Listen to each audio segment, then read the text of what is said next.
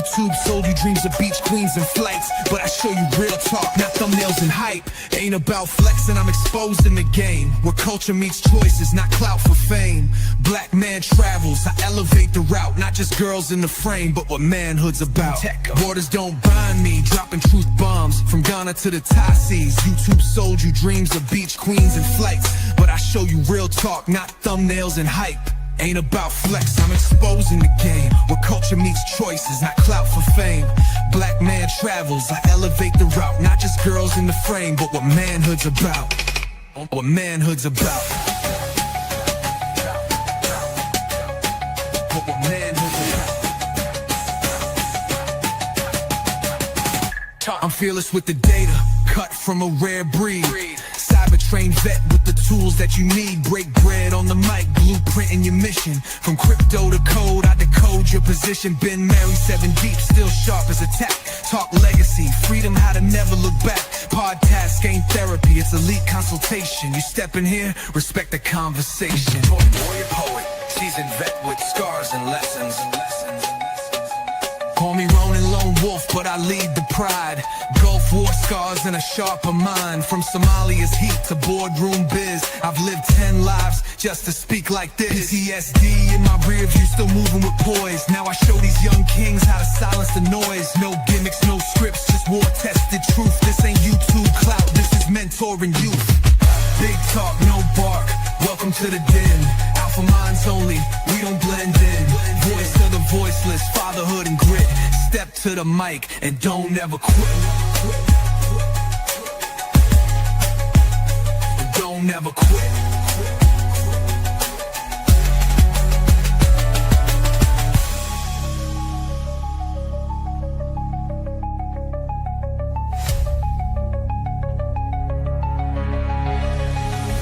Welcome to the den.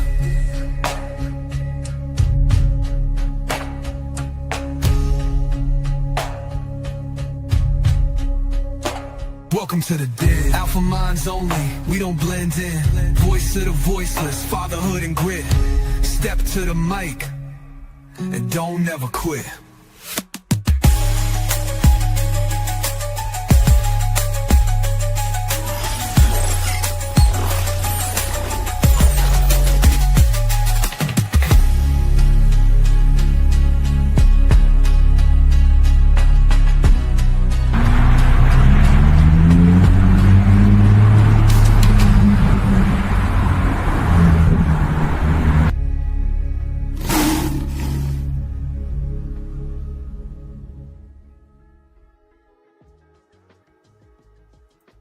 Right. Hey, right. we back. Yo. Hey, you know what I noticed? I've been What's traveling a lot and driving, and I tried to get a picture of it. So if you've driven anywhere in the United States, you know that the Lion's Den is actually the adult store that you got to stop in on your way. What? Yeah, I had never noticed that, bro. You got to be kidding me. No. So we're an adult bookstore type of thing? Well, it's more than a bookstore. Oh, hell no. It's like, man, every exit I see in the country is the Lion's Den. I said, okay. I said, that's what they're doing over there. Wow. That's disappointing. No, that's a good thing. You know, shoot, you got to stop. I guess all adult entertainment, we can have a grown man conversation right along with that too. So hey, that's right. What can we say? But tonight we actually this live is actually inspired by Kanal. Kind of wanted to address some new things going on in the world right now. The news is all these different ICE raids and protests against the ICE raids in some of these cities, and whether Black Americans need to get involved in protesting against immigrants. And I want to say the key word, illegal immigrants from being here. Okay, there's a key word in all this conversation. If you're legally here, there should be no problem. Now, if you're illegally here, then hey, the rules are rules. Laws are in place because of rules. You know, so at the end of the day, this is a conversation we're going to have. We're gonna keep it civil. But if y'all got, hey, Kanal, he's calling it the Machete Boys, and those Machete Boys can come from Africa, the Caribbean, all you Caribbean and African people that feel entitled and you want to say something. Let's hear your words in the chat, and let's see if we can maybe move it into a panel situation later on. But we're gonna get our points off first. I'd like to welcome HB Gone Global, my brother from another mother, also a Marine, served his country, and FBA certifiable, just like myself. I don't know if Fearless is claiming FBA or not, even though he's American Indian, but some I'm still rocking FBA all day to the day I die, man. Yeah, at the end of the day, the title means something in itself, and it's not to be confused with we're anti-Black American, because everybody that becomes an American citizen is a Black American. There needs to be some differentiators, and we're going to go through the videos and show why there needs to be some differentiation. And everybody can come in this country and add to, take away their comments towards the political environment. I can't go to nobody's country and say nothing. I'm sitting here in the Philippines right now, and I can't speak to their government. I can't speak to the way they're doing things, their laws, or nothing. But for some reason, because you have all these entitlements and freedom of speech, a lot of immigrants like to come in here and pose as true FBA or Black Americans, don't know nothing about our history, and want to be the ones in front of the camera making comments like they've been here and they know our pain as far as how much our ancestors have gone through being FBA. And it makes it look like we're condoning it, and we're not. So we're going to get in this conversation and why some Black people have dialed out of wanting to protest. Yeah. So I've said my opening volley. I know Kanal has some things he wants to get off his chest, and then we can get into these videos, however you guys want to do it. We're going to set it up, and then we're going to go at it. Point of clarification. Yes, sir. What is the difference between the FBA and the ADOS, whatever you call that shit? It's really just the organized. Let's say it's basically similar, but not. Okay, FBA is a lineage. ADOS is a group. It's an organization. That's the difference. Okay. It's a group. It's an organization. They got chapters. They got clubs and all that bullshit. You pay fees to be ADOS. FBA is a lineage. Like, you know what I'm saying? You can't, if you Foundation of Black America, you can't change that. There's no leaders and all that shit, even though people like to say Tariq Nasheed is the leader. But you know what I'm saying? We don't pay no fees, you know what I'm saying? It's no chapters, none of that shit. So that's the difference. Okay. Good to know. Now, did you have an opening volley for the Machete Boys? How you feel as an immigrant? I know you are not the ones we're talking about, because you acknowledge how much respect you have for Black Americans, even though you're an immigrant and you're legally here. But what's your opening volley to the conversation? And then we can get into these. I mean, as far as like I'm in total agreement with Foundation of Black Americans deciding to sit this one out. It just makes common sense. I mean, I'm Caribbean, Haitian, first generation American in this country. I'm part of the Caribbean community where I used to hear all the negative things they used to say about Black Americans. Even I lived in the Black community. We were taught to stay away from Black Americans. I remember at one point, my mother made it clear, do not date a Black American woman. Oh, shit. Yeah. Really? So you have to understand, it's more out of fear and ignorance. Keep in mind that their perception at the time, and again, I came here in the 70s, late 70s and the 80s, crack rock, Miami, South Florida, everything. Like, I mean, I lived in the projects. So anything that was negative was associated with Black people. So as my mother being an immigrant, she didn't know anybody. She just kind of listened to what other people said, but she didn't quite understand why stay away from them. So that was just taught, like, coming into this country, like, hey, stay away from Black Americans. They're lazy. They always complain. This is stuff that I was hearing as a kid. But me being first generation, I fell in love. I fell in love into hip hop. I learned how to perfect my English through hip hop. As a child, I had a severe accent. I mean, my accent was really bad. But listening through hip hop, golden age, the 90s hip hop, I kind of lost my accent over the years. And I started making friends who were African Americans, Black Americans, excuse me. And it kind of gave me a different perspective. Then I was married to a Black American woman. Married for 10 years, gave me 2 beautiful sons. I was able to experience the Black American culture. She's from Cleveland, Mississippi.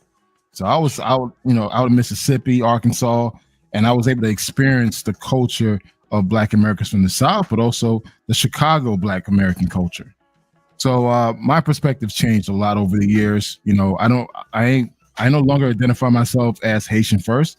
I identify myself as a Black man first, then I'm Haitian. One thing I've learned traveling around the world and traveling around this country is that the first thing they see when they look at me is a Black man. They don't know that I was born in Bahamas. They don't know I'm Haitian descent. They don't know that. All they see is a Black man. Until I open my mouth and tell them, like, hey, listen, I'm Haitian, or, I speak other languages, they wouldn't know that. They just assume that I'm a Black American. But I always make that correction, like, not out of insult, but out of respect. Like, hey, I'm not African American, I'm Haitian. So overall, I mean, honestly, I'm in total agreement with FBA sitting this one out. And Caribbean, the African people need to feel the pain. They need to feel it. All these years of down talking towards Black Americans, thinking that they're better, kissing the white man ass, and more other things. Trust me, I've heard everything. They deserve to experience it. They need to understand that you cannot do this by yourself. You can't just be the Caribbean correlation. We need to align ourselves with Black Americans. But I want to make one thing clear. I love my Black people. I love my Black Americans, but I don't like niggas. I mean, honestly, my view. Put the ass in the aisle and burn that shit. That's how I feel. And we're gonna have a good dialogue. But one thing for sure, as a Haitian person, we don't need anybody's support. If you don't want to support us, that's cool with us. Trust me, man. All over the world, people hate us.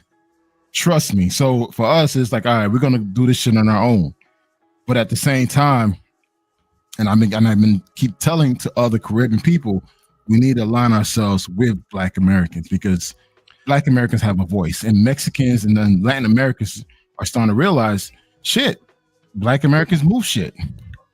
Yeah, no other race besides Black Americans. My question with that is, why is it that the Africans, the Caribbeans, they want to borrow from us, but they don't like us? Are we gonna get into that later on? Like the Essence Festival that just happened.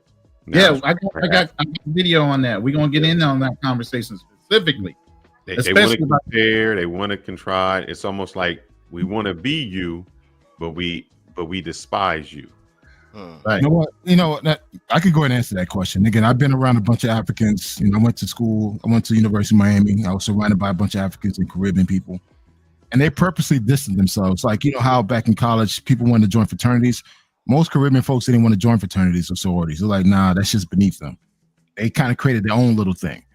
And the reason why is that it's kind of goes back to the whole tribalism situation. They think that they're better based on what the whites think that position them. You have to understand, when white folks been traveling way before Black folks to these countries, to these Caribbean islands, to the African countries, they already painted you guys in a negative light. So the Africans, they coming in based on someone else's perception, and also too what they see on television. So for them, they're like, hey, we don't want to be associated with that. Even though in their own country they do the same fuck shit. They do the same goddamn thing. And I'm fine with them not wanting to be associated. My problem is, they not Black until the cops come at them. Then all of a sudden they want to be with the NAACP. It's like, hold up, you wasn't us just a minute ago. And now when something happens, now you say you hollering racism and you saying affirmative action. But when it came to the fight, you didn't want to be a part of the fight. But now that they don't want to be part of the fight. I mean, I'm gonna tell you this right now. They don't want to be part of the fight. The way they're taught is to keep to themselves. Don't join these protesters that don't rock the boat. Keep your head down. No, but I'm saying they don't want to be a part of the fight until something happens to them. Yeah. And then all of a sudden it's like, what? I'm Black too. Hey, we're gonna get into this. Hold up. We're gonna get into this. I don't want to get into it too early. I just wanted to get everybody's opening conversation. Overall, I just want to say that I'm in total agreement with FBA sitting back and let the shit burn. And All right. Caribbean people and African people need to experience this pain. However, we ain't gonna let you just talk shit about us. That you know, that's not in our nature. We ain't gonna sit back and like let you talk all fuck shit. We gonna say something too. So it's like that's who we are. I can speak for Haitian people. You know, just like how ICE try to come into the Haitian community, try to take some Haitian folks and learn the hard way. They got their ass beat. So we don't sit back and let people do shit to us. Okay. All right. Hold on. I want to read this real quick, and then I want to hear from HB, our guest. And then Fearless, we're going to round up with your opening statement, and then we're going to get into some videos and some reactions. And then that's going to carry the conversation on to what we're talking about right now. I don't want to jump into it too early. Big Mike says, I used to date a Nigerian woman, educated, beautiful woman. Unfortunately, she told me she couldn't date me because her parents would disown her. Just what Black Man Travel said, and a lot of you will hear in some of these videos how Africans are told and feel like they're better and have told to keep themselves separated from Black Americans when they come here. So just what Black Man said, there's a testimony right there. Somebody tried to date one. Now, HB, you're a guest on the panel in a representation of what a Black American or FBA is, beside from myself. And like I said, I don't know Fearless's alignment, so I don't want to speak for my brother. But, you know, go ahead, HB, go ahead and open up with your statement on what's going on right now from your angle before we start playing the videos. I didn't hear that last part. Go ahead and your audio cut out. I meant the camera. Yeah, just your opening statement. That's all. Okay. Yeah, man. You know, everybody know me. If you don't, it's HB going global. You know, I like to travel the world. You know what I'm saying? Do my own thing. You know what I'm saying? Go to my own drum beat, because you know what I'm saying. That's how you're supposed to move. You don't move because of somebody else. But as far as like this immigration thing, yeah, you know, they can hold their own nuts, basically. You know what I'm saying? Because look, the thing is, like, I never, like, growing up, I grew up in the South. We didn't have like foreigners and stuff like that intermingled with us, like, you know, places like New York, some of the major cities and stuff like that. The only time that I knew or came in contact with any type of foreigners were Haitians. When they came, you know, usually they come through and do the seasonal work, you know what I'm saying? And then when I joined the Marine Corps, my first like, you know what I'm saying, contact with foreigners or people, you know what I'm saying, from the diaspora was, you know, I had two homeboys. They was Haitian. They was on Delanois and Dijusti. You know what I'm saying? They was cool cats, you know what I'm saying? I never knew none of this content, this content that they had with, you know what I'm saying, with FBAs and shit. They never expressed it, you know what I'm saying, because we just, you know what I'm saying, we all looked at each other as black, but there were certain things that they were doing that I didn't understand because I was a young man at the time, and I didn't quite get it until I got older, when I started experiencing other people from the diaspora, you know what I'm saying, people, Africans and all that stuff, trying to, you know what I'm saying, dating African chicks, you know what I'm saying, here, that moved over here, and they used to tell me shit like, oh, you know what I'm saying, you can't, I can't let my father find out that I'm dating a Black American. I was like, what the fuck? Like, what? No, you know what I'm saying? I didn't know none of this shit that was going on, you know what I'm saying, all this hate that they had for us. I ain't gonna say it was even like it was. This was like 2000, so I would say it wasn't that generation that was coming up with me. It was like the generation previous, you know what I'm saying? So, you know, I didn't think. Then I said, okay, that's the old mindset. As I got older, come to find out, especially when the internet started popping off, you couldn't find out these folks got whole chat rooms and chat groups and shit of, you know what I'm saying, before Clubhouse, all that shit, them private message boards, they was just like going in on us, talking mad shit. And then even now today, when you see like some of the young people coming up, it seems like it hasn't gone away. Because I see some of these podcasters, and you got these young Africans and people from the Caribbean talking cash shit about it, still saying the same shit, talking about we lazy and all that shit.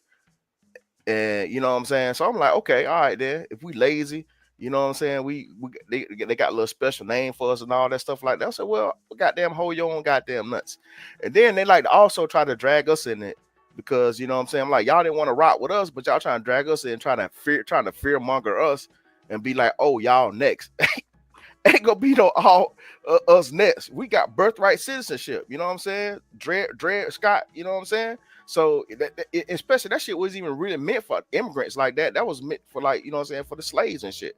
The you know what I'm saying, the black people that was here. You know what I'm saying, that was enslaved. So this whole thing where it's like, you know what I'm saying, because you know the whole immigration system is being misused anyway. How people coming over here, they think they can just come over and have babies and drop these babies off and, you know what I'm saying, get citizenship and all that shit. But now they cracking down on all that shit. You know what I'm saying? All them illegals and stuff like that. You got to get the hell up out of here. And I ain't finna be out there stumping for y'all ass. So you can hold your own goddamn motherfucking nuts, goddamn it, because y'all talking all that cash shit.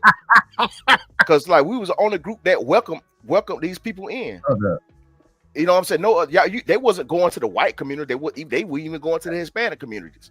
I gotta change my avatar for that. They was coming in our goddamn communities, and we embrace these people. And, you know what I'm saying? Come to find out, you know, some people they rock with us, and you know, you got others. You know what I'm saying? Like, oh shit, don't fuck with them. You know what I'm saying? Those Black Americans, whatever name, Akatas, whatever that stuff. I'm like, damn, Akatas. I'm like, where this shit come from? You know what I'm saying? So we're like, all right, okay, stay away from the Akatas. Like, all right, then hold your own goddamn nuts, goddamn it. Hey, and this is coming from HB, who had just came from Africa, been in Africa for months in. South Africa, like my second home now, man. I love South Africa, man. I get much love out there. But even over there, they got their own issues. You know what I'm saying? Like one person that I like to rock with is Julius Malema. I think he's a rider, but you got a whole sector of, you know what I'm saying, they got their own coons and sambos over the class too over there. That's the thing about it, man. It's like I feel like in every black, you know what I'm saying, you know, people from different parts of the diaspora, they got their own, you know what I'm saying, people don't want to be progressive enough, you know what I'm saying? You know, they still want to be up on the white zaddy. No, and all that stuff like that, and I think we got to break that cycle, man. So you know what I'm saying, like another person on what's going on in Burkina Faso. You know what I'm saying, like, and I don't even like, we got that dude, that black general, man, that dude up there. You know what I'm saying, trying to. I don't like that, huh? Yeah.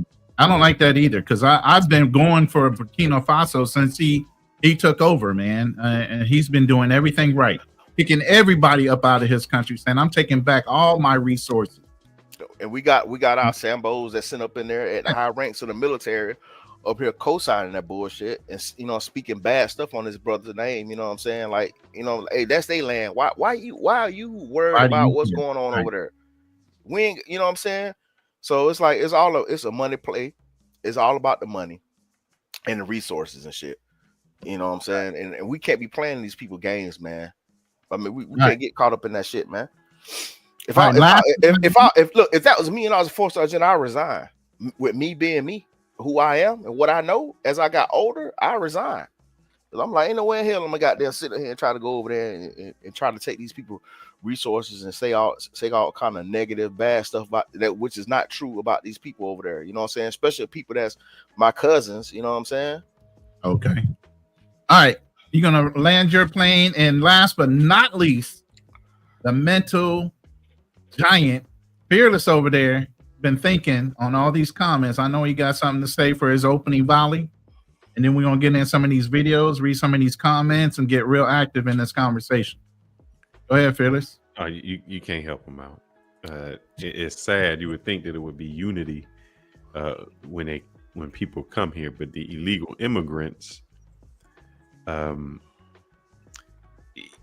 just in general, you know, anytime most illegal people come here, they have an allegiance to their country. And I know you've been in the military. If you put up a flag, like I had to tell the wife, she was putting up a flag, and then I think she had the Dominican flag over the American flag. I was like, no, that don't happen. I don't care if you want to wave your flag. Our flag comes first. If you love your country that much, go back. Once you're here and you're an American, it should be America first. I don't care if you from the Arabic countries. I don't care what your religion is. You become an American. Now, one thing we do have to do is treat people who are Americans, Americans. And I say that because I seen a video with an Asian guy and people kept saying, you know, where are you from? He's like, America. No, where are you really from? He's like, America. And he showed, you know, I was born here. I fought in every war. And when you've done that, you become American. So I think you have to strip, you know, it's like a salad. You come here and we don't want to strip you of your culture, but you have to be acclimated into the American society, into the American culture. And if you hate America, believe me, like you said, Ronan, I cannot go to another country and be waving my American flag and how dare me burn their flag. Go. I want y'all to go somewhere and burn one of their flags and see what happens.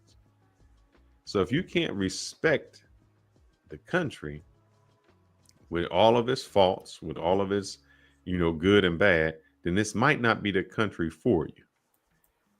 If you can't come here legally, and if you come here illegally, the worst thing you can do is do something illegal. But that's for another subject.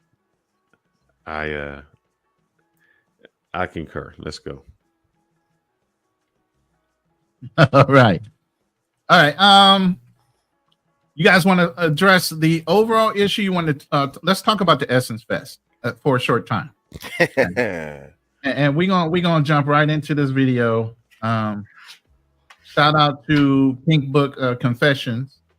She broke down some finer points, and some people talked on this video that she put out. Everybody go follow Pink Book Lessons. Sorry. Convention Center, named after Ernest Morial, the first Black mayor of New Orleans, a man who was a proud Black American, a building not just named after him, but built under his leadership.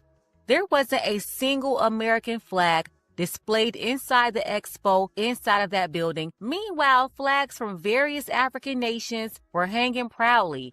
Even the Jamaican flag was up, but not one American flag. And this happened on American soil in a Black American city inside a building honoring a Black American man. This kind of oversight or disrespect would never be tolerated in another country. You couldn't go to Nigeria, Jamaica, or Ghana and throw a festival that completely ignored the people of that land, their identity, and their history. But here, it's happening and it's way out of order. This is deeper than aesthetics or music. It's about cultural respect and historical truth.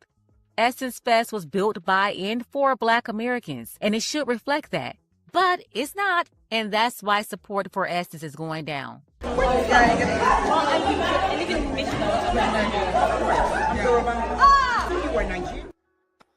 Hold on, I'm gonna have to play the second part on a different video because it shrunk it down. But what do you guys think on that first topic where there's the first Black African mayor helped build this convention center? It's in New Orleans, and because the Africans own the fest now. By the way, if you didn't know, Africans own the Essence Festival licensing. Not one American flag was flown. Yeah, because what they try to say is, which is the craziest thing, they try to say that we don't have culture, but those are the same people who try to steal from our culture. I know one of the things was they was trying to compare the rice, like, oh, is jalapa as good as, you know, the rice in New Orleans? Jollof. Yeah. Jollof. Yeah, that's coming up next on the video. So yeah, nobody business, but Essence Fest, we are not coming this year. Next. Hold on real quick. Let me jump to that part. About 4 minutes right here. This is the next part. This is part right here is actually talking to an American-born woman, and they're asking where each other is from. But the African woman wanted to make fun of the American woman in that conversational circle. So we're gonna play this real quick. You were Nigerian. I just didn't know what tribe. Really? I'm Southern. By way of Georgia. For those who didn't peep what was going on in that last clip, Some Nigerian ladies at Essence were talking, going around the circle, asking, oh, what are you? Translation, who your people? So they're talking about tribes, and they started laughing at the Black American woman in the group who said she was Black American. And they're like, yeah, by way of Georgia. So they started laughing at her saying, oh, you're just Black American. Like, excuse me? No, not while you're on American soil. None of this disrespect will be tolerated. We wouldn't go to Nigeria and say, oh, what are you? Oh, you're just Nigerian. Like, what? It's straight up disrespect. And then look at the kickoff event. They went to a Black American school, Xavier University, shout out to Xavier, a prominent HBCU in Louisiana, to host the Battle of Jollof Rice versus Jambalaya. Yeah, look at it. It's the Jollof versus Jambalaya event, all sponsored by an American corporation, AT&T. They marketed this event as a showdown between West Africa and New Orleans. Look, this came from the official Essence Festival. Why is this happening? Because like I told y'all last year, Essence Magazine and the festival, from the festival chairman to the CEO of Essence to ownership, is African. This is why they come up with stuff like this when Black Americans don't even eat jollof. It's a tone deafness for me. All right. You know what? They almost just as bad as white folks, man. And what I mean by that is, let's use the Black folks to get their money, but we really don't want to be associated with them. You know, we happy. We want y'all to come to the Essence Fest. And what they've actually even started doing was the Essence Fest was actually how it kind of started off was a celebration of Blacks. It was like the barbecue you have on the 4th of July with Blacks. We're going to invite you to the cookout. Yeah, we're gonna have some good groups here. We're gonna party. We're gonna do this, and they transformed it into something that it wasn't. It was a celebration of Black culture, and as other groups do, whether it's white, Asian, they've hijacked the Black culture and tried to make it their own. Hey, can I chime in? They done hijack Juneteenth. Yeah, that's crazy. Go ahead, Black Man Travels. I just want to give you a little context. I used to work at Essence Music Festival. I had an account with Bacardi, so I used to host events at Essence Music Festival for 4 years straight. And one of my guest DJs was Idris Elba. You guys know Idris Elba? Oh, yeah. We actually hung out at the Essence Festival. Cool dude, man. But I used to host events there at the Essence Festival, and one thing I always admired of it was the fact that I learned so much about the Black American culture. Again, being Haitian, although I was raised in it somewhat in the Black community, I didn't really participate in the Black community. But as I gotten older, I was able to experience the Black culture for what it was, and attending the Essence Music Festival kind of gave me a good glimpse. Like, hey, this is their culture, the music, the food. I mean, just the lifestyle. And I really enjoyed it. I really, really enjoyed it. And I totally agree. I think the Essence Music Festival is for Black Americans. It's not for Africans. It's not for Caribbeans. I mean, you could participate, but respect that this is their culture. And I'm always checking people who say that Black Americans have no culture. That's a goddamn lie, because one thing I've learned traveling around the world is that all these Africans out there, they try to replicate Black Americans. Hello, bro. Listen, I be in their homeland. They don't even practice their own culture. Yeah. I learned that shit, bro. When I was in South Africa, I swear I was in America, bro. From everything they do, bro. Like, of course, might have some tribal events, but on their day-to-day life, even when you go in their houses, bro, I don't see no African shit hanging up, nothing, none of that shit. I feel like I'm walking in any Black American house here in America when I'm over there in Africa and shit, man. When I walk in these people's houses. So, I mean, just overall, the Essence Music Festival has been an amazing experience, but I'll tell you this, within the past 5 years, it has been going down. So it's not going down because the Africans are running it. It's been going down. The attendance rate, the costs, everything has just been going really bad for the Essence Music Festival. I think it's just now the new generation are not feeling the Essence Music Festival like the prior generation. But that happens when you don't do the type of celebration. You can't bring in, an African group and but that's for the first year. That was this year. But the Essence Music Festival has been going down for the past 5 years. Their attendance, their overall attendance has been going down. Period. It just this year, it just became very noticeable based on the audience that attending the concerts. This is not the first year they done brought in not African groups, because they've been last few years, several years they've been bringing in the what is it called? What is that music called? The Afrobeat. Yeah, they, what I'm saying, it's been actually 2 or 3 years since they've been starting to do that shit. No, but here's what the issue is. I know you say it's been going down a little while, but in 2018, that's when the African people bought it from Time magazine. Right. Ever since that time, they've been trying to mix in and throw in more African-centric things, and that's lost, the essence of what it is. Yeah, that's what I'm saying. I'm just saying, like, they started with the music first. Yeah, because it was a vibe. It was getting popular. It was bubbling. Last few years, but it's been happening since it's been taken over by the African owner. Exactly. It's a transition that's happened. I want to let this young lady rock because I'm glad the children are our future and they're catching on early. So the ones that are coming up are noticing the the miscultural appropriation of our history and them trying to flip it and basically downplay what we have done in Black America. I'm going to close with her, and then we can go to another video and continue with the conversation. Taking over the Essence Festival with the intentions of selling African culture and heritage, okay? They're trying to sell Black people African culture and African heritage. They really feel like that we are lost and we are confused on where we come from. The enslavement of African people lasted for 400 years, over 400 years, okay? There's nobody on this earth who's going back 400 years finding relatives and trying to figure things out from 400 years ago. It's purposeless, right? My ancestors came from St. Helena, South Carolina. Just to let y'all know. And it's a lot of information on my great grandparents and my great uncles and great aunts. It's a lot of, it's Black excellence, okay? And they try to push this narrative from now to slavery or the enslavement of African people, and that's not how that works. The enslavement of African people lasted over 400 years. Within probably 200 years of the enslavement of African people, the African American race started to begin because of the violence that enslaved Africans were enduring. But let's not take away from the fact the African American people have been around for a very long time. Stop telling us to go back to Africa.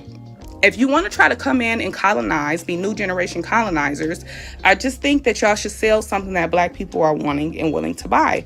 Stop thinking that we are insecure about our culture. Our culture is recognized all over the world. Without African American people, there wouldn't even be the culture in Africa. While y'all are hooting and hollering on y'all drums and bingos and we are the reason why the advancement is happening in Africa. We are the reason. We are the culture. We are the voice. We are the celebration. We are the color.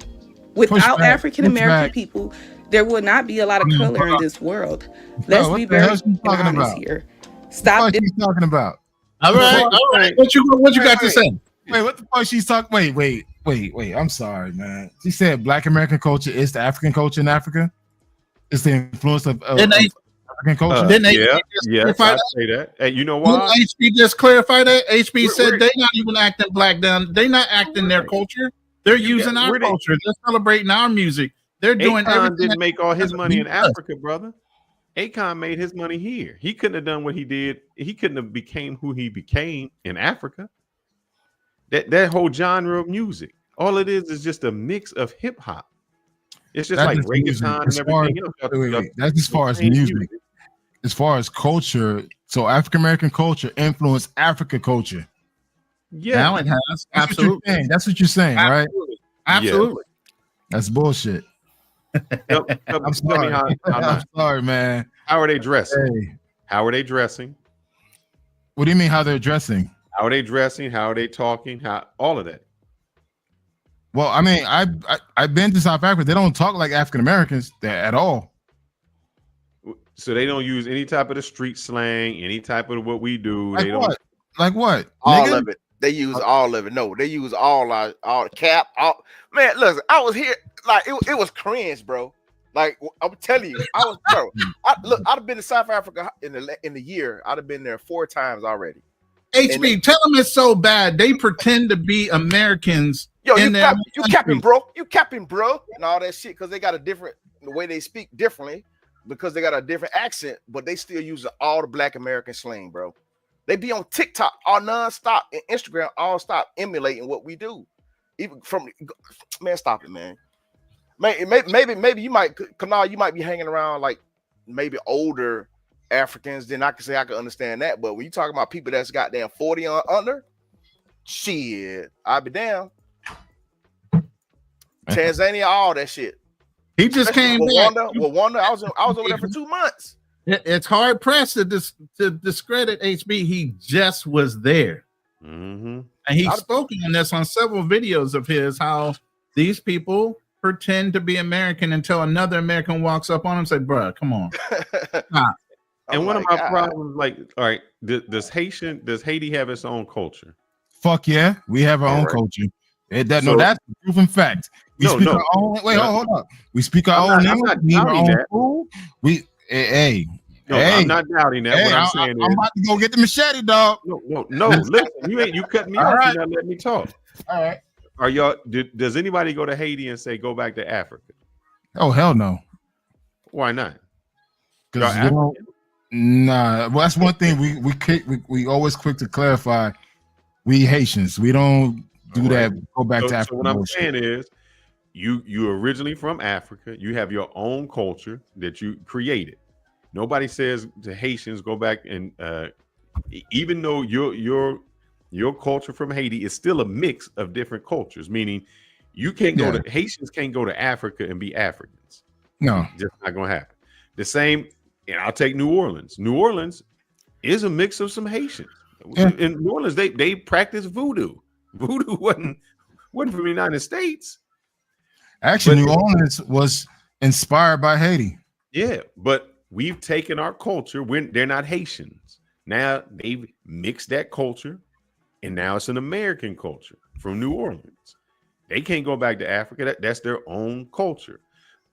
I don't understand how Africans all the time try to say, "Oh, this is taken from us. This is us." It's not.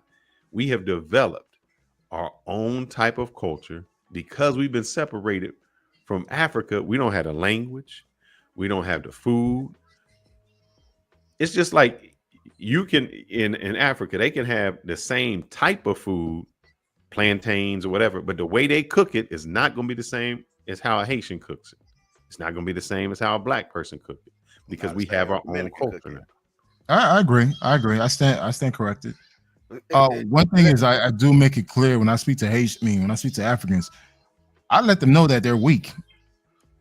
I tell them and this is always an argument. Whenever I argue with an African, man, I let them know that, listen, how the fuck you let someone come in your own country, take over it, and you guys celebrating your independence in the 1970s? And again, me speaking as a Haitian, like, hey, we got our independence since 1804. We fought for our shit. Yes, our country ain't shit, but that's one thing you can never say about Haitians. Like, hey, listen, we took our shit. So whenever I speak to an African, I'm like, okay, you want to go ahead and shame African Americans or Black Americans, but yet you celebrate your independence in the 1970s. How the fuck are you gonna let someone else come to your country, take over your shit, put you in a lower position, and you got to celebrate your independence in the 1970s? So to me, I always label Africans that they're weak. I've always said that shit. I don't care what anybody defends that shit. Look, let's talk about. I know we're gonna get to this subject. Let's talk about we hitting on Africans.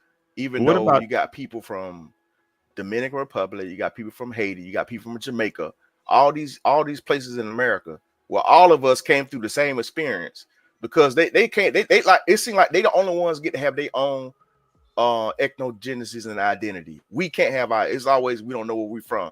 I'm like, bro, you Jamaican. I'm here. The same shit happened to you, happened to us, bro. You just got dropped off in a different spot. So what makes you different from me? You know what I'm saying? That's the crazy shit about it. And then you especially got Dominicans, y'all speak Spanish. You know what I'm saying? It's like, bro, that shit don't be making no sense when they be saying that shit, bro. I'm Just like when I'm gonna say that it was a proud moment. Took my girl to get her ID. She identified herself as a black person. I was like, yes, thank you, Jesus. I ain't said nothing. All I just saw, I just looked at the application. She checked black. I'm like, all right, cool. She knows. Me Dominican, me no black. I was like, God damn it. Well, I ain't want me no black shit, man. I'm like, God damn it, man. Hey, look, check this out. Listen, when I was at, look, if you say Africans are weak, man, listen, I was in Rwanda, right? Having this conversation. This dude is a Rwanda guy. He used to live in the US. He used to live in Kentucky. So we having a conversation. He was like, yeah, I don't know why he brought this shit up. He said, oh yeah, black American women are whores. Oh, I shit. said, what? Damn. Hey, I looked him dead in face. I say, bro, hey, you ain't talking to somebody who's stupid, bro. Listen, I said, bro, y'all women are whores. All y'all selling pussy out here. All these women selling pussy, all of them. So what are you talking about, bro? Stop playing with me, bro. You act like I just landed here, bro. Like I said, I've been in Africa for 2 months. I say I've already been in Africa for two months, bro. And this ain't my first time here, bro. All I'm out here tricking, dog. Stop playing, man. Let me my women, bro. Let me read this comment. Let me read this comment because it falls right in line with what you almost saying and what the Z lady says all the time. I was dating. You talked about the Z lady, and all of a sudden she shut you up. We don't hear you groaning. I'll read it for you because it cut you off. The Z lady married an Ethiopian man. That's insane. You got cut off, Ronan. When she said the Z lady, you got cut off. She okay. Well, yeah, the witch. I mean, she done got on me. All right. So anyway, I was dating an Ethiopian woman in college for 2 years. As soon as she graduated, I wanted to marry her, make it legit. After 2 years of pounding it out, hey, that's good. She let me know her parents wouldn't allow it. Damn. We parted ways. She immediately married because they arranged marriages. An Ethiopian man. No, but here's one thing I can say. I will congratulate them on that. We are when I say we, African American people are very accepting of other cultures, other races, other people. I mean, what other neighborhood you can go to and you got an Arab store in your neighborhood, or you got, we go to the Chinese restaurant, but they'll never come to a soul food restaurant. We are very accepting of other cultures. None of those cultures would be accepting of us. So I don't know why we don't isolate the same way others do. Because it's like, we'll date you, we'll go out with you, we'll hang with you. But when it comes to procreating and keeping this money, we're not doing it. We're not sharing this. I think we had a long struggle of equality and shit. And our ancestors fought for equality, and that shit kind of been bred into us. So I think that's why we have been our necks been stepped on for centuries. You know what I'm saying? I think that's one of the reasons why, we kind of all inclusive too, without even not even knowing it. Maybe no, that's what I'm saying. Why are we all inclusive when none of these other races are? Because we're America. We believe in equalism. We got mixed in. So all that tribal shit, that shit got bred out of us. You know what I'm saying? We just one big. How did we say it? We just one big nigga. How do white people look at it? We just one big nigga now. We have a combination of so many different tribes and races within our breeding because of the way they bred us on the plantation, buck breaking and all these other things. They would breed you with the strongest black woman in order to have the alpha superior black male to do the work. You know what I'm saying? So we were genetically altered through our breeding through slavery at that. But I want to play this first video, this TikTok video that Black Man Travel sent me with this African woman addressing something. We're not African Americans. We're Sudanese Americans. Yeah, we are African Americans because Sudan is in Africa, so we're African Americans. I know that. That's a whole separate question. Because Dr. Omar actually, we are African, created his own by definition. the term, and that's why some Black Americans say they don't want to be called African Americans because they don't feel like they have any ties to Africa. I think reparations should be different for African Americans compared to us because we just got here. No, we don't. They deserve most of the reparations. I'm gonna tell you this right now. We shouldn't even be be in the conversation of reparations because we're not descendants of slavery. Reparations from the how we were colonized in Africa. Yeah, we can get reparations from France, Britain, and them, but we don't need to get reparations here at all. Yeah, we'll never get it. Can I ask this question? What are the nuances or parallels to the South Sudanese or African with the Black American experience? When I was growing up, most of my friends were African, and when I would say like stuff about Black people, they're like, oh no, I'm not Black, I'm African. And our parents would say that too. I would hear their parents say the word akata like towards Black people. So I just don't think that our generation feels like that. I think it's the older generation that really feels like the separation more, just because they were immigrants. Honestly, I felt more othered and more like pushed aside by Black American women than anyone else. Not to perpetuate that trope of angry Black woman or mean Black woman, but when I met Sarah in high school, she was my first best friend. All the way up until high school, I had never had a close friend that was Black. Sarah was the first one, and she's African. So I've never had the experience where I was bullied by African people or felt other. Like, this is my first time ever hearing that term that's derogatory towards Black people. Oh, the Akata term? Yeah, this is my first time ever hearing that. I've never heard that either. Yeah, I've never used it. So let's be honest, that's a West African term, and it's not to separate. I call cap. Don't play me. You've heard that word. You might not have understood what the word meant. I mean, there's no way you lived your whole life and never heard that word if you hung around African people. I never heard the word. But did you hang around African people? I dated a lot of African women, and I never heard that word until the internet. I want to get some pushback on what the Globe Spinner said. I have not heard of a program, and maybe I'm wrong, please tell me if I am, where the government just gives loans to other minority and immigrants. From what I've seen when I've gone there, the government has small business loan, minority loans, business development, incubators. The problem is a lot of Black people just don't take advantage of it. Yeah. Where other people come over from other countries and they look at that and they say, oh, the government giving out money? I'm going to do what we do is just say, oh, the government giving out money, give me money. And they say, nah, this thing steps you got to go to. Once we find out there's steps, we don't go through them. Where other minorities go through those steps. They ain't got number time. Loans. So it's not that the government's giving it out. It's just that they understand what's out there, the grants, the loans, the business incubators, and they go for it. Whereas we don't. So I can't fault them for filling out the applications. A lot of that is lack of education, because I grew up in a predominantly Black neighborhood, city, school, and even the teachers there, they're not all Black, they're not telling us this shit. So we don't have access to the information. You got people like, for me, like I be giving my nephews and nieces the game now because of everything I learned. I said, I wish I had somebody older to tell me all this stuff. But a lot of times, just like you said, we're not taking the steps to jump through. Just like my nephew, all this setup right here, I really bought this for him. He didn't want to do it because he liked playing video games. I'm like, bro, you 13, you play video games all the time. Why not just start a YouTube stream? I bought him the cameras. I had to take all that shit back from him because it was sitting there for a whole year. You know what I'm saying? Because like a lot of times we don't have the motivation, we don't have the understanding, the foresight. You know what I'm saying? I'm gonna tell you wrong on that, HB Global. If you ever dated a person of minority, or you hung around them, because I've hung around the Mexicans that come, some Indians that come. What it is, we don't share information. If I get a loan, I ain't saying nothing to nobody. That's right. That's how it is. When they get a loan, look, you can have somebody from Mexico come here and they'll know where to go to get food, where the program's at, the Mexican stores. They'll know all that within a month. We don't share that information. That's how they can get to all the programs, because it's like their own little network where they come in and say, oh, girl, you need this. This is where you need to go.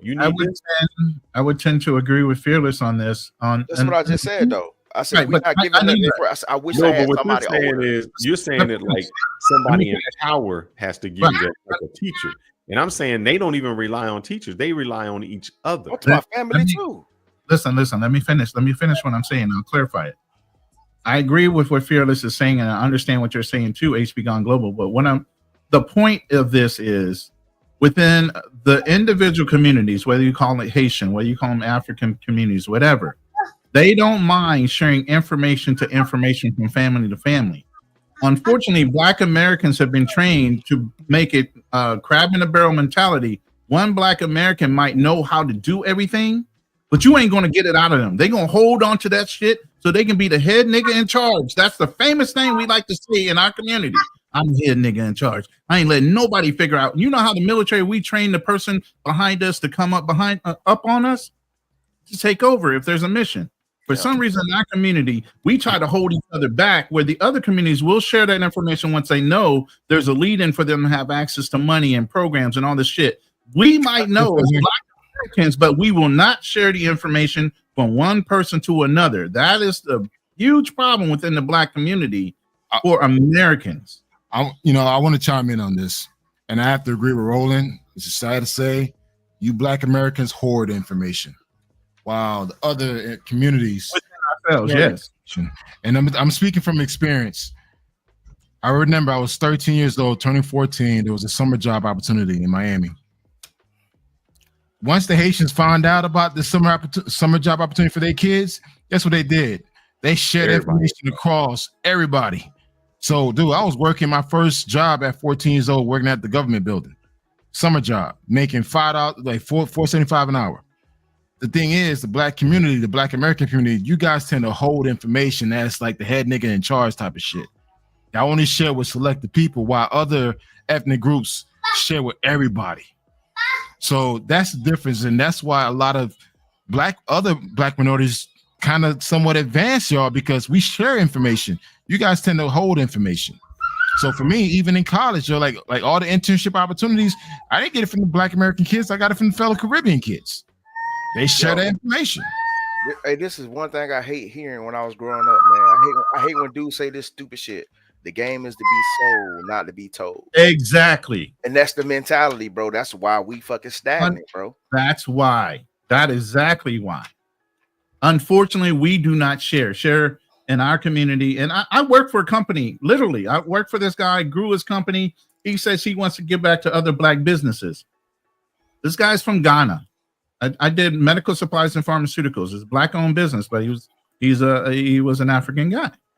So he's like, yo, you come work for me as we grow the company. I want to give back. And we started mentoring some Black businesses, but he stopped doing it after a while. After he was making a lot of money, he crabbed up. He didn't want to share with nobody else. He didn't want to share the information with nobody else. He didn't want to mentor any more small Black-owned companies, younger guys. I wound up leaving the company, but at the end of the day, his initial idea was to help out. But it seems like after you get so big, a lot of people are like, oh, I have time. This is the point where you should be able to make time. You're making more money than ever. And so just to go on Global Spinner, he's saying, programs like SBA 7A, the 504 loan. Here's the thing. They got the SBA 8 for business development. There are programs that are for minorities. There's programs for disadvantaged. There's loans. There's places you can go get your resume, get your business plan. We're just not taking advantage of it. We have no advantage taken of it at all. And the sad thing is we compete against each other, and that's how we lose. Where if you go anywhere else, I'll tell you, I remember when where I was at, it's like the Indians owned all those little market stores, right? And even though they owned them individually, what somebody would do is, as one person, they would buy everything in bulk. So I may own my store, you own your store, and somebody owns theirs. When they go to buy all the products, they buy it as one. And so they get the better discounts. We don't do that. We never do that. And so just to go back, Globe Center, the issue is the programs are out there for minorities. And I want Black Man Travels to talk about this, because he went to some programs that he was looking at for contracts, I think for contractors. And he'll tell you, it's there. We just aren't there. Other people are taking advantage of those programs. We don't. Facts. Yeah. I mean, I can speak from a professional perspective. It's sad. I work around a bunch of Indians and Asians, and to see them work so collectively together is amazing. That's why they exceed us in every setting. Black folks, you see me as your competitor. Another black man see me as his competitor. So instead of us linking up and working together, he's going to hold that information that he should be sharing compared to that Indian person. They're sharing that information to the next generation of people coming in. And that's why even in corporate America, black folks is not exceeding in corporate America because we withhold information. Even in the public sector, same thing. Yeah. While these other races, the Latinos, trust me, the Latinos will be surpassing black folks within the next 10 years. I guarantee. And it's not just that. I'll tell you an example, and we can't say this is something new. When can somebody tell me when hip hop kind of started, when brothers started getting a record deal? Just give me a date. 80s, let's say 1980. About 82, 83. All right, let's say 82. So I'm DJ, Fearless, and I get my record deal, and I get screwed on my record deal. Yep. You know what I do? I don't tell nobody. I tell him, well, you gonna get screwed, and then you gonna get screwed, and it doesn't stop with me. Where other people say, look, don't sign that contract. This what happened to me, and they stop it going forward. We want to say, well, I got screwed, and I want everybody else get screwed too. Yep, man, bro. I hate that shit too, man, because I be hearing that stuff like, hey, you got to go through it too, just like me. That's the most dumbest shit ever, man. There's a saying that says that you got to get out the mud. You got to get it out the mud, right? That's an old black saying. You got to get out the mud. That's some bullshit. School of hard knocks. That's the way I did it. You got to do it that way too. But let me read this real quick from Obstacles. I want to complete his whole comment. He said the only group that does it effectively basically is Asians. Hispanics, blacks, and even whites are brokies. Only Asians are crushing it. Since 2020, the information is there. The issue is driving, not sharing, or the drive, not sharing. And then to complete it, he says, but most folks are missing the point. The immigrants in the U.S. are bad examples. African and Asians in the countries are bums, just like blacks. Put them back in their countries, they're bums. They come over here because of our programs and everything, the slaves and everything we did and fought for to get these programs established within the government and for them to give them to them. They're taking advantage, but put them back in their own environment, their economy and everything else makes them bums. Hey, wait. What I noticed? Wait, hold on. I disagree. I disagree with that. But here's the reason I disagree, and then I'll let Kanal go. Maybe I got it wrong. Tell me if I got it wrong on the perspective. No, because usually what happens is the people, I can't say all minority groups because you have like the Latinos and things, but some of the other minority groups that come here, they are more affluent. So they're not the bums that come from there. They're already speaking English. They already have some money. So they come over with a whole different perspective and drive than the regular people that are there. They're already coming with the mentality that they have. And so when they get here, it's not that they wouldn't be bums in their culture. They would still be successful because they're coming from an affluent culture. I got to call Cap because listen, if they came over here with a plan, yes, and they came over with money because the family probably pooled their money together to get them here. But they knew there were programs. Ronan, do you know how much it costs for an international student to go to college? It's not an in-state. It's not out of state. International is like triple what it costs for a person to go to college. Right. So where do you think they're getting that money from? You don't think families over there have enough money to pool together to get one person over here because they know once he gets into those programs, $60,000 a year. Let me only making $1,000. Do you know how much money they send back to their country, to their families after they gotten here, though? Hold on, man. Hey. I'll tell you, a lot of those people get money in these countries, man. Don't think because they live in a poor country. There's people actually getting money. I saw that shit because I'd be wondering. I was like, damn, what these motherfuckers get? Because I'd be partying with some of these people. I'm like, damn, they pop them ace of spade. I'm like, even though I can buy a bottle, but these cats like bottle after bottle. So I'm like, where these cats getting money from? You know what I'm saying? Can I say something from an immigrant perspective? I'm the only immigrant here. A lot of us do not come from good means. A lot of us are poor. A lot of us come into this country illegally. So guess what? They put in our head as a child, go to school, education. We make education the number one priority. That's the only thing that's going to get us get us away from the projects, get away from the, the bad neighborhoods.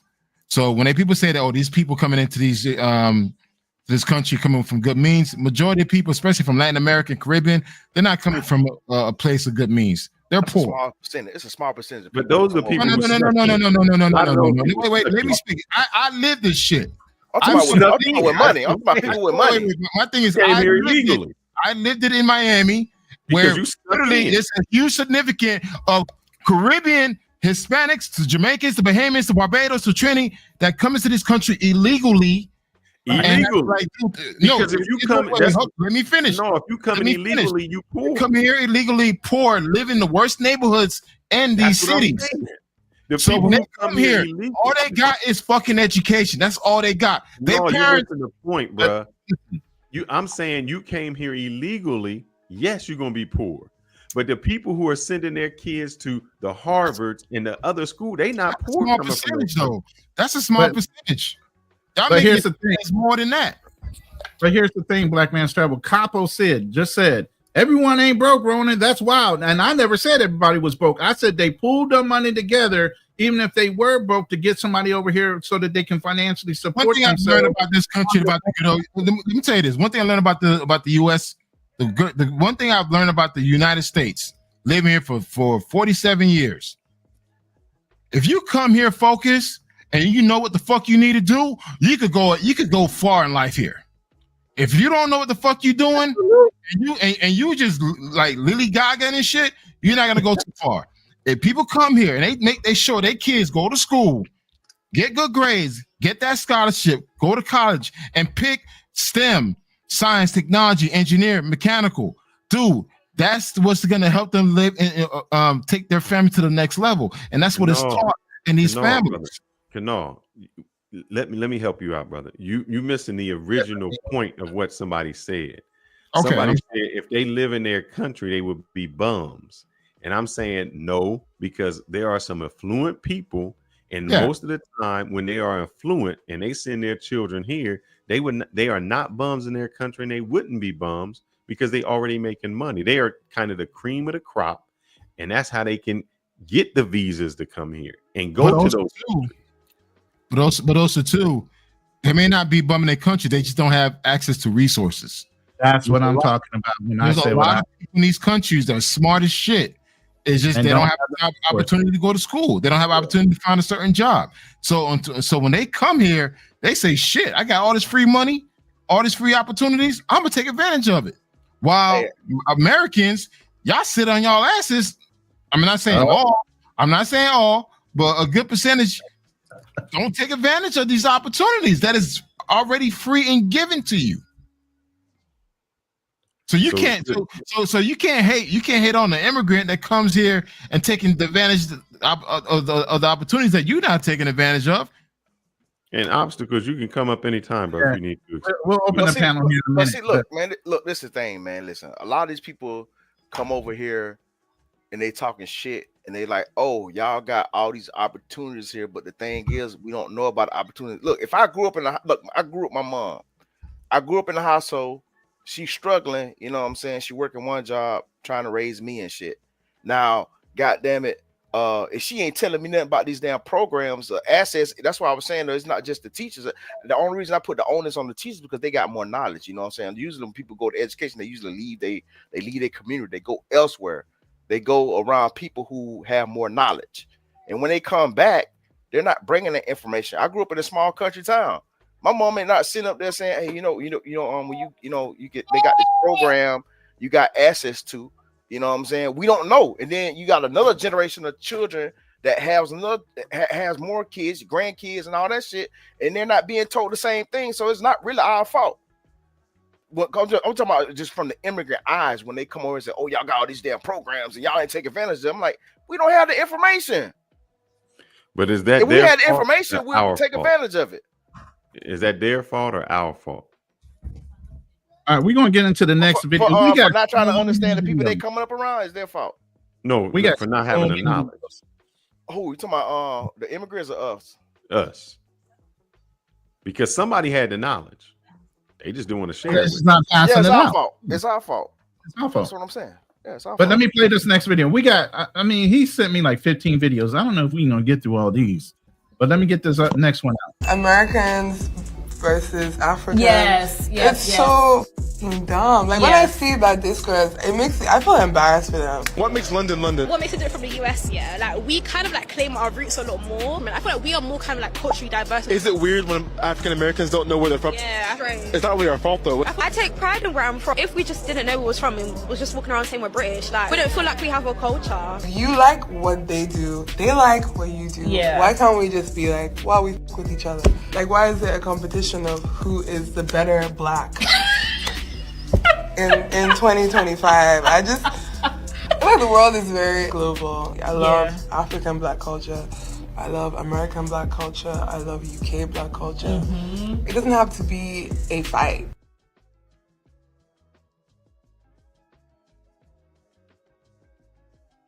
I got a question. Real quick. Why is it we got to know where we're from?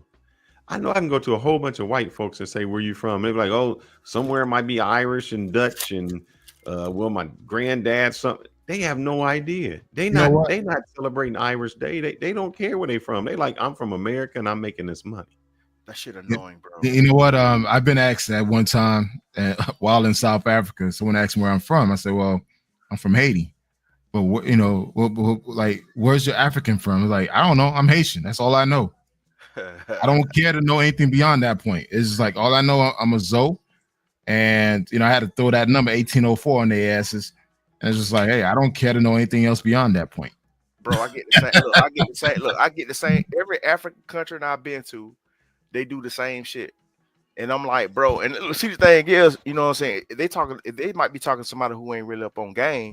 I'll be like, okay. I'm like, what? I'm like, why is it important to know where I'm from? I'm like, shit. I'm like, who is your great granddad? What's their name? I don't know. So why the fuck you asking me? You know what I'm saying? y'all didn't even start taking censuses until like the damn 1900s. So how the hell you gonna ask me where I'm from? Why is it important to know what, you know what I'm saying, what African country I came from? You know what I'm saying? Because they want to have a bias. Because they so fucking tribal over that bitch. You know what I'm saying? Like, I ain't got time. I'm like, bro, why does it matter, man? It doesn't matter. Bro, HB. Because you still poor. So why? Because you know where you from. You still broke as hell, living in the damn dirt, living in your roof. Literally, they roof a 10. They don't have no insulation. So I'm like, why is that important, bro? No, HB. When I was in South Africa, I had beef with the South Africans there because they thought I was Nigerian or they thought I was from Ghana. Hey, let me try to hit you with the Nigerian shit too. I said, how the fuck I look Nigerian? I'm light skinned as hell. I'm like, I understand if you to call me colored. They were like, yeah, you have to keep in mind, guys. Africa have this xenophobia to the next level. They don't like you if you're from the West, East, North, South, or the certain region. They don't like you. So that's why they bring that fucked up culture from Africa to over here to the United States and try to like position themselves more than what they are. Yeah. So it's just like, always keep in mind, man. And that's why I always quick to check their ass. Like, I remember one time this Uber driver was driving me from the airport. And he kept looking at me. I'm like, where you from? I said, well, what do you mean where I'm from? It's like, where you from? I said, well, I'm from Miami. He said, okay. Are you American? I said, no, I'm Haitian. But I kind of see what he was trying to get at. I'm just like, well, I'm Haitian, but I lived in the United States since 1978. And he said, like, okay, like he tried to like give me props because I was from Haiti. I'm like, bro, my kids are African Americans. Yeah. And it's just like, I'm not gonna let you sit here and downplay my own kids and start saying some bullshit. They have no culture. You're not doing that. Hold up. I just got a question. It's between me and Fearless. Have you ever been asked where you from? Out of the country. Yep. What country? Well, if I go to DR, they think I'm Dominican. Thank you. So, He ain't no goddamn Dominican. He don't look nothing like no goddamn Dominican. They judging him by his skin. And they think I'm Dominican too when I go to DR. Man, you like goddamn Spanish to me. I'm like, what? I'm We like, bro, don't get confused. All I'm saying is we don't get confused like that. I will never get challenged like, where you from? The only person I ever got challenged from that was when I was in boot camp. They shaved my hair. I got into the dentist seat, and he said, I can usually tell what most people are that sit in my chair, but I can't tell what you are. So what the fuck? I'm a human. First of all, why does that fucking matter? You know what I'm saying? But at the end of the day, that's the only person that ever challenged me was another white person. More so now, if I went to Africa, I'm sure I'll get that question. But other than that, I don't get that question just because, as a general point of view, obstacles. What the hell you got on your nose, bro? You doing the whole breathing thing over there? What the hell?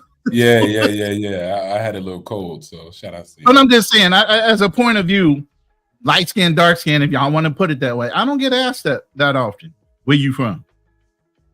I don't know why they do that to darker skinned people. What does it matter? I haven't asked this though, just like you probably be like, you black? I mean, are you black? Yes. Like, I've been asked that several times. How black are you? I've been asked that plenty. I ain't never been asked that though. Exactly. No. Your ass look black. I get asked that all the time because a lot of Africans think I'm African, so they look at me, they trying to figure out, okay, what is he? And I'm like, I just look back at them like, I don't know. Like, all right, obstacles. Go ahead, bro. I know you had kind of tried to make a point. Maybe I interpreted it wrong. I don't want to interpret your statement, but go ahead and make that statement again. What were you talking about? The comment section, it was hard for me to explain what I was trying to say. But basically what I was trying to say is that it's hard to compare just regular blacks or regular white Americans to a very ambitious group of people that decide to leave their country legally or illegally. That's a very ambitious thing. One, legally is not easy. So they have to go through a lot of hoops. They got to be serious. And then number two, illegally, you know what that is, right? Cartel, about to get popped, skitty pop. So then comparing those people to just regular Black Americans or whites who don't even want to move into the next city to take a job. They believe that the coal industry should come back to their coal town and rebuild. Google needs to start producing coal so the coal town can come back versus just moving itself to California and Texas and take a job. And so what I was saying about if you go back to their countries, if you go to Asia, if you go to Africa, you'll see regular people just like blacks, meaning being bums. They would never try to go to America. They'll just sit around and stroll on TikTok and then drive a scooter all day, and that's it. Filipino girls in Philippines cry about, the Filipino men want you to work while they just sit at the house and do nothing. You know, they're nurses, and then the guys are like, they'll ride you on a scooter, drop you off to work so they can just go have a beer at the pub with their homies. So you don't see that side of Asians, Indians, because you got to live in those countries, and then you'll be like, dang, okay, they're just like Black Americans and whites that are bumming in their own countries for multiple reasons. But when you look at that migrant group, it's a very ambitious group of people. So it's hard to compare it just to regular people. But it is the same, like when we go places and they think, you know, like, oh, you black, you can play basketball like Michael Jordan, or you know, they think we that. They automatically put us there. So we are comparing ourselves to the cream of the crop, the people who are the most ambitious, which is kind of unfair. We're comparing average to their above average and trying to say that we're equal. So of course, if you were to take the most ambitious people from the United States and put them in their country, then they'd be like, oh, these Americans, you know, whatever, blacks, whites, whatever, they say, oh, these Black Americans are the best. It's not that. You just chosen the best to go represent the United States. So I do understand that. That's true. Yeah, I kind of experienced that over there in Thailand. The women saying the same shit. They were like, right, men sorry as hell. I'm like, damn. It's like, and you see, and they be like this on the scooter, HB. Yo, looking at TikTok, just chilling. Hey, bro. Bro, listen, I saw that shit in Africa, bro. Listen, when one country I didn't like, man. Well, I ain't gonna say all of East Africa, but Tanzania, motherfucker just sitting around not doing shit. Men You know what I'm saying? They just sitting around not doing anything. They chit chat all day. Cause I'm on the tuk-tuk. I'm observing. I'm taking this shit in. I'm like, damn, why the fuck these people ain't got them doing shit? Niggas sitting around not doing nothing. They on their phones and stuff. And I'm like, what? You know what I'm saying? So the people that do come here that be talking shit, I don't like it. Especially when you broke and you came here. You know what I'm saying? Like, bro, I've been to your country, bro. Don't sit here with the disrespect. You know what I'm saying? But I do understand that there's a certain type of people that come over here that want to work hard, that's ambitious. You know what I'm saying? I can understand that aspect of it. But that, like, as far as like running your mouth and talking stuff like that, nah, I ain't having that shit. I'm like, bro, I'd have been in your country, bro. I'd have seen it. You know what I'm saying? It's people from different financial what's the other word for it? Economic groups and shit. Yeah, financial means from the bottom all the way up to the top. And there's so many people in between. And it's the same shit in America. They think like all Americans are rich. I hate when I go to these countries, motherfuckers think I'm rich and shit. I'm like, bro, I'm not rich, man. I just got a little bit more money than you do. But I'm not rich, man. I'm like, shit, I got my own struggles too. You know what I'm saying? That's what the people, they don't concept when you deal with people who dirt poor and shit. They just don't understand. You know what I'm saying? I got a question real quick, and it's for the panel. You know, the thing is, Black Americans in deportation protests is it our fight? When I was just I was over in DR for like 6 weeks, and you know how this is, Kanal. If you go into the airport, because I always had to pass through, that there's a toll, and there'd be a Caribbean tour bus. They would stop every tour bus. They would like pull over, and they were going through getting the IDs of everybody. And if you were Haitian or not there, they would deport you. If you were in Mexico on the like near the Guatemalan border, and you're not Mexican, they will deport you. It's not even an issue. There's no protest anywhere. Why is it that the Mexicans in this country want us to help protest them getting deported? You could never go to their country, and they're not protesting anybody getting deported from their country. Nope. So I need to understand that. Why is it that they want us to help with them not getting deported, but that never happens in their country? They're not protesting anyone getting deported. Mexicans aren't. Well, first of all, their countries didn't protest at all. Hold up. How many countries you seen in Africa protesting over the way they're being treated? Come on. They don't have that kind of freedom to do that shit there. South Africa protest. Well, I can't hear you, my bad. If I'm cutting you off, I'm sorry. No, you're fine. All right. So Mexico, they are protesting. They don't like Guatemalans coming through. We just ain't seeing it. We just not seeing it on the news. The Guatemalans, they're not having that shit. They are, because Guatemala borders southern Mexico. So the same shit that's happening here in the U.S. is happening down there. South Africa, the same thing. They don't want none of the people from Zimbabwe, Botswana, and all those other countries coming there. South Africa, they can't stand Nigerians in South Africa. Because they was like, hey, they bringing all the drugs and the prostitution. They the criminals. They the criminal class. You know what I'm saying? So you know what I'm saying. We just not seeing it, but that shit's happening. If you pay attention. No, but what I'm saying, HB, is for us to fight. They want us to fight them getting deported. Yeah, they aren't even fighting in their own country for illegals getting deported out of their country. Isn't that a double standard? They disconnected though, because they're not in their country no more. They're here. But the ones that's still in their country, they, you know what I'm saying, they fight. You know what I'm saying? They got their own separate immigration, illegal immigrants and shit. So let me play this one video real quick from the Prince of Pan-Africanism.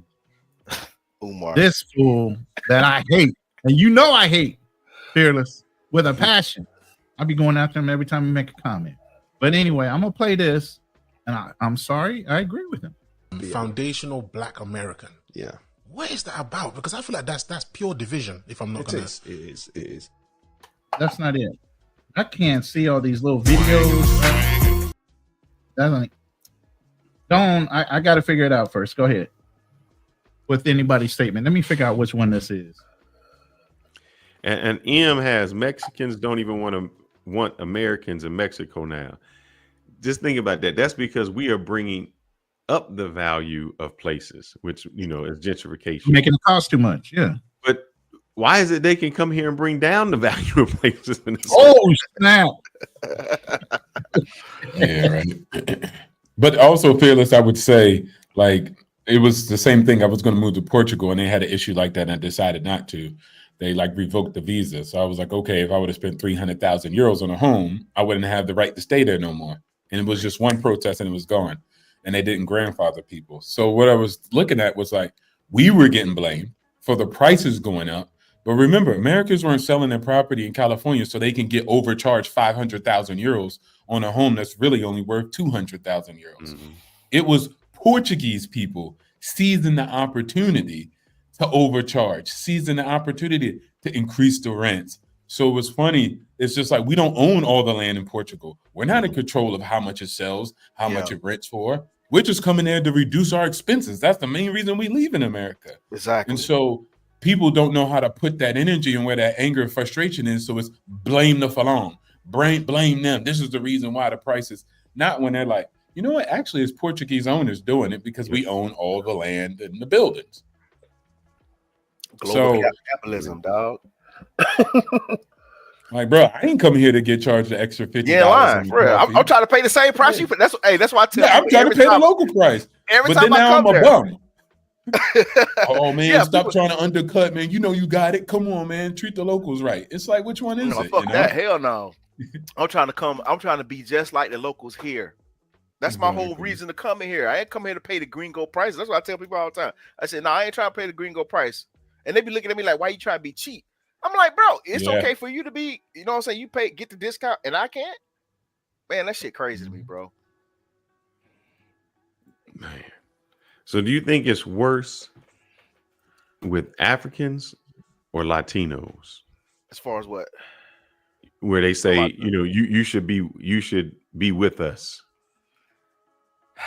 I think I hear it more so just because of my algorithm. I hear it more so coming from the black people from the diaspora here.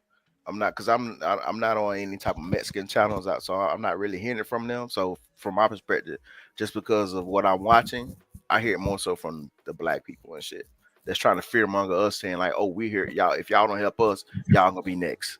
I'm like, "Nah, buddy, Dred Scott, buddy, no." I figured out which video it was. Hold on, let me play this real quick. This is what the Prince of Pan-Africanism, Dr. Umar, had to say about deportations and immigration. Check this out. Here is my position on the migrant crisis and the migrant protests that are sweeping the country. No group has ever come to America to help black people. No group has ever helped black people. Latinos never said we're going to help black people as a community. They come here to replace us. And most of them align themselves with the white power structure against African people. With that being said, I do not support black people getting involved in the migrant protest. That is not our fight. Dr. Umar participating? Absolutely not. These are individuals who came here, who are benefiting off of the black struggle for civil rights and set-asides, who have never spoken up or defended black people at all. Not Dr. Umar sounding like an FBA. Is it that Pan-Africanism is dead? Is that what they mean by foundational? Black Americans built all the southern states and had influence on the northern and western states. All the infrastructure that's in the South, Black Americans built. Railroad tracks, building structures, even universities. Y'all.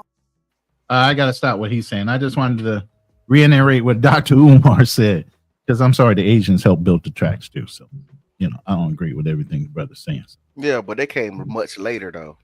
We laid down the first. They just kind of finished the last part of the leg up. Well, they came over on the West Coast voluntarily to get that freedom papers by working on the railroad. I get it, but at the end of the day, yeah, I get what you're saying. We started, but see, the thing is, they pushed the narrative that they just built their whole entire system. That's the narrative, though. I'm talking about when most people say it.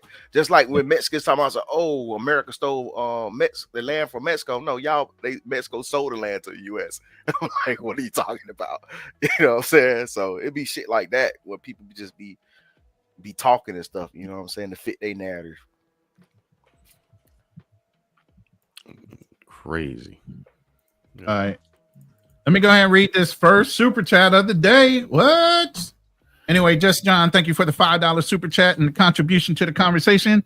He said it's a double standard. Mexicans want Colombians and Venezuelans out. Dominicans don't want Haitians. No country on earth allows illegal immigrants. But yet and still, we supposed to let that shit happen here in America. Thank you, Just John. Any comments on that? I mean, those are facts. No, that's straight facts. And I think it always happens. Anybody from a poor economy always tries to migrate to a more wealthy economy. Exactly. So that's just how it goes. That's why Guatemalans are trying to get to Mexico because they think it's better. Mexicans trying to get to the United States because they think it's better. And when they say, "Oh, why is everybody trying to come to the United States?" It's not that. It's whatever's close to you. Africans, they're trying to get somewhere in Europe. So it's just whatever's close to you, they're trying to get to make it more economically feasible. I had to read this from Globe Spinner. He said, it's not our fight because our civil rights leaders and ancestors already fought for Black Americans. The immigration issues is not our issues, even though we understand their plight. Simply put, not our fight. We did our fighting already. We fought so hard that you guys are coming in over here to take advantage of the system that was built around our fight. Why should we have to fight anymore? But isn't that everybody doing that? What you mean? It's not just the Black, in the Caribbean, Africans, everybody across the globe that's coming here to take advantage of the opportunities.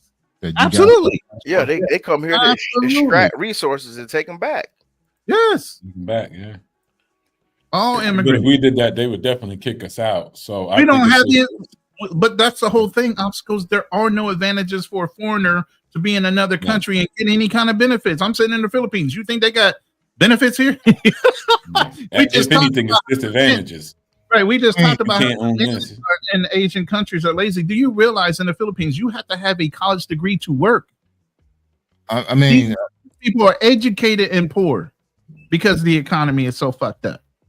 And I can't say any more than that. I got to stop talking about since I'm here now. And to get citizenship, if you're just trying to go like the DR, you're not married, you got to have an investment. You can't just go there and say, hey, I want to be here. No, yeah. Some type of business. You can't come here broke. You got to actually invest in the country. You got to put money in the bank. You got to look stable in a lot of these countries. But let me ask you this. Well, whose fault is it? Isn't the United States should take some accountability for allowing this shit to happen? To allow immigrants to come here and take advantage of all these great opportunities. I mean, the fact that someone from Venezuela could come here and get $7,000 in food stamps, Section 8. Right. So, I mean, so whose fault is it? Is it the immigrants or is it the United States? No, it's also partially the government's fault. Now that the government's cracking down and making those rules effective, now this is where the protests are coming in. Hey, what are you doing? Hey, we're enforcing our laws. You guys are taking advantage. You've been here illegally for 10, 15, 20 years. Yes, you established a whole family, but that family wouldn't have been here had you not been illegally here. So all of y'all need to get the F out or go through the process of becoming legals. I mean, period. Again, as I said, I mean, like I said before, I'm not against the FBAs not participating in the fight for illegals. I'm not against United States, going against the whole birthright situation. I totally agree with that as well. For someone who came into this country illegally, I had to do, we had to do things the long way. I just think it's just fair. You just follow the process. My mother and I, we had to follow through the process. I mean, granted, we did come here on a boat, but we still follow the process. For someone to come here now and get all these benefits while your everyday American or your everyday American citizen has to struggle while immigrants are coming here getting put into luxury hotels, getting Section 8, getting free tuition to go to a trade school. I think that's wrong. So I'm not against it. There's no pushback. There's no pushback at all for me. You're trying to figure out where does the fault lie? The fault lies is America. I mean, you guys, United States made that shit wide open for the people to come take advantage of it. It is what it is. The immigrants, they saw an opportunity, they took it. That's it. See, yeah, and I would agree. Oh, go ahead, HB. I think a lot of times, man, these laws they get passed, we fall for the trick bag because a lot of times they might have something in the bill that they try to tailor it towards Black Americans, but it's really nice for everybody. And then if you go like deep down in, they're gonna like have these little underlying bills saying, well, because they want to be able to pass it bipartisanly. So what I'm saying, they have to put something in there. And I think a lot of times we overlook the small fine print of some of these laws and bills that get put into place.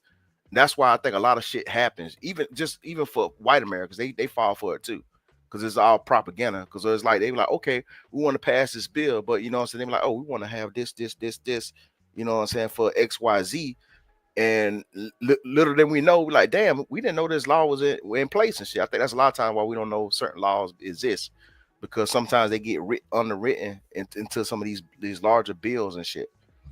Right. But then you got some politicians calling the shots for the whole community when the community's not behind the politician. Let's put it, for instance, Chicago. What's going on in Chicago right now with them protesting against the mayor?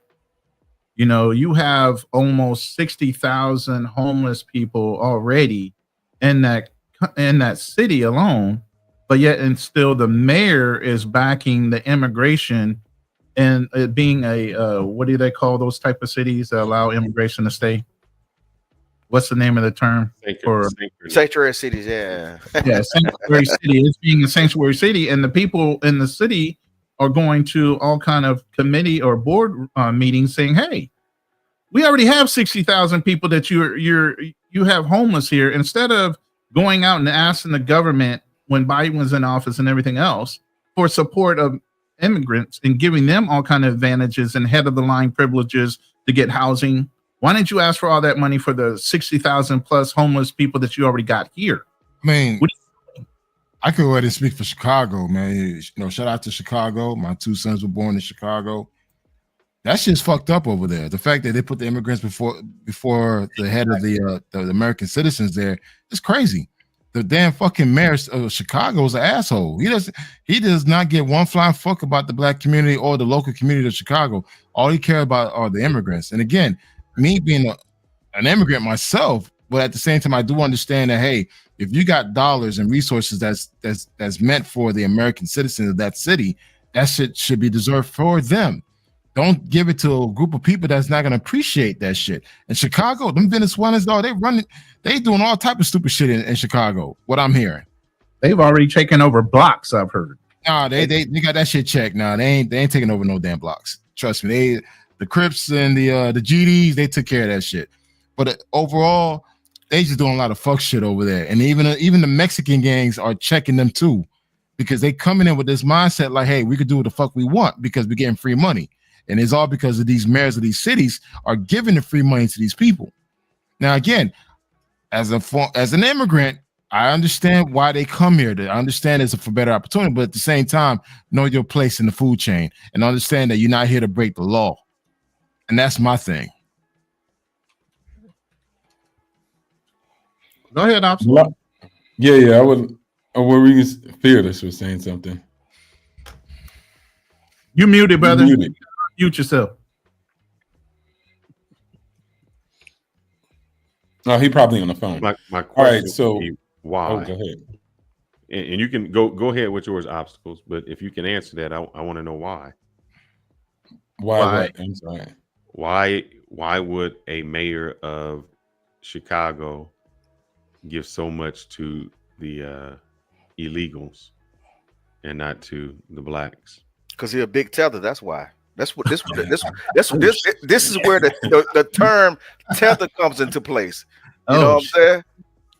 Because we don't want to get confused though. This is what a tether is, man. This is he comes here and he looks out for his people, but he at the same time undermining black Americans and shit, man. Wait, he's American. He's not.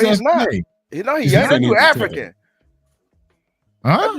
His last name is Johnson. His last name is Johnson, but I guess he's not like an American. That's even though he's got an American quote unquote last name as a Johnson. He's like a first generation type. Still, yeah, I didn't know that. Yeah. But I would say I'm pretty harsh when I come to my analysis on the people, because I always think everything in life is a two-way street. So whatever nonsense you got going on, most of the people voted for that guy, or they just didn't even vote because they weren't engaged. So always put a lot of blame. People always want to blame politicians, like, oh man, look at this politician, he did this. Like, nah, a lot of it is the people too. Like, they support them, they vote for them, they put these people in offices, and they hold these levers of power. because whatever the reason may be. Right. So, like Black Man Travels was saying earlier, I don't blame nobody for taking advantage of things that are going to give them advantage and opportunity in life. Like, I expect a human to do what a human does, which is probably get that opportunity. The part I say is it's on the Americans. That's why I say I hear what Trump says, make America great again, but my slogan is make Americans great again. It's the American people that make a nation great. The country doesn't make you great. So again, you build the roads. You turn a forest into a village. You change things the way you want to see it fit. You change the dilapidated house in your community, not a politician. They usually come and smile at the end when you got the work done. So again, I would say, yes, Black Man's Travel is right. I don't blame these guys. I'm not even tripping. They're going to take free money and get the dub. It's your job to stop that from happening. Not because you're evil too. Like, I want to put that, Dr. Umar didn't say, I hate Hispanics because they ugly. He said, they provide no reciprocity. We don't have a covenant with these guys. They don't do stuff for us. So therefore, in return, we don't pull up and do stuff for you. Yeah. Just don't be misused and abused. So I think that's sound. That's sound information for anybody, regardless of which side you on or not on. It's just don't do nothing for somebody who won't do it for you and destroy it. See, the mayor of Chicago ran under false pretense. He told the people of Chicago that he wasn't going to raise their taxes, but he turned around and raised their taxes like, exponentially. So, I mean, that's what people was thinking, like, hey, we ain't gonna get our taxes raised.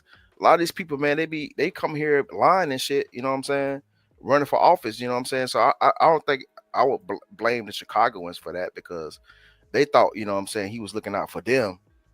And wait, hold on. So if your girl said she was going to be faithful, right, and then she wasn't faithful, right, and you found that out, what would you do? So you would enforce your standard and change the situation, right? Oh yeah. So it's not like the people of Chicago are helpless. Pull up. No, they are. I'm trying to find the video. That's what I'm looking right now. I'm trying to find the video. I can't find it, but because I watched the video the other day where they got in his ass. They stood on business in that joint. Yeah, it's a O'Shea Duke Jackson video. He just came out with it today, talking about it, the whole situation in Chicago. That's why I brought it up, because it's so readily, it's real time information that this mayor is just going the wrong direction according to what the people would like. Nope, and not at all. Not at all. I asked y'all a question that y'all never answered. Which was what? Why? Why what? Why, if you a black dude, would you be going with minorities? See, y'all don't ask the why question.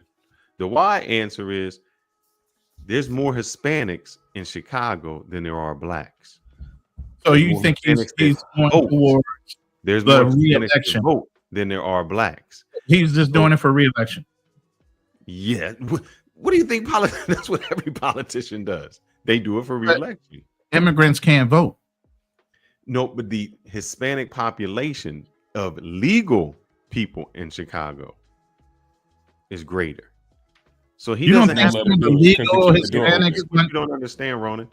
You don't think the legal Hispanics want the illegal ones out? Especially ones that they're not from the same country. Like, all Mexicans don't get along with Venezuelans. First of all, so if you got Venezuelans and Mexicans in the same city, they're not agreeable.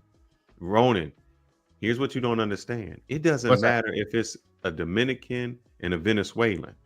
If they going against a black, who you think they're gonna go stick up for the black, or they're gonna stick up for the Latinos?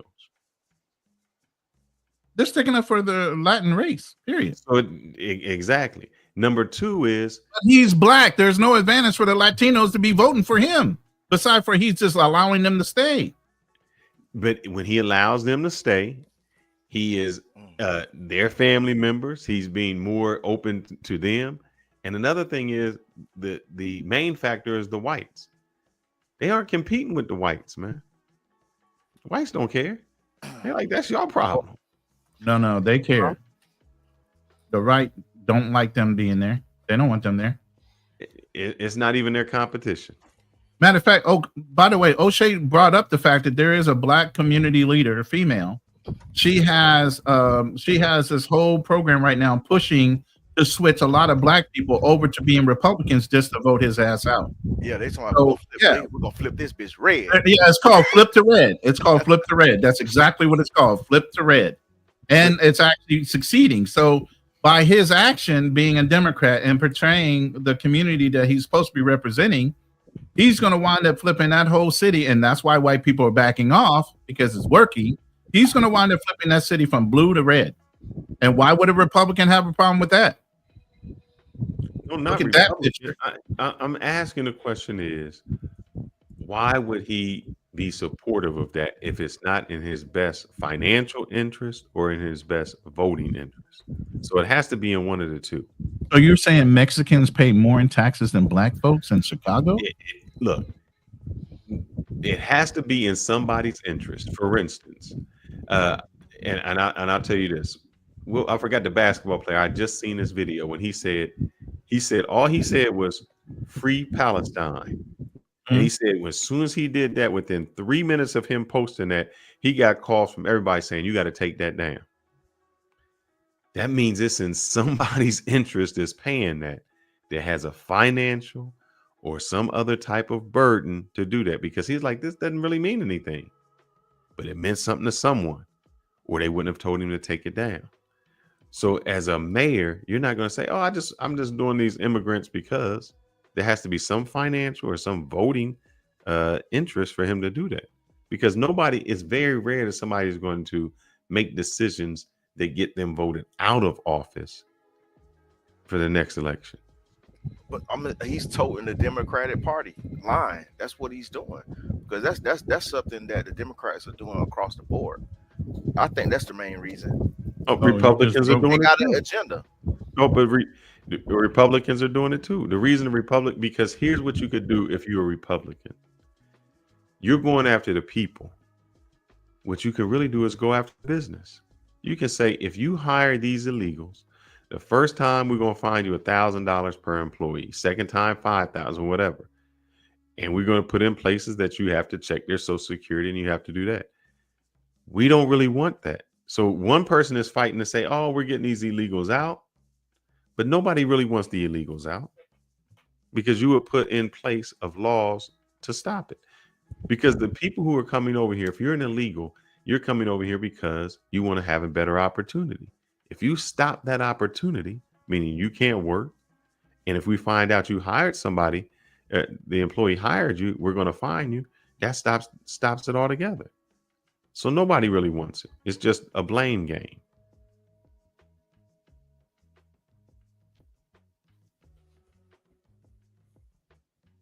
All right. I did some research while you were talking. Economically, let's break down economically first. Chicago is put into a system where, yes, black people are the lowest income by economics. You're looking at white, Asian, Hispanic, middle class, and then the lowest is black. But when you look at that population, it's flipped. White, then black are the next highest race, then Asian. But do you know why? Let me show you this. Yeah, I don't know why. I'm saying, do you know why that is? That we are the poorest? Because we don't live 30 fucking people in the house. Usually when black people leave, bro, we are counted individually. You know what I'm saying? So you're saying Hispanics are more because of their household household income comes from. It's not based off one person. It's based off because you got 30 motherfuckers in one house. Of course, their house income, because they have a culture of people living in the house well up. Right, but it's not just about income. It's also about population, because population is the vote. I'm showing you the population right here. I'm talking about the household income aspect of it, because they live, you know what I'm saying? They live like 30 people in the damn one house. That's why their household income is way higher than, you know what I'm saying, the average, you know what I'm saying, black person household income, because we don't have 30 motherfuckers in one house. And that's what all the other races too. We have more of a Hispanic population in Chicago, brother. I'd already looked that up. I'm looking at 29% on mine for ChatGPT. 29 versus 28.7. It's real damn close. But if you look at all the other populations together, you're going for one race to offend all the other ones at 29% of the vote. Man, you know what be confusing, man? when was these studies doing? Like, you gotta look at the dates of these studies too, because it's so crazy how these percentages be off. This is from a census from 2020, estimated for 2023 in Chicago, and I don't know what that one was for, but yeah. Either way, it's real tight. Let me read this second super chat from Just John. I hate to blow his super chat out. Just John, thank you for the $5 super chat. New York had a homeless crisis before the migrants were bused from Texas. Still baffles me how they started using all those resources when they came. Exactly. But again, the federal government is bolstering these city governments for taking in the immigrants, and now they're focused on giving 100% of whatever that extra money was supposed to be to the immigrants. Then why didn't you focus that same effort when you were getting money for the homeless to help them out when you were giving it from the federal government? It seems a little bit cattywaller a little bit when there's money given to every government, every city government, and everything else to help with the homeless situation. But it's not necessarily spent directly to and given to those homeless people. It's spent by building buildings, supposedly helping, giving them resources and all these other things. But it seemed like when the immigrants got here, that money was given almost directly to them through credit card assistance, giving them housing immediately. Like I said, they bumped them to the front of the line where you have all these homeless people and all these programs that are supposedly already established that aren't moving as fast. How the fuck does that happen? Money. Because what y'all failing to realize is this. The people who did the hotels, who did the meals, who put those programs together, those are the real people making the money, man. Yeah. But that's how it always goes. For instance, we say, how don't you have no money to help out the homeless? Because the homeless, we could solve that problem with $500 billion. And they say, we broke. They said, well, you just spent $1 trillion sending it to Ukraine. How did you do that? Yeah. That's what we wanted to do. So the money, we can always find money for what we want, and whoever is in that best interest of spending money. So if you are part of the war machine and you can sponsor, you can get money. The problem is, man, the thing is, man, American people ain't getting upset enough. You know, they playing in our face. They've been doing that shit like at least since my adult life. And that's been mostly through the whole Iraq war and shit from, you know what I'm saying, right. 2000 on up. From what I've been noticing, they just playing in our face when it comes to getting anything or solving any problems in this country. And the problem is American people are not getting upset enough. They're not mad enough. Now, do you believe what 1350 is saying? Do you think illegals are their second tier for replacing the Black American culture and people? Of course, because these people, the thing is, they'll work under the table, and you know what I'm saying, they won't say anything. But the thing is, like, shit, as a Black American, ain't no way I'm gonna let my damn employer fuck me over and be like, hey man, where's my workers' comp? You know what I'm saying? I want all my benefits that's entitled to me. A lot of these immigrants come over here, you know what I'm saying, they're not fighting for, you know what I'm saying, you know, their rights and shit as far as like working and shit. Just like right now, I'm talking to this chick in Africa in Tanzania. Her job ain't paying her in 3 months. What? You working for free? And you talking about, I got rent due and all that shit. I'm like, who the hell's allow that shit? The only people who, you know what I'm saying, come from damn these destructive, poor ass backgrounds allow that shit to happen. We ain't having it. No, brother, you wrong about that. I seen a video where it was in a manufacturing and they did something to one of the Latinos where they wanted to fire him. And the other people said, if you fire him, we all walking off. It was too many of them. They couldn't do it. And the person filming that was a Black guy. He said, could you imagine this? He said, if they wanted to fire me, no, the Black people were like, well, let him go. He got to go. I'm not losing my job. But what they said is, if you let him go, we all leave it. But was it something? I mean, was it something that would affect everybody? Because sometimes it depends on what happens. You know, if it's something that. But it don't matter if it affects everybody. How many times if your neighbor was like, "Hey, we're gonna fire HB non-global," and you're like, "Well, brother, I'm sorry, unemployment waiting for you." You ain't gonna protest. I need context though. I need context of what happened though. All right, let me ask you, when are you going to walk out with somebody and they getting fired? You making $100,000. You will walk out. What it was, and it wasn't affect everybody else. I'm talking about like if that guy was a legal citizen, and if it was something that was going to affect everybody. We have strikes every day on these companies and stuff, man. When something ain't right, and they know it's going to affect everybody. We got union reps that organize these strikes and stuff like that. That's what I'm saying. Like, I need context of what happened. No strike, just we gonna fire him because he can't, whatever he did. I don't know what he did. You ain't like brother. I'm sorry for you. I got my family to feed. That's the difference. They stay together. We don't do that. I need context, man. I need to know what happened. What exactly happened? Because this shit happens every day, man. People going on strike. They striking. You know what I'm saying? You might have that small percentage of people that gonna be like, nah, I'm going to work. You know what I'm saying? But because a lot of times, you know what I'm saying, they be having these replacement workers and shit. But sometimes those people, they're like people who striking, and something that affects them entirely as a whole. They gonna stand on business usually and be out there blocking the people from getting in. All right, let's play one more video and then we're done with the videos. There's too many of them. I can't even tell which is. Can I do this one? Let me see if I can. Hold up. If you want to play it, I'm just saying he asked me about it, so I want to see if I can share this. I apologize. If you got it ready, go ahead. Yeah. Because I've been seeing a few documentaries and stuff lately, man, where people have been, some of these factories, I think the Pepsi factory got shut down in Chicago. A couple of tire companies in New York got shut down and shit. So I haven't watched it for a while. Mexico, man, this is what black people need to be on, man. I swear to God, I love this shit. They are packing they shit up and shutting this motherfucking, huh?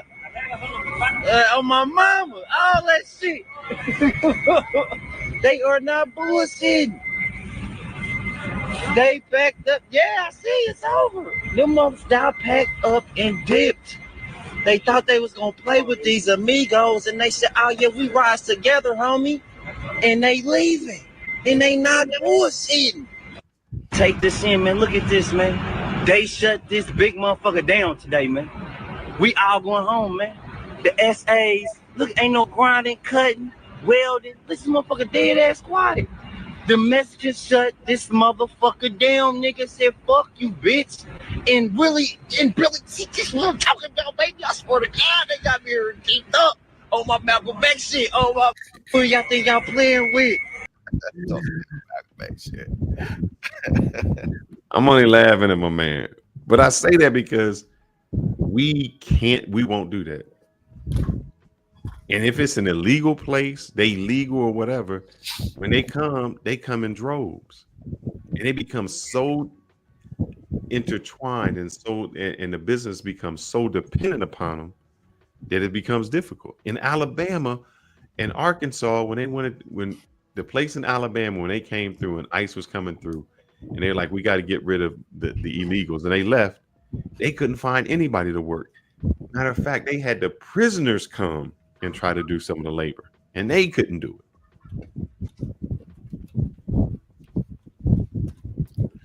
No 1350, you ain't clouding the chat. Go ahead, brother. Keep on putting your words in there. So, I think we say as Americans, the protest, it don't have to be our job. They're doing a great job of protesting on their own, and they are more effective. I mean, if you remember when Ron DeSantis was talking about deporting all the illegal Mexicans, do you know how many freaking building sites were empty? I made a freaking TikTok video. That thing must have hit over 600,000 views. They were ghost towns.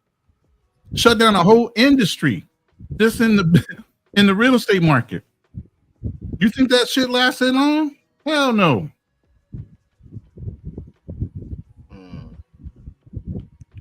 So economically, man, we are becoming, we're not a powerhouse anymore.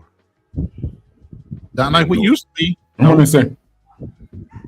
want to add a little bit of context from my perspective, and again, this is just my perspective on it.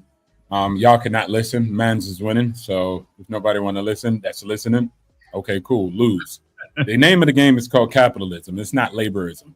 So whatever they just did is not even dope.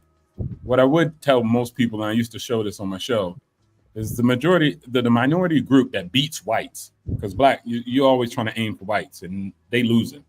So that's a bad group to target, is Asians. And it's not because they own more businesses. It's not because they own more real estate. It's because they have more brokerage accounts. They have private individual brokerage accounts that they open up and invest in. Not 401ks. They do that too at the same rate as whites. But they're $1 million larger in net worth than all whites on all percentiles. So you can start from the lowest, the poorest Asians, all the way to the richest one. They all beat all groups. And the only thing that outpaces them is purchasing stocks, being in the public markets. That's it. That's the big factor. But when we don't look at the numbers, we start saying, man, it's because the Asians, they huddle around and they create businesses and they trade commerce with each other. And then the Mexicans are losing too. They're poor as blacks when it comes to net worth. So I don't even know why we're even talking about the Hispanics. I don't care what they're doing. I'm not going to copy a losing group that has no net worth and say, hey, man, I'm about to do what they do. And what they do is they stick together. Guys, what I'm saying is what we need to focus on, if you want to get the economics that you say you want to, is really have financial literacy and really find the assets that create billionaires and the assets that create millionaires and run with that strategy. That's all you have to do. And you don't need a bunch of black people to come together and do this. You just got to do it for yourself. That's just my opinion on how to get rich. As far as what rest of black people do, if they decide to do it or not, well, I don't care because I'm only me. I can't control all blacks. So I got a question for you. How did the southern states get so much money during slavery? The southern states get so much money, I'm assuming that one of the biggest endeavors was slavery and the natural resources in which they produce products off of. Labor. They sold it not only to the union, but to the world. Yes. Yeah. So the free labor. Even though you're saying that the Latinos, we don't care about them, the people who do care about them are the capitalists because they exploit their labor. Well, not their labor. I'm telling you, if the Latinos left, the Mexicans left, the people who are building these houses, the housing prices would go higher than what they are. They exploit their labor. So we may not like them, but we like them because we don't pay them. But what I'm saying is, that's irrelevant. If I want to get wealthy, knowing that they use Hispanics and they lose cheap labor globally, it's not just Hispanics, right? But net, okay, so what? What I'm saying is you don't see Asians doing these protests. Why? Because they have their money straight. And it's just because they invest in the things that I'm saying, the assets in which they invest in makes them richer. That's it. You're talking about like, hey man, it's the capitalism in these companies. But what I'm saying is you could own the richest companies. And if you own the richest companies and you have a share in it, then you own the structure of capitalism. You own the most important aspect of the whole entire country. So that's what I'm saying. Don't worry about, oh man, what the Hispanics, they protest and they're just cheap labor in the whole system. I don't care what they're doing. I care about, I'm going to look for the richest people in the country and say, what are they doing? And then I'm going to copy rich people. Are you talking about individuals? Because usually when you say it, and there's no problem with that, it's talking about how I got rich individually. But when you're looking at like more of a bit like, let's take a McDonald's, a corporation. Yeah. McDonald's aren't hiring the Asians to come in and do the work. They're hiring the lowest paid Latinos. I mean, I go in the hood and I see Latinos that are working at McDonald's. So they're exploiting the labor. So we can talk. I understand as an individual, we can make money and you can invest and do that. But when you become corporation, you start, the way you get it is exploiting the labor. And that's when they become very important. Well, you get it in multiple ways, right? Like a lot of companies exploit labor, but they're cheap companies and they go bankrupt still. So exploiting cheap labor is not the key to winning in the game called capitalism. What I'm just attempting to actually provide as the information is saying, hey, look, there's a group here that's not worried about all that. Like, man, what the Hispanics doing? Man, where they at? And it's cheap labor and it's capitalism. Y'all read the game wrong. What they're just doing is saying, I'm gonna open up a discount and I'm going to buy. They don't do that as a group, opening up a brokerage account. It's individual brokerage accounts that give them the wealth advantage over everybody. I'm just trying to show you guys, look, this is what the stats say. This is a small segment of minorities because it's about being white. It's about just doing the right strategies. And it's a small group that are individually getting rich. And of course, that affects the whole group, right? You, Fearless, and Fearless, Ronan, Black Man's Travel, HB. Once we keep buying accounts, just like Black people are now exposed to the public markets, which is good for them because they're moving up now in net worth because of that. Now you're actually owning the things that matter and create wealth that you say that you want. I don't need to own companies. I don't need to open them. I own them. And that's all I'm just trying to say. And let me ask you this. I have no, and I'm not in disagreement. As an individual, no, I don't think no problem to come up. That is great.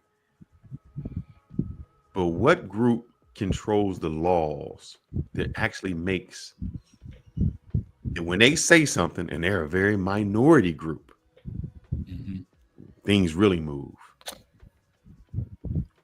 Well, Asians, and then I would say any other group that people believe it's a specific small hat group.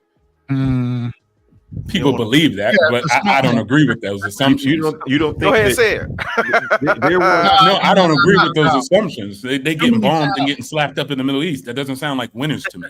It sounds like losers. How many billionaires do they have? Of the top 10, of the top 100 billionaires, I think they man, I just seen that number. And the reason I say that is, even though Asians are wealthy individually, that's cool. But when you want to make laws and move things to your benefit, then it becomes the collective. No, again, that's why people will complain Elon Musk has too much power in the allegedly political sphere. You could be rich and have massive amounts of influence on the nation politically. It's not the group. The group mostly doesn't do anything for the most part. They just go vote. But everything outside of that, hence why people are complaining about the political system now. Bruh, they're saying it's the oligarch. But AIPAC is controlling. We got senators that don't even want to admit they're American. So you can't. You saying that, and the person I get what you're saying is passing those laws. They're contributing to that group. So yeah, you can be rich individually, but those.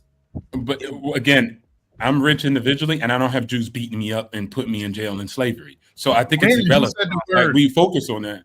Oh my bad. Small hats. And they don't like what do we like? It's relevant. You got to make moves, and I again, I don't agree with those premises as people say like this is a big conspiracy theory. I don't agree with that, bro.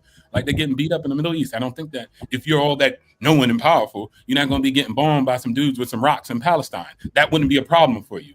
You would be in a better position in the world if that was a real, if you were really that powerful. But they are in a better position. They don't have welfare. They don't have a debt. They do. Israeli people. I lived in Israel for about 3 years. Those people are hurting. They're not winning. Israeli people are losing.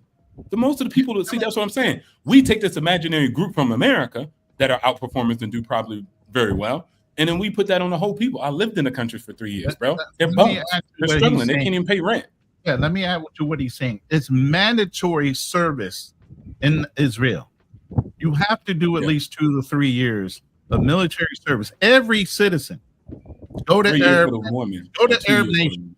They bring in not only their hired guns for military, they bring in all the service vendors and everything else. You go to an Arab country and it's mostly foreigners serving the local populace because they don't work like that. They only run things. They don't work as service individuals in a lot of countries. Kuwait, for instance, they bring in a lot of their service people and their populace is not doing the service labor. They're owning companies and they have hired labor that comes into a lot of these countries. That's not. I just know. Oh, go ahead. Yeah, go ahead. No, I was just saying, I know how Israel works. And then the population that does that is Ethiopians, actually, because they migrated them because they were Jews from Ethiopia. But I mean, that happens globally in all countries everywhere in the world. So it's not specific to Israel. You go to China, it's the same thing. You go to this country, it's the same thing. India, they have a caste system.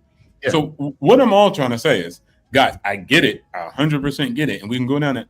Don't go that lane. Buy your stocks. get wealthy, own the assets of America, and then enjoy capitalism. Everybody else is going to say, well, what about all these other people and they black and they got skin like you? Like, you think white people care about trailer trash? No, they don't. And do you think Asians care about underperforming other Asians? No, they don't. And that's the way of the world. You always have that. Everybody can't win from one race. Hey, they don't care. So let me just say one second. I'm not disagreeing with you. So let me kind of say what I'm saying. As individuals, yes, Asians make it, but influential, they don't influence anything. They don't care to. Yeah, they don't care to. They got the money and they got the good life. Correct. As individuals, it's great. I'm just saying. No, even as a group, do you see Asians getting bodied and getting messed up? No. But they have no political influence. They don't do that. I'm saying that there's other groups, whether you're in the lower part because you don't have money and you're labor, or you're in the upper echelon that have influence. And so people vote for influence. Nobody is going for the Asian vote. It don't matter.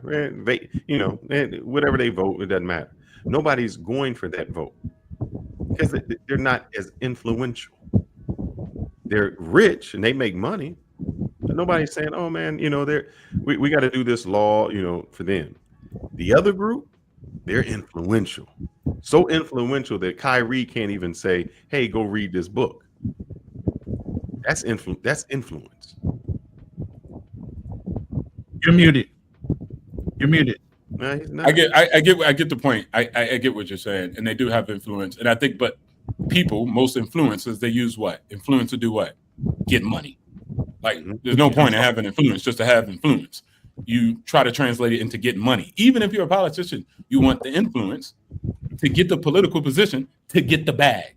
So all of it transitions into a bag, into value, into currency. And then you transform that currency into power. You don't have to be loud power too. See, that's the thing that most people don't understand.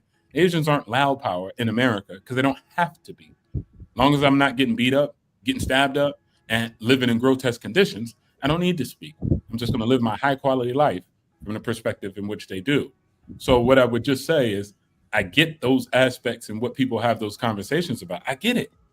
I'm just saying, buy assets, win in life. Bruh, that's what matters. All that other Jumanji stuff, but do you irrelevant. think that you can't read this book, and if you the Jays and you go on and you talk about this hidden book from the hidden temple, bruh, what? I understand the BS, but do you think that is the issue with blacks? I mean, Asians can be rich individually, and they take care of as a group. Remember, individuals create a group. No, that is correct. Again, it always sounds crazy. Like, that's the first basis. No, so when I tell people, they're like, yeah, you could get rich individual. No, bro. Everybody gets rich as an individual, and then the group rises. Remember, Asians weren't always the richest. They weren't always on top with wealth. So individuals continuously did it, and then more individuals create the majority now. So they move from the minority to the majority. So again, imagine somebody's there like, hey, look, Asians, I got a plan for us. We're going to buy these brokerage accounts. We're going to do this. And you're like, that's you. That's an individual. That ain't really. Like, damn, just follow the program and then we can get rich. Go ahead. I have a question for you guys. You guys are all FBAs. And one thing I've noticed within the black community, they put a lot of emphasis on voting, right? Compared to like other ethnic groups such as Indians and Asians, they don't put a lot of emphasis on voting. Yet they're doing a whole lot better than us. Well, not us, y'all. So why is that? Like, why is that these other ethnic groups would not put too much emphasis on towards voting, yet still have their shit together and still move up the ladder, versus black folks always relying on the voting to vote for blue, thinking that's going to make things better for them? Man, I'm going to try to summarize this the best I can, but I know I can't. Billionaires realize that everybody has one vote, but they got $1 billion. So their vote may not do anything, but their money does a whole lot. We don't have money as black, so we think, oh, we can vote our way in. No. And I think I think there was I remember seeing a documentary where a person was at a dinner with Bill Clinton, and he said, when you donate $1 million and you call, he takes your phone call. It's the influence. We vote, and we think by our vote we are being influential.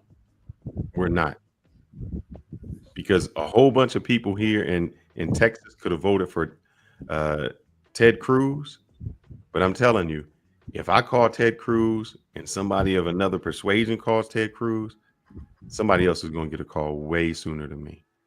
A call back. Our vote doesn't matter. It's that dollar that matters. Wait. Take a break. So there's a comment from Strax Trading. It's the point I was trying to make. Go ahead, Black. Indians make up a small percentage. Indians as a whole are not doing better. What the fuck? I mean, Indians are, when I speak of India, I'm not speaking Native Americans. I'm speaking of Indians from India. They're the highest earners of all ethnic groups. Here in America, not in their country. Yeah. I mean, here in America. Yeah. Well, understand it. Well, I mean, we're all common sense. We're speaking about America. We're not talking about outside of America. Yeah. But shit, even in Canada, the Indians are the highest earners in Canada. So my question is, then what do we want to do? Do we want to say, do we want to go with the obstacles way to say, you know what? Let's just politics, because, and I say this in the best way I'm trying to describe it. The Indians and the Asians really aren't trying to be political. They're just saying, I'm going to make my money, I'm going to earn good, and I'm going to put my generation in a great possible position. Whoever's president doesn't matter to me, as long as I can do well. Should we look at it like that? Because the way we've been looking at it for years ain't helped us out. We got to have this Democrat in, and Obama going to help us, and that really hasn't done anything. So should we stop trying to figure out? I think what we're trying to do is look for a leader, and they say, we're going to be our own leaders. Yeah, because when I went to South Africa, the Indians, they run this shit out, especially in Durban. They run Durban. Every time I get an Airbnb out there, some Indian, Indian dude, you know what I'm saying? Like they like this the whole section. I think it was like what is it? East Durban. All Indians on all that shit, man. And this shit look nice as hell too. I ain't gonna lie. But just like you said, like the thing is, we need to start putting our group first and start thinking about building our community instead of trying to find a leader and depend on somebody else. Because like I was trying to do that shit with my family, but it's hard to do it from afar. Like I have to go back home because you have to build. It's really trying sometimes, man. Because you have to really step on people's necks, man, to get shit done. I think obstacles ain't even saying that. People lack the vision, man. Obstacles are saying put yourself first, and if everybody puts themselves first, then the community can come. Yeah. Stop worrying about them people. Start building your wealth. They look at you, they'll start building their wealth, and then all of a sudden your community has the wealth. You still trying to put community first. Because you got not gonna get you nowhere. There's got these fucking kids. When they passed on, the kids ain't shit. So yeah, exactly. Most generational wealth fails. So again, all I'm saying is the aspect of owning the assets, getting extremely wealthy in your own life. The problem is, and again, this is not a black thing. I go to whites and they do the same nonsense. Hey, do this, buy this. This is how you can change it. Oh man, you talking about you as an individual. I'm trying to save the galaxy. You galaxy saving dudes, always trying to save and build Wakanda, but you got zero success in your own life. Let's just let's go down to, if you can't make a fundamental change in your own life, is it really realistic for you to change a whole block? Right? Even some of our greatest leaders didn't have the financial literacy to get us where we needed. There were some that did, right? And they built great things. But what I'm just essentially saying is all these other groups don't spend much time in that. They spend time about the business procurement and the assets management. And I think if you just lock that, it's not that the small hats are, they talk a lot and they dance a lot and we got all the influence. But when you have the actual business procurement and you have the investments cornered, you basically control everything downhill. Because again, the name of the game is capitalism. When you control capital and the flow of it and the ownership of it, then you win. Not the labor part. That's downhill. That's the cheapest aspect of the capital gain. So I try to give people game, But then they tell me stuff like, oh, you worried about yourself. Oh, you don't understand. All this and that. The boogeyman gonna come out when I apply for a loan. Oh, that. As you said, right? It's not about not having the information. It's about not having the drive or even being able to understand that you could actually do it. Right? Like I come from slaves, right? I don't know where I come from, but I'm still a multimillionaire. So even when Africans say to Black Americans, you don't know where you come from, you ain't got no culture. Yeah, but I'm winning. You know your culture. You know what tribe. You come from Shaka Zulu. But I could buy your whole entire village 10 times over and actually do more for your village than you could do. So it doesn't matter, right? But people use that. So again, I just say it's about knowing, having that drive, and then also knowing that you actually can do it. The information's there, guys. It's 2025. There's Chat GPT. It's ridiculous out here. So I'm just trying to say that to Black folks, like, hey man, it's ridiculous. You can educate yourself on a lot of things. And that's it. Let me read this super chat out. Thank you, Darnell, for the $20 super chats over the two donations. I appreciate you. The other one's more self-serving, so I'm not going to read that one out loud. I appreciate your support. He's saying at Obstacles, have you ever watched the episode with the Family Guy? I'm not sure which episode. I doubt the small hats are hurting. Also, do you know the history that took British Palestine? Absolutely. If you guys don't know the history of the small hats and the whole thing behind Israel, it wasn't established until after World War II. There was some land that was taken literally from the Palestinians and given to the small hats in order to establish a new location for the European small hats after they survived the war. That's how that established. They weren't there before the 40s. Okay, they were put there after as a way of not only watching the Palestinians, because the British and the Americans both had a problem in that region with the Palestinians. So in order to kind of gatekeep them, they took land and established statehood of the small hats. Okay, so if you didn't know, that's the whole premise behind this, and how fast they've grown, how much they control individually or indirectly from this established little small statehood since the 40s. Let's put it this way. They're so well established, our top secret stuff, like our planes, they're the only ones that can modify them on order once they get them. Our technology they have access to immediately. So I'm trying to tell you that the influence is strong. So the people that are in denial that they don't. But again, what can you do? You can. Here's the thing. It's called acceptance. Acceptance of the rules and acceptance of how to play the game. And you either work through that system or you don't. Or you take your ball and you go somewhere else and you make your own rules and your own government. Whichever one you want to play it. Go ahead. Also, run, man. This is look. First of all, really Family Guy. Like I lived there for 3 years, but the reference, see what I'm saying? Sometimes people just talk at angles like, come on, my guy. So not only just at the embassy with a top secret security clearance and working in Jerusalem, in Tel Aviv, but net, have you watched Family Guy episode about Israel? Like this is what we do. But shout outs to you for the super chat. So I ain't gonna go too hard on you. I'm gonna leave you alone and let you live there now. But what I would actually emphasize is look, there's so many things like even just running said, okay, let's acknowledge that. Let's say, okay, yeah, they got influence and they got money. Again, it's because reading contracts. It's not because they're Thanos, right? It's because of good business procurement and solid investments. And then again, I don't think there's more superior and got us in a predicament. Remember, we're in America. We haven't rarely been touched. They get bombed on the regular. So I don't think that they're in a better position than us. We got more wealth amongst our citizens than they have in Israel amongst their Israeli citizens. So people always get the Jewish religion confused with Israeli, which is the nationality, which are two different things. But what I would say is, look, dang all that, what happens in the Middle East and what they're doing. They got problems of their own. They get our tech, that's valid and that's true. But again, we got the 60K salaries. We got the 100K salaries. We have more wealth than them on the majority compared to Israelis. So again, yes, a small group from somewhere is always outperforming people. That's just life. I don't think you got to go Kanye West on people and think it's because Kanye West didn't read his contract when he signed his deal. I remember he was praying. He was shooting the stuff with his homies. He didn't have a lawyer. So him getting screwed with the deal has nothing to do with a small hat. It has with him not reading the contract, period. Right?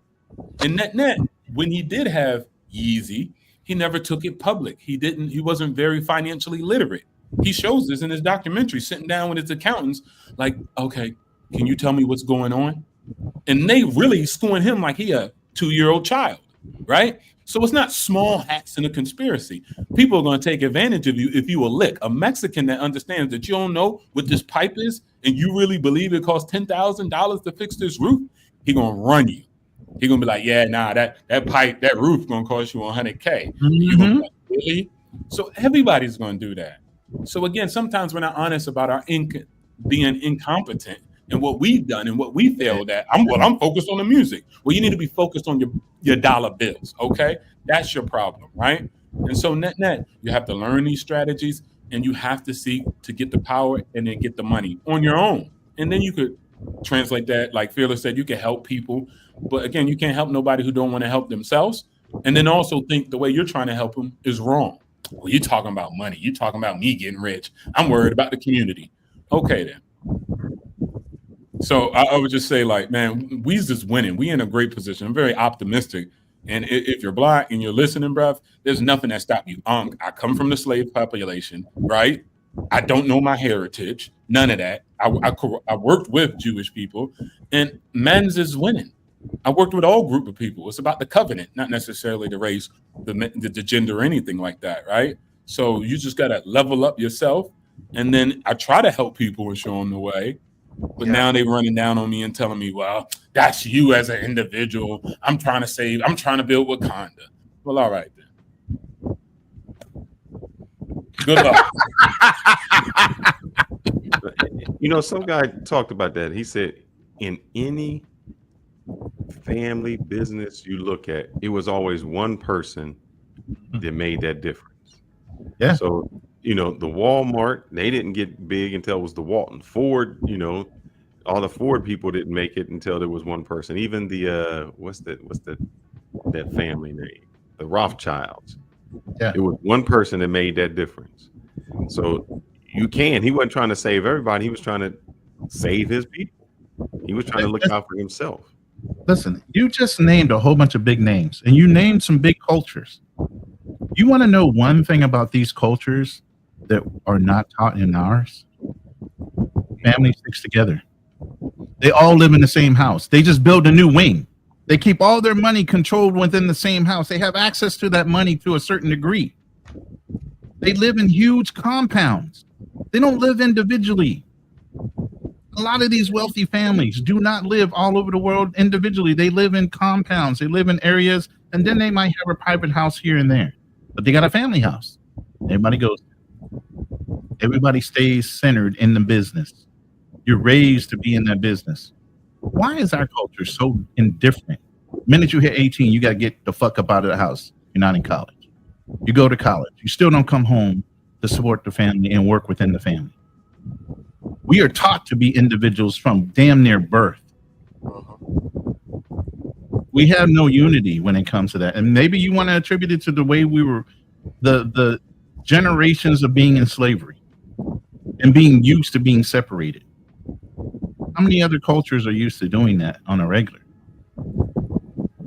They don't. They don't separate like that. But go ahead. But if I could just, I don't want to talk too much, but I do want to add this, and it's real optimistic coming back into the situation. Guys, look, I get that, but generational wealth has 70% failure rate. By the second generation, it has a 90% failure rate. Because they're not taught. So people are bums, even when they come from money. Right. Being a millionaire is like a hotel. People are constantly checking in and checking out. So again, what does that mean for me? Well, you don't have to come from money in order to get there. Right. And then again, I'm not talking about money to buy Lamborghinis. I'm talking about money to gain freedom. And that's what I believe most of you guys' channel go overseas. It's all about freedom. And so I can't help everybody. Everybody, number one, might not even want that. with their lives. They're completely fine. Even though they complain, they're completely fine. Because I know when I was living in squalor, I was not comfortable to the extent where I made sure I changed that on my own. And one of the biggest problems I face, which I'm trying to help in short the learning curve, it's not about my auntie. It's not about my mama. It's about none of them. It's all about me. You.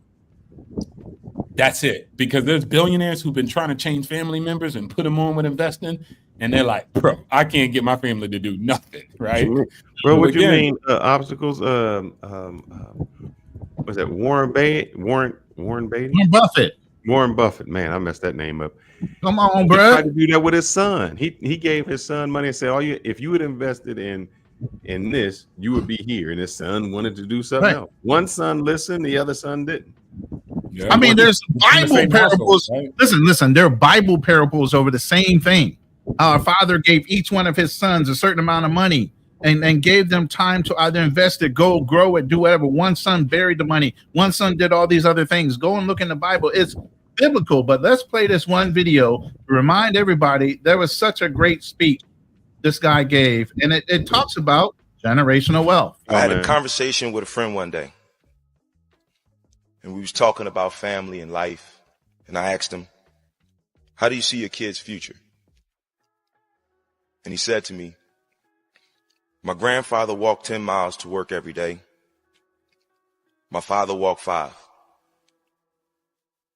I'm driving a Cadillac. My son is in a Mercedes.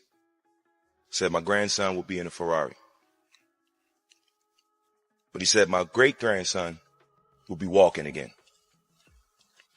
So I asked him, I said, well, why is that? And he said to me, tough times create strong men. Strong men create easy times. Easy times create weak men. Weak men create tough times. He said to me, many will not understand, but you have to raise warriors. That's what Coach instilled in me, and so many like me. The strength and courage of a warrior. I play that to say this. We're living in a soft freaking guy and girl era. Okay. Nobody has a gumption. No country has some pushback in their generations of being raised. You see very few people pushing back on society and everything else. It's not on you as a father, as a generational person. I taught my son certain things. They're either going to survive or they're not. You can't coddle people. You can't handhold them. And unfortunately, with the way these kids are being raised and the generations that are coming forward, we're in that generation where it's going to have to get real tough before they start getting hard again. There's too many soft people out there, and they're just.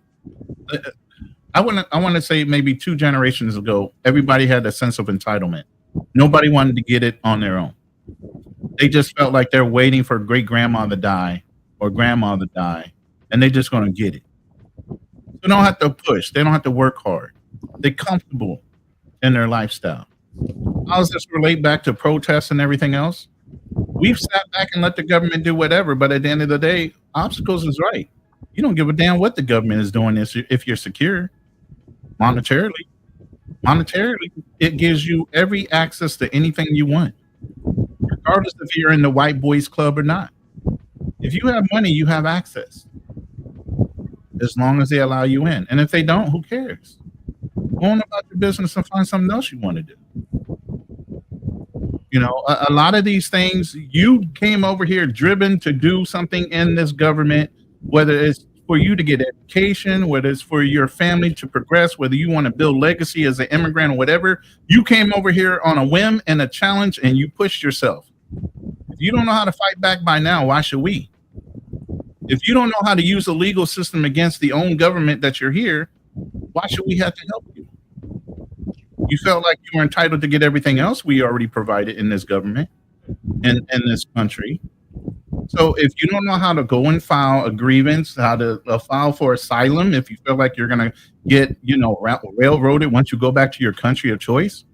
But if you haven't done like Black Man Travels and his family, file legally, become United States citizens after you've been here 15, 20 years, I'm sorry, I can't help you with your procrastination. And why should I get involved in that?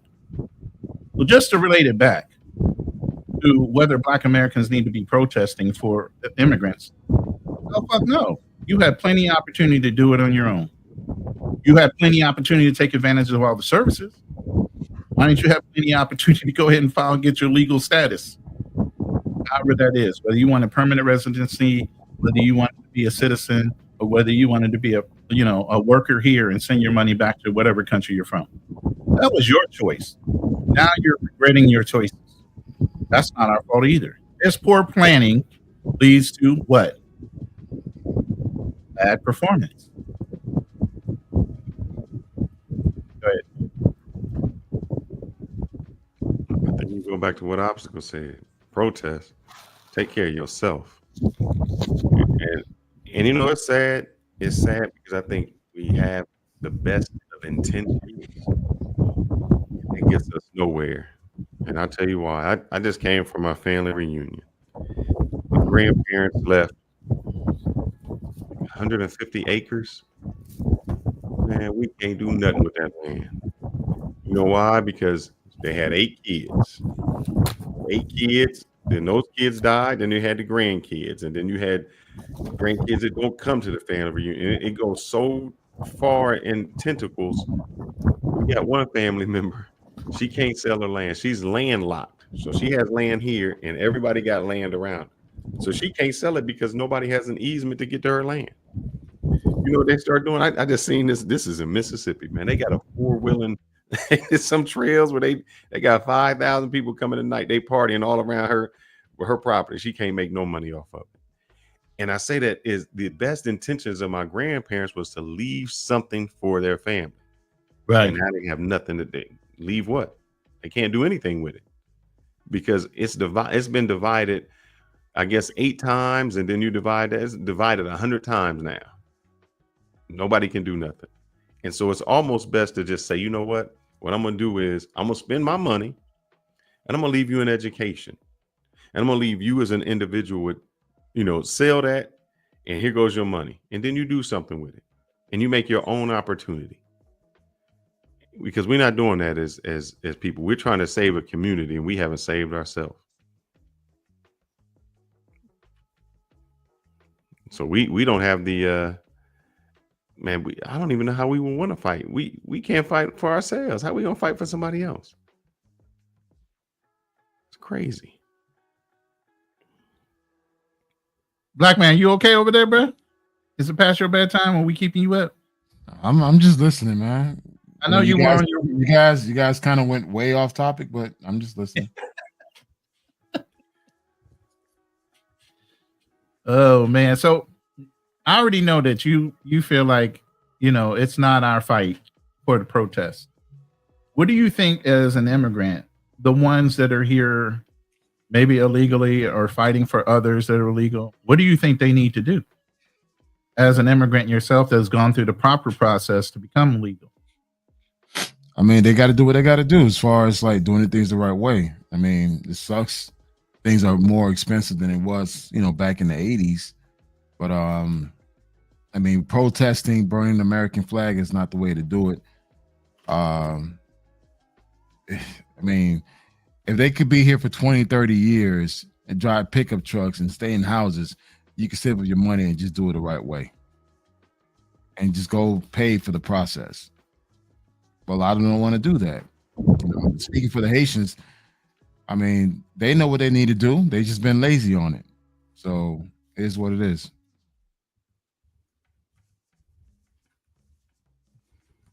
HB, you quiet over there. The wind's blowing your mic to hell and back. I don't know what you got over there, a fan or something. But I'll unmute you. I got a question for you, Obstacles. I know what you were saying about do what you have to do for you. There's a famous quote that someone once told me, and I just want to see how you go. Someone is sitting in the shade today because someone planted a tree that they could never sit under. How you feel about that? I love it. That's why I'm successful the way I am today. Fellas, I got to go pick up the key for this new property. So I'm going to step out in the background, but enjoy the rest of the show. But what it's saying is you plant the seed for someone else's shade. Meaning you have to do something today so someone else can enjoy it. Mm-hmm. So if you're thinking only of yourself, how do you think that will help someone else? Okay, I see what you're saying. But I'm a realist. Everybody can't sit under the tree. It's only one. Everybody's not going to sit under that tree. It's only one. So, as much as I do stuff individually, I'm not somebody like most people will say, oh, I got money, so I give it out to people. I don't do that. That's reckless. I'm going to give it out to somebody who's going to squander it. So now it's just burnt capital, right? But if you're talking about a young buck who's up and coming in Baltimore and he needs his shot because he hasn't found any investors that could invest in his rehab project, I'm pulling up. That's an individual who wants to create. That's an individual who decided to go out with that drive and make things happen. That's not everybody. Most people are consumers, not producers. YouTube is 97% consumers, 3% content creators, right? So for me to be like, I want all 97% of you guys to be content creators. People they don't even got a goddamn profile. They got Bug Boy 111866, and then that's it. Or they never subscribe, right? So it's just not realistic for me to push that on there. I think the tree that I'm going to seed and grow is those individuals who are going to, have that drive and determination for whatever reason.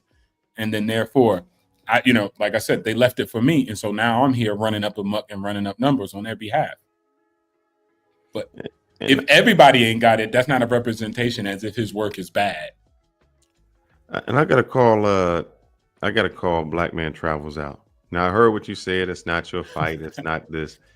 But when we first started this conversation, you said, you seen what we did to the ICE when they came into Haiti. So how do you feel about that? You say it's not your fight, but you see illegals are going against Americans who are trying to get them out. I mean, isn't that kind of being hypocritical? No. Why not?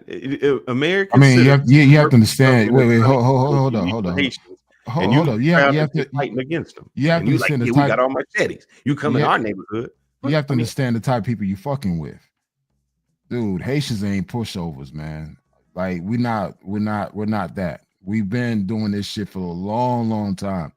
You're not gonna come into our community that we actually built within in our own little society. Yeah, it ain't worth shit. But you're not gonna come in and just feel like you can just come in and do what the fuck you mean want. You're not gonna come if you illegal in the United States. Again, you could come in, but you best believe you're gonna get some hands on you. It's what it is. Or get shot or get stabbed. So what you're saying I'm just telling you the way my people are, they're gonna react. That's it. Now, granted, ICE can still do their job. They're gonna still do their job. Granted, they're still gonna take people in and deport them. Yes, that's gonna happen. But they're not gonna be no pushovers. So if ICE came in and shot them all, then what would you say? It's what it is, man. So you'd be fine with it. You have to understand, man. The Haitian people have dealt with bullshit for hundreds of years. Every country we go to, we are like the black sheep. Every country we go to. But we're not going to lay it down and just let you fucking do what the fuck you want. That's not going to happen. But on one end, you're saying, I'm telling you the people behavior. They're not going to sit back and take it. Hold up. What I'm saying is when we talked about the Mexicans and the Venezuelans on one that's on them. Hold up. You saying we got to get rid of them. Then when you talk about the Haitians, you're talking about how they got to fight and we No. I didn't say no. You're not going to do that. You're not going to put fucking words in my mouth. I didn't say that. Then what did you say? I didn't say. I said that. You come in our neighborhood, which you illegal when you don't know. Let me say what I got to say because I didn't say that. I said they're going to come in. They're going to know what the type of people they're dealing with. However, I'm not against them taking it. I said initially in the beginning, they need to feel fucking pain. Africans, Caribbean people need to feel pain. The fact that this whole thing about, hey, we don't need to align ourselves with Black Americans is foolish. So they need to experience what they experience. So right now, I'm not against them being deported. I'm not. However, if they're coming to these communities, particularly the fucking Haitian community, they're going to get some pushback. You're not going to have a Haitian dude crying. That's not going to happen.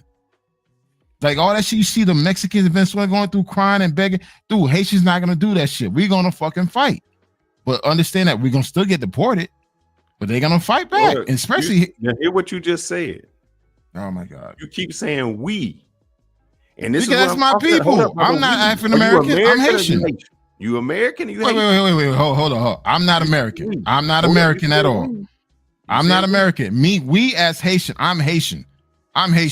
So I don't claim to be an American because a lot of you motherfuckers out there are a little sensitive about that shit. So I don't claim FBAs. I don't claim none of that shit. I'm Haitian. I'm first generation. I came here in 1978. First, they're not American. Look, I'm black man first. I'm a black man first. When you fucking see me, you don't know the fuck I am. I'm a black man first, then I'm Haitian. Now, granted, if they were to come, no, but I said, are you American first? No, I'm not American. I'm not. I'm an American citizen. I'm a Haitian. So you Haitian first? Yeah. Oh man, that's crazy. It is what it is. Wait. That's crazy. Wait. Hold on. You're not gonna wait because I got to say the same thing to you. I would say the wait. First, the little hats. If I claim American, y'all niggas are gonna say, "Hey, you're not American." I wouldn't say that. Come on, man. Do not insult my intelligence here. If I were to say, if I were to say I'm American, I was not born here. I became a legalized citizen here, but I was not born here. So I'm not technically American. I'm an American citizen based on being able to have rights here. But as far as on paper, I'm not American. I'm not. On paper, you are American. On paper, you are American, bruv. What are you talking about? But wait, hold on. Wait. If you was born in Haiti, right? And then I was born in Bahamas. One day, okay, but Bahamas. One day in Bahamas, and then you came to America. Would you still not be America then? I mean, look, you got to Dominican first. Say that again. Your son is Dominican first. He's Dominican first. He's Dominican first. He was born there. It's what it is. Because you know what? Let me tell you guys something. This is back in the 80s, right? I remember I used the word nigga one time. You know what a black American kid told me? I didn't have the right to use that word because I wasn't black. I never forgot that shit. I didn't say you wouldn't. No. I'm telling you what I experienced. Hold on to that shit. No. Yes. You know why? And guess what? I hold on to all the African Americans that fucking bully me. And guess what? Payback in high school. I beat the shit out of all their asses when we got to high school. Because guess what? I got bigger and stronger than them. But here's the thing. A lot of Caribbean folks in Miami. Again, Miami's a whole different world. When you come down to Miami's not the United States. It's not. When you come down to Miami, it's the fucking Caribbean within the United States. All the Caribbean people that went through some bullshit. No. I'm telling you how shit operates. All the Caribbean folks that went through shit from African Americans, they have not forgotten that shit. They have not. So, and that's why, literally, even I'm telling you guys my experience. Even within the universities, Caribbean folks don't fuck with African Americans. That's how it was even in college. They kind of kept to themselves like, yo, we good. We have our own parties. Fuck these fraternities. Fuck these sororities. We're going to do our own little thing. And that's how it was. This is the 90s now. I'm in college in the 90s. That's how things operated. Yeah. And even now, if you go down to South Florida, dude, they got your own Caribbean communities. Which is away from the African American communities. That's how it is in South Florida. I can't speak for New York. I can't speak for Atlanta. I can't speak for Chicago. I can only speak for what I experienced growing up. Now, again, me growing up in Miami, I couldn't say that I was like black. I couldn't use certain words because they felt like, hey, you're not black enough to use that word. But you talking about black and American. Mm-hmm. That's two different things. I can't go somewhere and say I'm a cracker. They're gonna look at me like, yeah, it don't matter that you're not a cracker, brother. So you keep saying you're not an N-word. No, you're not an N-word. I never said I was an N-word. 1 second. No, what I'm saying is, hold on, let me get this. You twisting my words, man. I know I had a few drinks, but you twisting my words. Ronan, hold up. Give me a second. I'm gonna let y'all go. Go ahead. We got Nat Neezy here. Go ahead. What's up, Nat? Hey, good morning, brothers. Good morning for me. Good night, brothers. How y'all doing? Good. I know you got something. What's up, Nat? Oh man. First of all, this is a great topic. I'm glad y'all. I was gonna go live on it myself, but and YouTube is too saturated with content creators. So let me start with this, and shout out to Black Man Travels, brother. Peace. Do y'all remember a couple, maybe a year or so ago, when I called this brother duplicitous, and I said, "Put away the machete"? It's because of the talking points that he just had. I can't take away what happened to him as a youngster with Black Americans in Haiti, in Miami, but there is a narrative and a false narrative that Black Americans were the only ones bullying Haitians. Okay, the biggest haters of Haitians in my community of Little Haiti in Flatbush, Brooklyn, where this supposed Haitian uprising against ICE happened, were Jamaicans. You want to see xenophobia? Go to the Labor Day parade. The Haitians did not get props. The Haitians, as a whole, were not proud to be Haitian until the Fugees dropped. Talk black to me. That's when the Haitians started pushing that I'm Haitian, sac passe, Haiti, and all of that. Before that, the Haitians that I knew were claiming to be French Canadian, claiming to be French, claiming to be everything except Haitians. Now, yes, they were getting bullied. And if you push a Haitian to a certain limit, like any other human being, they're going to strike back. I have a house in the Caribbean as well. There's Haitians out there. People tend to have the same narrative against Haitians. But let me tell you something about Haitians. For the most part, I don't know about Miami with that Zopound stuff. They stick to themselves. They contribute to society. And they do their thing. Now I'm starting to see something different with a lot of first and second generation Caribbeans, especially in Flatbush. There has been an anti-Black American narrative when Flatbush, for the last 20-something years or even 30 years, has been majority Caribbean, not Black American. There was an exodus out of New York of Black Americans to go to the South, to go to Westchester, to go to New Jersey.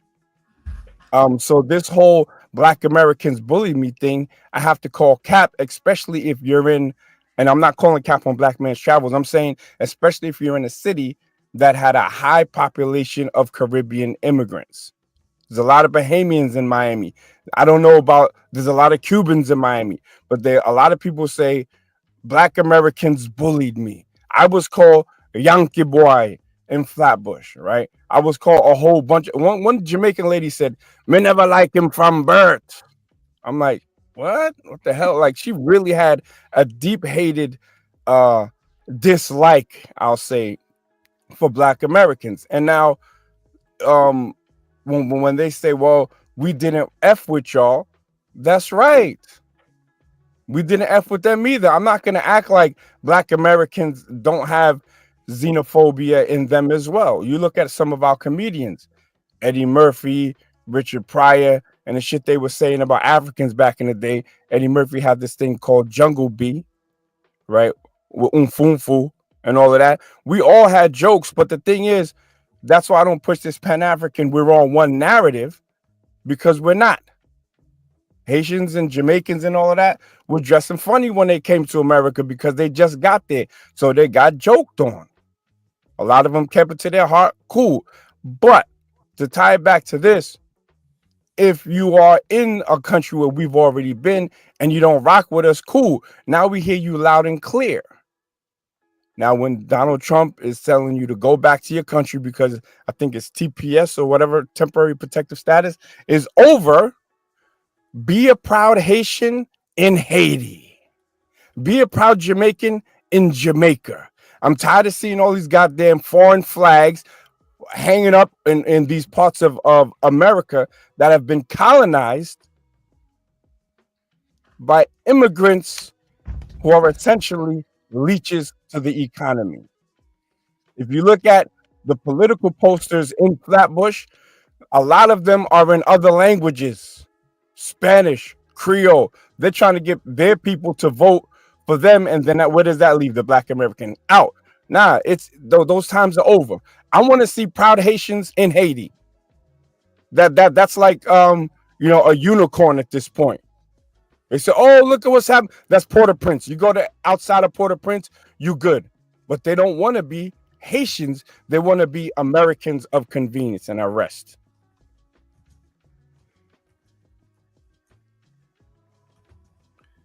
So Black Man Travels, anything. So first thing first, look, Haitians ain't going nowhere. We ain't going nowhere. I mean, it's too. We're not going nowhere. Okay. I mean, as far as you have to understand, the 500,000 are the recent Haitians. We're more than 500,000. We're more than 500,000. We've been coming to this country since the 60s. So a lot of us are literally ingrained in the United States. This whole thing about, like, again, some Haitians do have. I'm not going to even single out Haitians. Some Caribbean people, because again, I was raised I went to school with Caribbean African Americans. A lot of the Caribbean folks who experienced some hardship, some harassment, do keep some resentment.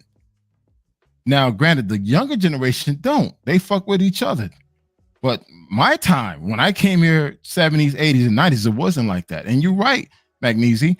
The Fugees kind of made the Haitian thing popular. I remember one time I wanted to talk to a sister, to a Black American girl in high school. She told me straight up, I don't fuck with Haitians. Not knowing that by senior year, she wanted to fuck with me. Granted, I got bigger, stronger, and I look better. So it's just like, oh, all of a sudden you got a thing for Haitian.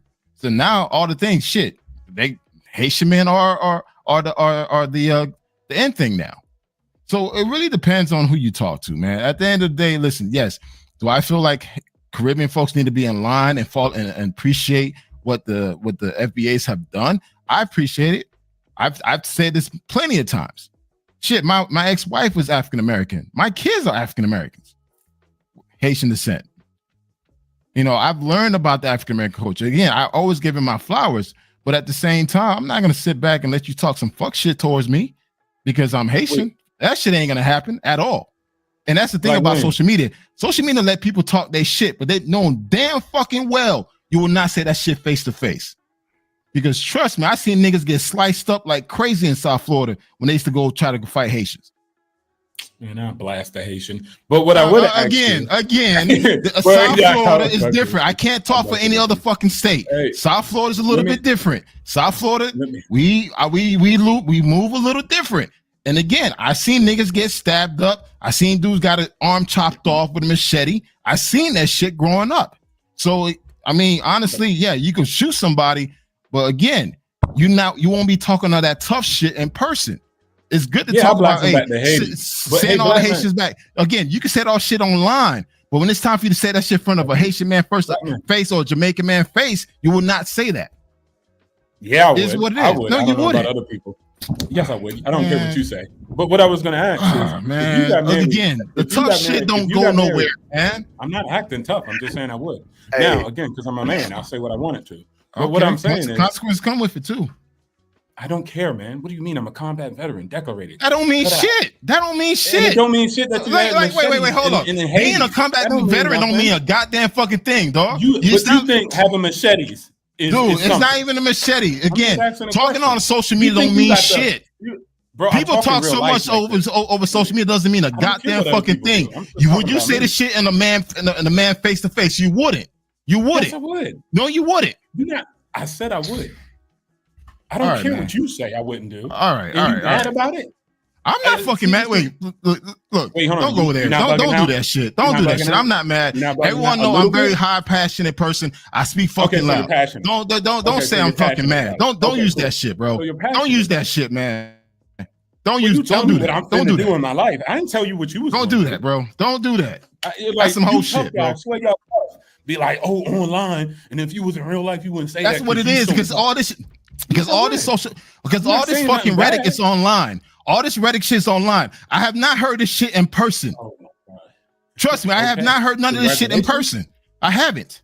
Not a single FBA talking all this shit in person. I have not heard none of this shit in person. What shit, man? If you said you was going to chop somebody up, and I say I'm gonna blast you again, as easily as people can talk about it on social media. But again, out in public, I have not heard this in person. I have not heard a FBA downplaying a Haitian or talking about, hey, they all need to go back. All this shit is happening done online, but not in person. Right. And So just one thing, let me guys, jump in here. we do see you in the back. Go ahead. I'll bring you guys up momentarily. Go ahead. So look, let me be a person who lived amongst a whole bunch of Haitians, right? And in these communities that are majority Caribbean, Black Travels is right. There is no F Haitians outwardly. There is none. And a lot of it has to do with numbers, right? A lot of it has to do with the little bit of Black Americans that are left there tend to have grown up with Haitians and don't really look at them like something different. It then just becomes New York culture or Miami culture, right? So they share culture. You got Black Americans that grew up on griot. You have Black Americans that grew up with Haitian girlfriends. I had a couple of Haitian girlfriends and shit, right? But make no mistake, this whole narrative that Haitians are somehow built differently, or that no one would say anything to a Haitian in their face, that's not accurate. Okay, America's a lot bigger than the major cities on the East Coast.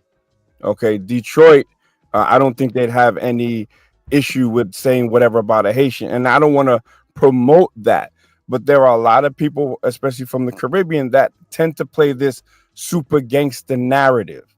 I can turn that super gangster narrative to look at it from another perspective about hyper violence being introduced into certain communities by outsiders, by Haitians, by Jamaicans, by Trinis. The Jamaicans specifically were supported by the PNP and the JLP. The only one that I kind of can't really say is, because I understand the history of Haitians in America, Haitians was getting picked on by everybody. So certain groups that were formed based out of self-defense. Okay, I got to give that. I got to say that off the rip. They was blaming Haitians for the proliferations of the SIDA, SIDA, backwards. You already know what it is. Yeah. So I get that. But Haitians are not super gangsters. Jamaicans are not super gangsters. We're all humans. And if we say that, we would say that to somebody, then we would. You know what I'm saying? It doesn't, we all bleed. There's this narrative that Haitians beat back ICE. I haven't seen the video. And if Haitians are wired like that. And not sorry, brother. I just, what I wanted to bring it back to, what my issue was, Black Man Travels, is when you said, if ICE comes into the community, we are going to take them. And so what I'm saying is, you put yourself in the we of Haitians. And then I went to ask you, are you Haitian or are you American? And it seems like you sided with you being Haitian. And that goes back to when I hear Mexicans and then others come to this country and they're like, oh yeah, I came here, I'm Mexican. And it's like, well, no, aren't you American now? It's like, no, I'm Mexican. And it's like, well, why even come to this country if you're always going to be Mexican? If you are here in this country, now you should have the American flag. You should want to be an American. It doesn't matter your nationality. I don't care what your nationality is, but it should be American first. And if I'm going to say that to you, if I'm going to hold that anger to you, I'm going to hold that same anger when I hear someone like Ted Cruz talking about, oh, I got elected so I could support Israel. And I'm like, no, you're supposed to be elected to support America, and it should be America first. So it's not, I'm not saying it in a bad sense to you. I would say it to anyone else that had come to this country or is in this country, that your priorities, no matter where you came from, once you got here, your priorities should be America first. And if you're proud of your people fighting an ICE agent that came into their community, I don't understand. I don't care what they built. It's not their community. That's almost like the drug dealer saying, this is my block. I mean, at the end of the day, I'm gonna say this. I'm gonna claim Haitian first. It is what it is. However, I do understand that I do have American citizens' rights in this country, but I'm first Haitian. It is what it is. If you were to see me down the block, I'm black, then I'm Haitian. Now, you won't think I'm American or whatever. I don't care. I don't give a fuck. So for me, you know, I'm first Haitian, is what it is. Because again, if I were to say, hey, I'm American, it's like, well, were you born here? No. That's the first thing they'll ask me. Then you're not American. Even though I am American citizen since 1995, there was still like, okay, you're American citizen, but you're not American. So the way I see American, as far as the way I see and define American, is different than how you see it. Because at the end of the day, I'm seeing it from an immigrant perspective. Like, hey, listen, I wasn't born here. Now my kids are Americans, but I'm not. I just have American rights in this country.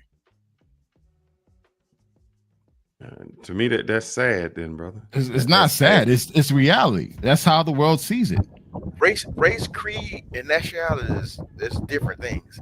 Once you come over here, if you apply to be an American citizen, you forfeit your nationality to your old country to become American citizen. Correct? Am I correct or not? Some countries don't require that. So no, I mean, when I became American citizen, I didn't forfeit my rights as a Haitian. No, yeah. It was just okay. Do, but I don't believe Haiti does.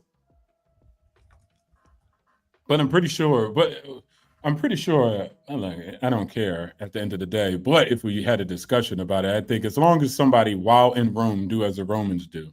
So if you're in America, it's hard to be repping any other country. I'm not even specifically saying Haiti, because if I was in Mexico and I was like, yeah, I'm Mexican now, but I'm repping America, Mexicans would be mad at me about that, right? Because they're like, I don't care if you're from America, but we're in Mexico, so respect Mexico and our interests over that external interest. But from what Black Man Travel said, he said he respects the country and X, Y, and Z. He just sees himself. I give you a perfect example. I would never wave a Haitian flag here. I would never do that. Burn the American flag. So I would never do that. I would not stand. If the allegiance is being played, I will stand up. I will show that respect. Again, I show my respect towards the only country that gave my mother, a poor woman with 6 kids, an opportunity to come to this country and make something out of herself, where she could retire and have 6 kids that actually became successful. So that's my allegiance to this country, to the point where, hey, you know what? Thank you for the amazing opportunity. Thank you, Black folks, for creating the opportunity for my mother to come here and take advantage of it, so for us to have a better life. So again, I'm not shitting on America. I'm not shitting on Black and Americans experience. I'm not questioning you guys or nothing. If anything, I'm constantly defending you to other Caribbeans and other Africans when they talk that fuck shit. I'm like, yo, you can't be saying that. But at the same time, it's just like, at the same time, I know, as far as growing up here in this country, what I experienced were like, hey, you're not American. You can't say certain things. You can't do certain things. That's my experience. And again, this is the 80s now. I'm not. No, I think what they were saying is you're not African American, so you can't say certain things. Because you could be a white American and not be able to say certain things. But this is what it reminded me when I heard you say that. This is I think I put the right one. Let me know if you hear it. Liberals, watch this man say, look, I'm just American. I'm not Black. Yeah. Do you consider yourself a Black man? I mean, I'm considered a Black man, just like you're considered a Black woman. Right. But we're just American. You said don't call me Black. If we go to Africa right now, what they gonna call us? Americans. Black Americans. They're gonna call us Americans. But what is the advantage of erasing the term Black and just calling us Americans? Why are you calling for that? Because it brings us to appreciate us as an ethnicity instead of just as a separate. It takes away the divide, the thing that we think is so different about us. You go to Puerto Rico, people are all kinds of colors: blue-eyed, blonde hair, look like me, look like you, look like Miles. They look like everybody. They look like Cameron Diaz there. They look like everybody there, and but they call themselves with impunity. I am a Puerto Rican. We are African descendants, but we are not Africans. As a Puerto Rican myself, he's spitting facts. Trigger alert for. My question is, when you went to Africa, were you Haitian or were you? I was Haitian. I was Haitian. But the thing is, they first assumed that I was American, but I made it clear I'm Haitian because I know my Haitian roots. I know, hey, listen, this is who I am. Every country I go to, I identify myself as a Haitian person. But again, the fact that I speak English and they look at me as an American, they assume that I'm American. All right. I brought to the stage the world's best braider, and Darnell, I do still see you in the back. I just didn't want to bring everybody up at one time.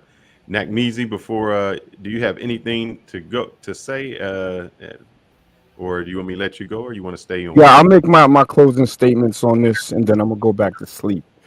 Look, it's unrealistic to expect someone to forget their true identity prior to becoming American when they get American citizenship. The most that we can hope for is that they do exactly what Black Man Travels is doing now, identifying as who they truly are, having respect for foundational Black Americans, having respect for our flag, having respect enough for our country not to fly their flag in our country. Once you got that, I'm Gucci. I don't expect them to become like a American first, because I'm not American first. I'm Black first. So Black American to me is my identity, because I understand the racial dynamic of America. So for me to walk around like wearing a MAGA hat, and well, look, the MAGA hat, that's political, but I can't identify as solely an American, because there are different types of Americans. You got the OGs, which are the Native Americans. Then you got your Irish Americans, Italian Americans, and your Black Americans. You see what I'm saying? So I'm a proud Black American, and as long as the first, second generation immigrant doesn't have smoke for my Black people when they came legally, I ain't got no problem with it. All right, peace, y'all. All right. Thanks, Nakmeezy. I'd like to welcome world's best braider. How are you doing this evening? What do you have to say on the subject? I'm fine. I just want them to stop saying that they beat up ICE when it's not true. There's no video of that. That was like a flag. What is it? Haitian Flag Day parade or something. And then my thing is, That was not the video. huh? That was not the video. The Haitian flag did. That was a Haitian cop. They were just arguing. Yeah, but they didn't beat up ICE though. No, but that. All right. Okay. Yeah. I want them to stop lying, saying that they beat up ICE when they didn't. And then also, I'm so sick of that Africans and other Black races come here about, oh, I was picked on. They call me African booty scratch. I'm foundational Black American. They call me African booty scratch. My people. That's how we do. That's like, ain't nobody picking on you because you Haitian. I'm foundational Black American. I was called African booty scratcher, spook, and everything. So it ain't got nothing to do with you being Haitian. And I'm That was it. No. Go ahead. Why you holding grudges all the way back from the I don't. past? Wait. Hold on. You speaking to me directly? Or you speaking in general? I'm just saying, people be holding grudge all the way back from the past. And That's. I mean, that's people trauma. I mean, you can't judge the next person's trauma issue. Come on, what the fuck? I mean, shit. Black folks cry about white supremacy and all that bullshit. I mean, isn't that trauma too? You're acting like. I mean, come on, man. Cell. You know what a sleeper cell is? A what? Yeah. What? A what? You acting like what? A what? I'm sorry. You're acting like you ready. I'm about to what? A sleeper cell. A sleeper cell. A sleeper cell. I'm a sleeper cell. That's what you calling me? Wow. Yes. Okay. All right. Carry on. I'm gonna have fun with this shit. I'm gonna have fun with this. Let's go. Mm-hmm. You said if ICE come to where the Haitians are, that you was gonna fight them. Cause you said I said I was gonna fight them. But why y'all can't fight in your own country though? They are. That's what they're doing. Okay, I got a question for you. Why is Haiti fighting? What? Who is Haiti fighting right now? They're fighting amongst themselves.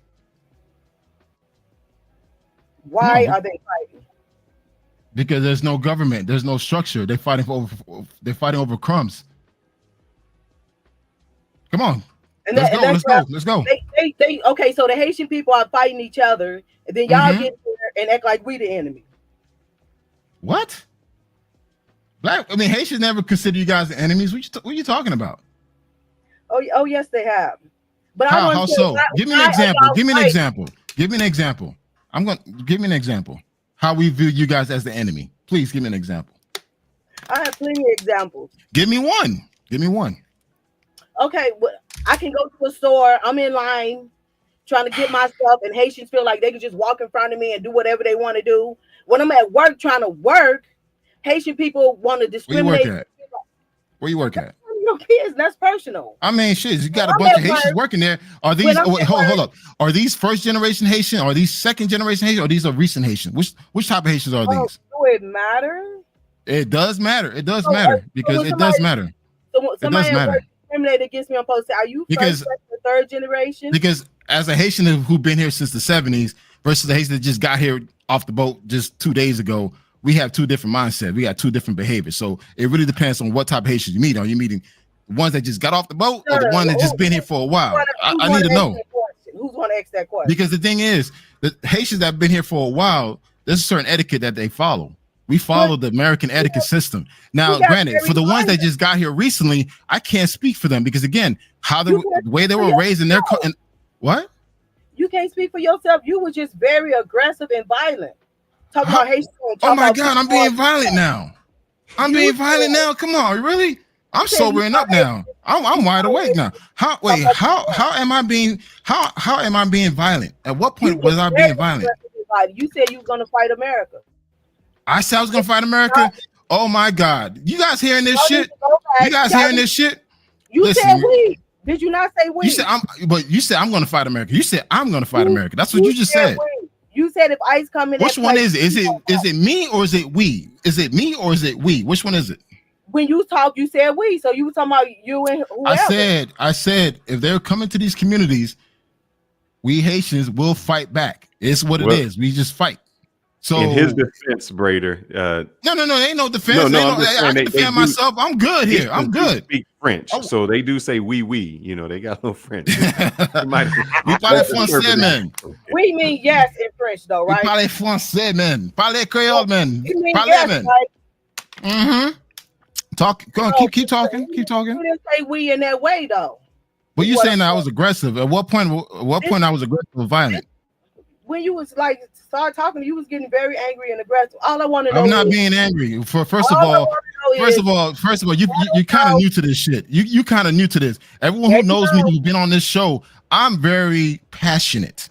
I don't call it aggressive. I'm passionate. So trust me, when I log off of this shit, I go to sleep. I don't take none of this shit personal at all. Okay, so you telling me if Haitians over there in their country fighting for crumbs, fighting themselves and killing each other. Yes, that's what they're doing. Okay, then they come here. You think we want that here? The ones that's fleeing that country is the one that want a better life, not want to bring violence here. But you said if they gotta go, they gonna fight, right? That's what you said. You said we gonna fight. Natural instincts to fight. Fight for what? It's time to go. There's no time to go. Ain't no time to go. They're gonna fight back. It's like. And then this is the last thing I want to say before I leave. No, don't leave. I want you to stay a little longer, please. Please. You're my guest. Haitian people need to stop saying, "Oh, we are warriors. Y'all fleeing." I never heard a Haitian person. Wait, hold up. I never heard a Haitian person. Wait, hold up. I'm a Zoe. I had never heard a Haitian person in my fucking life say that they're a warrior. That's the African shit. We never even use the word revolutionary. We don't use that word. Well, the last time y'all fought against somebody was in what, 1804, and y'all won. But when that was before 1804. We got our independence on 1804. Correction. Okay, y'all got y'all independent 1804. When the French came back in 1825, y'all had to pay for y'all freedom. So y'all need to just stop bringing that up. Period. Well, y'all had to pay for y'all freedom. Then on top of that, y'all went and got the loan from French to pay for y'all freedom. Mm-hmm. Yeah, because so why even bring something up when the y'all whole West? Wait. Let me explain. Let me answer your fucking question. Let me ask you a question, Dashiki. Shit. No, I'm not Dashiki.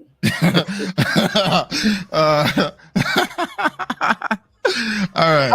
Well, let me ask you. Nothing to do with Africa. What? Only my DNA is African, nothing else. I'm American. World best braider, may I ask? Yes. Wait. Hold up. I'm proud to be a Haitian. I'm proud to be a Haitian. And guess what? And again, I never ever disrespected Black Americans or say anything negative about Black Americans. Dashiki though. Because I see the background, the whole leopard print background. It kind of draw my attention. So I thought it, dashiki type of vibe. You were going for with the necklace. That's what I'm picking on. But anyways, I'm proud to be Haitian. I'm proud of my history. I'm proud of the the history that we created. Yes, the shit ain't right now. The country's fucked up. It is what it is. But I also know that the Haitians that leaving that country are coming seeking for a better life. My mother left that country in 1978 on a raft boat. We came in this country illegally. But guess what? A single mother with 6 kids was able to have all her grandkids, all of her kids go to college, graduate with degrees, and all making good money, living their best lives. So again, we came from nothing, but we became something. And this is the only country where you could do that. And again, that's why I'm blessed to be in this country. This is the only country in the world where you could come here with nothing and make something out of yourself. And that's why every day, thousands of people are coming here, risking their lives to come here just for that opportunity. So I'm not bitching. Hey, Black Man, I agree with Nakneezy, what he said about you. So I agree what he said. As long as you respect and you cool, it's all good. But what I would ask you, I'm just asking this question. Just that story you gave, right? Like, yo, my mom came here, she had nothing, it gave her opportunity. You never felt like, you know what? I love this country. This is my country. You get what I'm saying? Just because it's done so much for you, per your words. Mm-hmm. Haiti, what did Haiti do for you? So I'm just asking. I'm not saying it's bad. I'm just asking if you ever thought about because that. the fact that I wasn't born there, I can't say that, hey, I'm American. But however, I did apply for my citizenship. I did try to serve the military. I didn't go through due to some aggression issues, fighting with drill sergeants and shit. See, there you go. Yeah. I had a temper issue back then, but hey, I was a hothead. Shit is what it is. But I'm still blessed and grateful every day. The fact that I'm in this country. No, I'm not shitting on this country. And again, obviously, two people hearing two different type of stories right now coming out of my voice. This is what I want to ask you, and I have this same problem with Pat Bet Davis. Do y'all know who that is? He has a valuetainment. All right, he shits on Iran, and I'm like, okay, but he left. And he talks bad about Iran, but he left when he was 10. I'm like, what do you know about Iran when you left when you were 10? My question to you is, you left Haiti when you were 8. The majority of your life is spent in America. 6 months. Oh, that's even worse. You left when you were 6 months. Why do you have that type of loyalty to Haiti, a place that I don't have a loyalty? I don't have a loyalty. It is because you're like, I'm Haitian. I'm this. No, again, I'm going based on my national. Okay, again, I'm going based on my nationality. At the end of the day, I'm Haitian. Who did more for you? Haiti? Or America, America gave me more shit. I'm in this position because of America. Again, I'm not okay. I see what you guys are doing. No, but wait. Let me ask you this, Black Charlie. Just an example. Go ahead. If let's say this, I had a biological father. He left me at 6 months. Boom. Then I had a stepdaddy that came in and was my father for my whole entire life and gave me amazing opportunities. My mom was on crack. She was on crack. But he took us in and was an amazing father. Now, I know that guy's biologically my father, but am I going to say, nah, my father is the one? Look, man, I understand what you guys look. I get it. Again, we trying to convert. I'm proud to be an American citizen in this country. Listen, while dudes were taking the fucking knee during this whole protest stuff during the pandemic, I didn't participate in that because I feel like, you know what? Hey, at the end of the day, I'm blessed to be in this country. I appreciate the opportunities that all my family members were able to actually take advantage of. I'm blessed for that. Dude, my ex-wife is African American. My 2 beautiful sons are African Americans. So at the end of the day, look, I enjoyed the blessings of what I was able to experience in this country, and I'm truly grateful, truly grateful. But at the same time, it's just like, hey, listen, my mom's Haitian. Just trying to convert you. That's it. No. It's all good. I mean, the thing is, again, I don't shit on what you guys experience or nothing. I'm not one of those. But at the same time, I ain't gonna let you talk any type of way towards me. It's just that shit ain't gonna happen. It's not gonna happen. You don't very experience what we experienced happened in the past.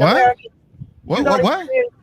You're very emotional about what happened in the past, and I said because I'm sharing my life experiences with you guys. How the fuck I gotta highlight the past? And I be paying attention. I be paying attention what you be saying. You said my wife was African American. Was she FBA or she was African American? You know, She's FBA. She's no. She's bona fide FBA. She could. She even has some damn Native American in her system. I forgot which tribe was it too. Someone tribe in Oklahoma. Be coming with the tether talk, and I be like, damn. He be like, 1 minute he be saying I be stomping for FBAs, and then you go to as soon as you get upset, get emotional about goddamn. Oh, they called me a goddamn whatever back in the day, African booty scratcher. You go straight back into tether mode. Me too. They call me African booty scratcher too. So I've never been called. Well, first of all, clarification. I've never been called an African booty scratcher. Wait, hold on. I've never been called that. I never been called that. I've been called all the things. I've been called all the things, but not that. Well, yeah, you have to understand. You have to understand. Look, I was kind of a chameleon. First, my name doesn't really give off that I'm from the islands. It just doesn't. When you pronounce my name, my full name, you think I'm American. It's what it is, especially with my last name.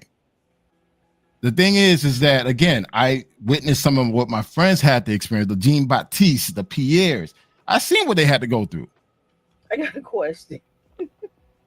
Okay, you said you've been here since 6 months? What? You said 6 months. Well, no, don't God damn it, let her talk, man. Stop interrupting her, man. He wasn't here since you were 6 months. I'm helping her out. He left Haiti when he was 6 months. He went to the Bahamas, and then he left. No. Wait, again. I was born in the Bahamas. I came into the United States at 6 months. That's what I'm saying. Okay, so you've been here since you were 6 months. Mm-hmm. How did anybody know you was Haitian then? My mother. No, so how did anybody in school know you was Haitian if you've been here since 6 months? Because I spoke Creole. So you spoke Creole. You've been in America since 6 months, and you didn't. Yeah, and I speak Creole. Yeah. Because in our house we speak Creole. Yeah, but you went to school and everything, right? Then you learn English in school. Yeah, but I can speak Creole. I know, but what I'm saying, you learn English in school. Mm-hmm. And you were speaking what in school? English. So how did anybody know you was Haitian though? That's what I'm confused on. If you was here since you were 6 months speaking English in school, how somebody even know you Haitian?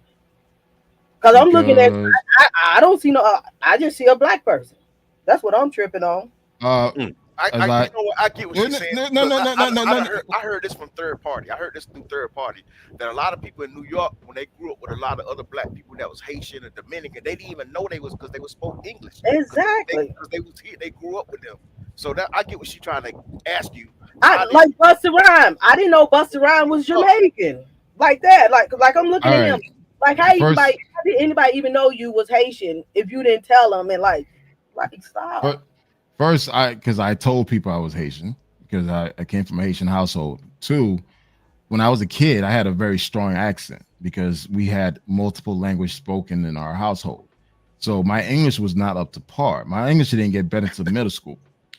So again, people knew that I was not African American because based on all my friends being Haitian and Caribbean people, and I spoke another language. Okay, how often you meet an African American that speaks another language? That's not too often. My granddaughter is half Haitian, and like. Oh, okay. Yeah, and that's why I'm confused. I'm like, so why you so-called have all this trauma and act like? I don't have no trauma. I'm good. I don't have no trauma over here. I'm good. Your trauma though. That's how I have no. What trauma did I brought up? Please tell me, because I didn't bring up any trauma here. People was picking with you and calling you names and stuff. I said Haitians were getting picked on. And I'm actually, I don't see how somebody would even know you was Haitian if you was here since 6 months. Because I had an accent. And living in Miami, if you have an accent that's outside of the standard English, they know you're not from there. To most people, most black folks, I would say at least 75% of black folks in South Florida are not Americans. They're from the Caribbean. So what happened to your accent? You lost it? Yeah. Yeah, I lost it. Yeah, okay. I lost it. Listen to music, being around African Americans, being around black folks, I lost it. Going to school, I lost it. That's what I'm saying. Any more questions? It sounds like fake trauma to me. That's all I'm saying. Fake trauma. God Yeah, damn. All right, cool. Well, again, just a clarification, guys. I have no issues. I have no traumas. I'm good. I'm just sharing my past experience because, again, someone out there probably experienced something similar to what I experienced. But at the end of the day, I have no issues with the FBAs. And I said at the top of the hour, the top of the show, and I say this again, I hope you guys are listening. I said, guess what? FBAs need to sit this shit out. Do not fucking protest. I said that from the beginning. Let the Caribbeans and the Africans feel this shit. Because they need to understand the fact that, hey, you can't do this shit alone. You need to stop trying to separate yourself and thinking that you're bigger and greater than someone else. And I've been saying that from the beginning. You forgot the Haitians. They're part of the Caribbean people, woman. I thought they was Oh my God. They were Latin America, right? Haitians are considered as Latinos, right? It's part of the Caribbean. No, they part of Latin America. But anyway, the Haitians as well. Everybody needs to call it. Everybody needs to go. Oh my God! Yeah, it's wait, true. Wait. Hold on. Okay. Do you know where Haiti is? Right there with the Dominican Republic. Okay, but where is it? Location wise, where is it? Location wise, where is it? Are the Dominicans Latin? Okay, I'm gonna ask you a question, but answer my question. Isn't Haiti where is Haiti located at? Right with the Dominican Republic in Latin America. Okay, but what's the name of that area? Are the Dominicans Latin or Caribbean? Espanol. Exactly. Oh my God. No, that's the island. I'm speaking the location. In the Caribbean. It's in, oh my God. But they're considered as Latin Americans, though. Well, I mean, Haiti is the first Latin country. But, most Latinos, Hispanic countries don't consider them Latinos because we're black. It's what it is. Nack Measy, don't get jealous, brother. We did not rush you off. I just said, was there anything left for you to say? And you said you was going to wrap it up. You're welcome to come back on. And by the way, my apologies if the word breastplate. I should never said that. Again, my apologies. I shouldn't call it dashiki, whatever. My apologies. I was just being a dick. It's bad enough Africans trying to make us African. But when first generation go back to Africa, they tell them they not African. So I tell Africans I ain't African. Shit, I tell them straight up, I'm Haitian. It is what it is. They don't do that to y'all though. They don't. Yes, they do. They do ask us like, where you from? Like, can you link where your family's from? It's like, no, most Haitians came from Benin and Nigeria. They say, oh no, they Haitian. Jamaicans from Jamaicas, Haitians from Haiti. But when it comes to us, they like, but where you really from? No, they do it to us too. Well, don't do the dashiki with me because I'm American. That's it. Foundational Black American. Where are you from? I'm gonna let you off because I think Nack Measy, he's a little jealous that you got a little more time than him. But may I ask where you're from? I'm from the Chi. What part of the country? I'm sorry. You're from Chicago. What city? Wait. What area in Chicago? West Side. I'm West from Side. K-Town. K-Town. All right. What street? Damn, he really trying to narrow me down. No, I'm just saying because I actually wait. Hold up. I actually lived in the West Side of Chicago. I used to live off of Cicero. Laramie, L Town area, Laramie and the Cicero area. Yeah, is that still the whole stroke, Cicero? Yeah, pretty much. I used to see hoes walking when I used to go to school. But I also lived in Humboldt Park and I lived in Edgewater. So I lived in Chicago for 10 years. 2 of my sons were born at Roseland Hospital in the South Side. I'm Cook County. All right, Cook County. All right, see again. I show my respect towards Chicago. I mean, I love Chicago, and again, that's why I stand behind Chicago. I stand behind the FBAs. I understand what you guys went through. I understand the history and the beautifulness of the culture.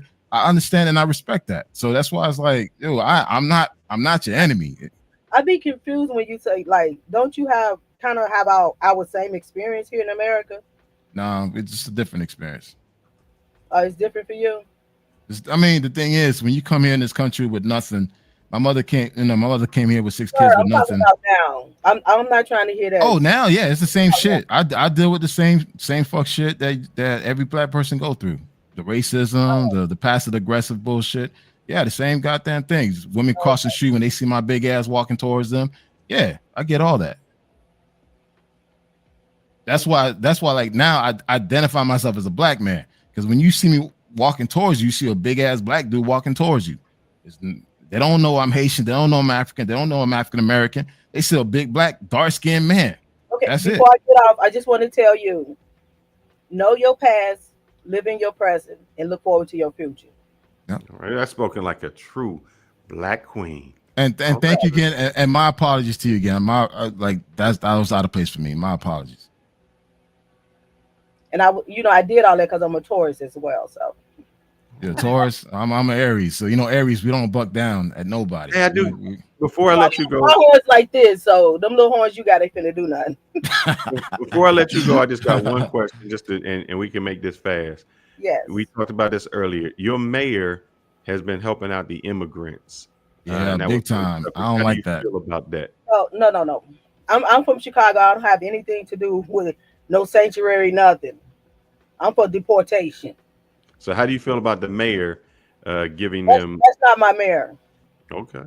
Yeah, nobody don't recognize him at all. Because you breaking the law. He should be locked up. And why do you think he's doing that? Anybody hiring illegals, because he getting a cutback. He getting how you say a kickback. Kickback. Yeah, he's getting paid. All them Democrats getting money behind that. They getting money. Chicago's crooked with the damn politicians, man. Them Democrats crooked as hell. I feel he should be locked up, and anybody hiring illegals should be locked up because they taking black jobs. All right. Well, if that's all, or unless Nakneezy has something to say to this African queen. No, I won't call you African. African American queen. Only DNA. I'm African DNA only. I'm foundational Black American. All right.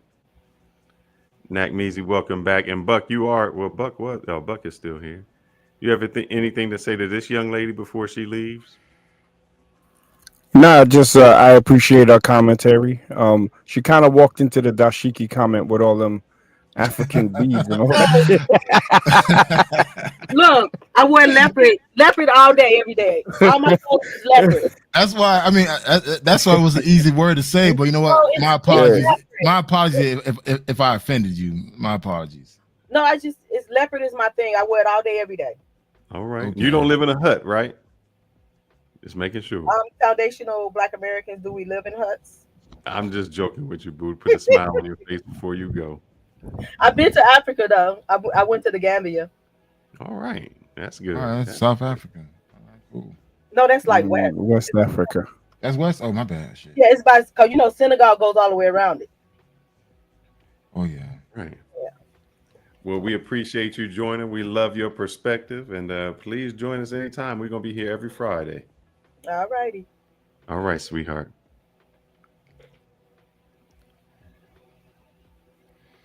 Nakneezy, you was in your feelings a little bit because that young lady was here. Nah,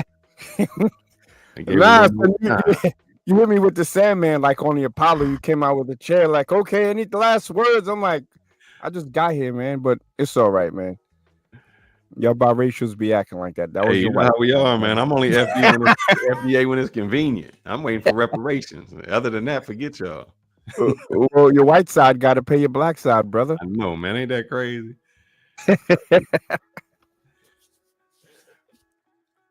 Buck, you here? I haven't heard from you since you came on. And let's see, I don't know who else is in the background here. I gotta find that out. Buck, you have any words? And how do y'all feel about that? Who is back here? Hey, which Buck is this? Is this FBA Buck or Tether Buck? I know it's two of them. They be saying, I know one of the Bucks be saying little slick shit. I'm not sure what Buck that is. Buck, East African Buck is good, man. He good. He's up here, and I see no excuses back there. Oh, he's been to Africa too. So I bring up no excuses. So we got the whole panel full. Oh, let me get Darnell. Oh Lord, I know Darnell got something crazy to say, but we'll keep it on. We'll keep this going for a little bit. Let's see. We've been on for about 3 hours, 38 minutes. I think we'll go at the longest another 20 minutes before we shut it down. I know this is late for BMT. He's a little tired. The Haitian Zoe blood is getting to him. That I got kids, man. I got to get up early. Yeah, we understand. If you can hang in for another 15 minutes, that'll be great. But the panel is open. Y'all say whatever y'all got to say. I'm not leaving anything. Wherever y'all want to go with it. I have no trauma issues. If you guys weren't ready to attack me on that. I ain't got no trauma issues. I told you, little kid.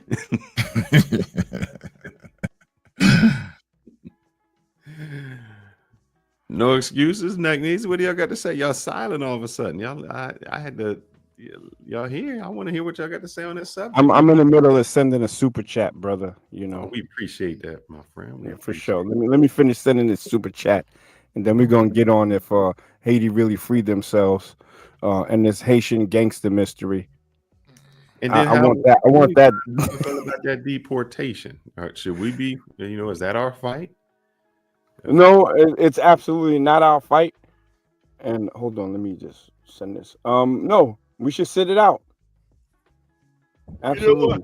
You know what? I'm kind of like disappointed that we don't have nobody saying that it's our fight. You know what I'm saying? Usually, you have podcasts, you have this issue, you got people that'll come up and say, you know what I'm saying, they'll say, you know what I'm saying, the reasons why. But damn, we ain't had nobody, not even nobody in the chat to come up and say, hey, this is our fight, because I love to hear it, man.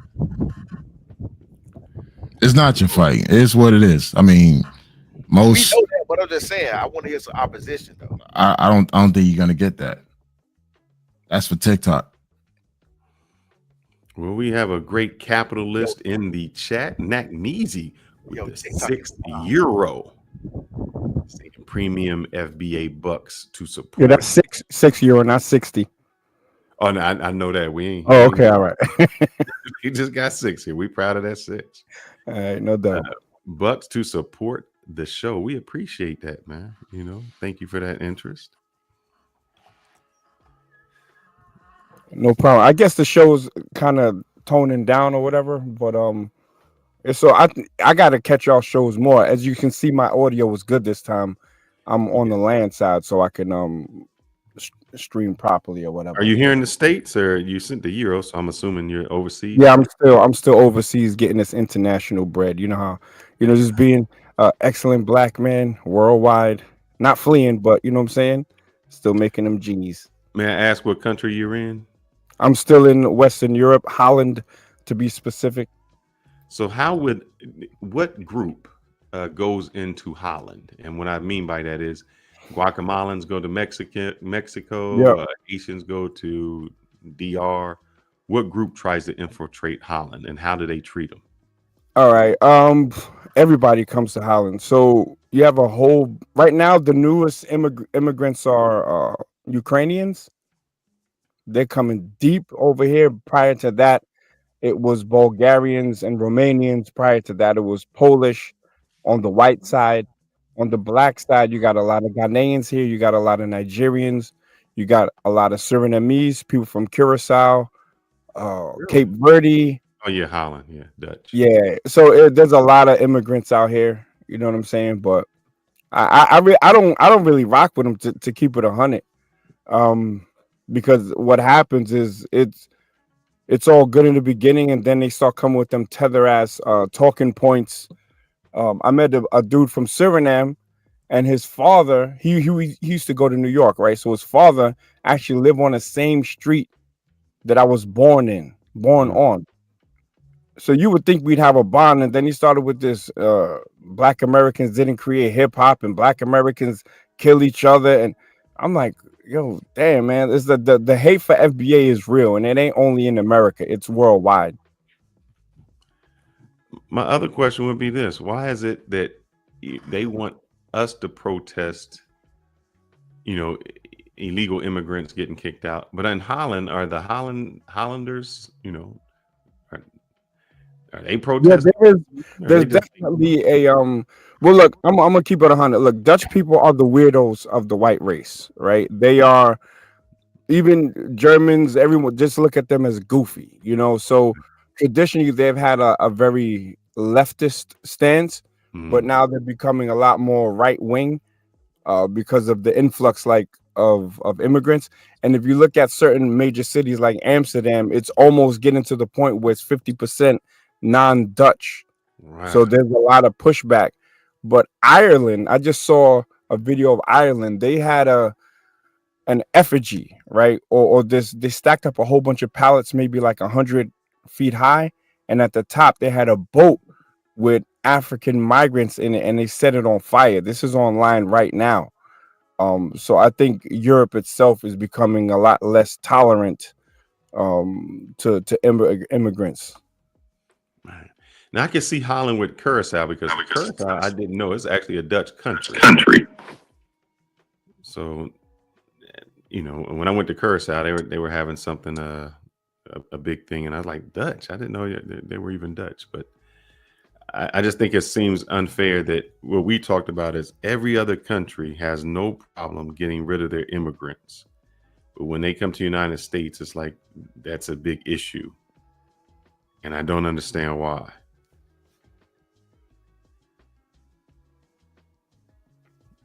No excuses. You were in Africa. I know you want to go there and find your future wife. How did you feel about any of that? Are you and when I get back to NACMESI, do you ever feel comfortable flying your American flag and burning up the Holland flag while you're over there?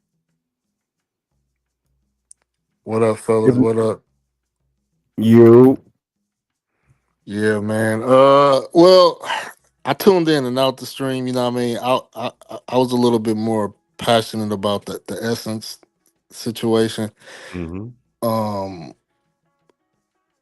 I noticed is that, and I don't understand, and maybe Kanal could give his 2 cents about it.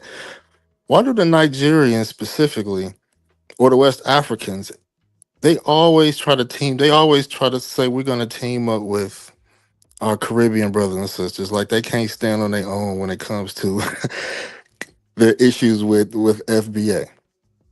And so the Essence really highlighted just how really hateful on the West Africans.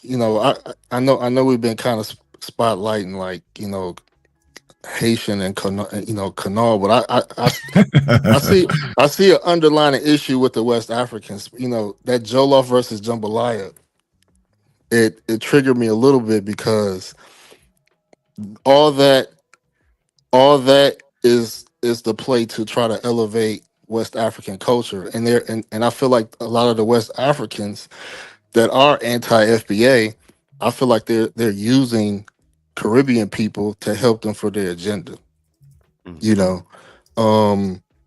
Jamaicans don't need to team up with West Africans. They have their own culture. Their food is solidified. A lot of people love Jamaican food. A lot of people love Jamaican music. Their culture is solidified.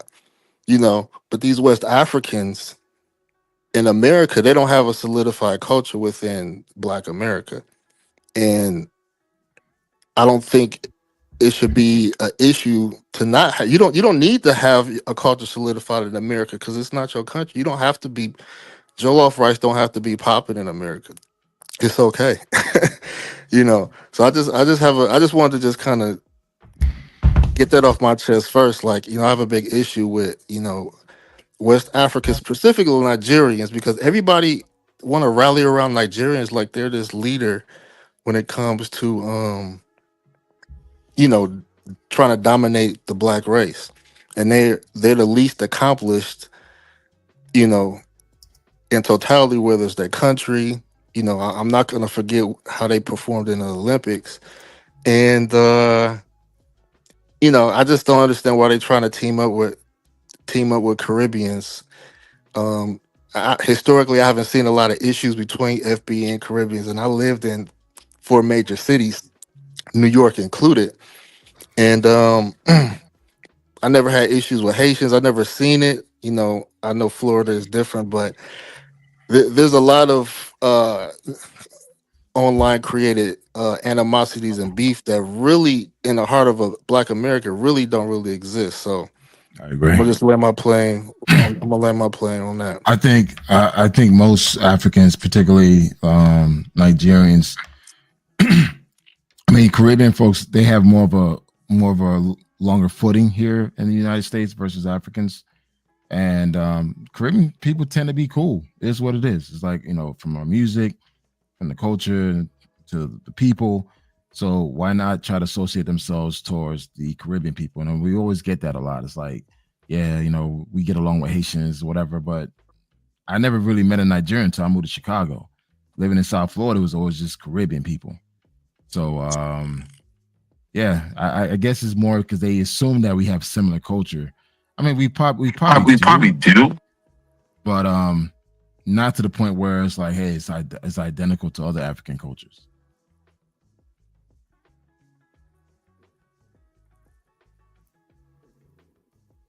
I call it jealousy and the marriage of misery. They both come from shithole countries, so they link up and spew that hate towards the Black Americans that kick the door in for them to come in and escape their poverty. That means what do you have to say? I don't know if you know what happened at the Essence Festival, where it's somewhat turning more Africanized. How you feel about that? You know, it was supposed to be totally against it. I'm totally against it. But prior to being outward, we have to look inward. How did that even happen? You know, somewhere one of us dropped the ball for that to happen, you know, but now that it's here, I'm definitely against it. But to keep it 100, Essence hasn't really been relevant for a minute. I grew up, you know, looking at Essence and Jet magazine in the bathroom or whatever. But I don't like it. It's still, or it was at least, a Black American thing, and now it's not, and that's not cool because we can't go to Africa and do anything like that. You know, they'll remind you quick that this ain't your culture, this ain't your home country, so you really shouldn't be involved in it. But we tend to be arms open and allow everybody to come in our stuff, and then what they do once they get a foot in, they start to try to change it. Like they got African accent. Nobody going to Essence to see Africans, bro. They're going to see Black Americans. Yeah, I think that is one. I mean, we talked about that earlier, where we said that our culture is open to every other culture, and we allow people in. I mean, you have to understand they sold it.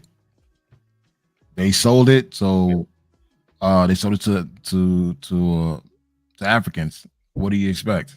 No, Time magazine, I think, owned it first. I think they sold it to Time, then Time sold it to Africans. So I mean, again, when I used to do events at the Essence Festival, it was a great event. I mean, I really enjoyed it.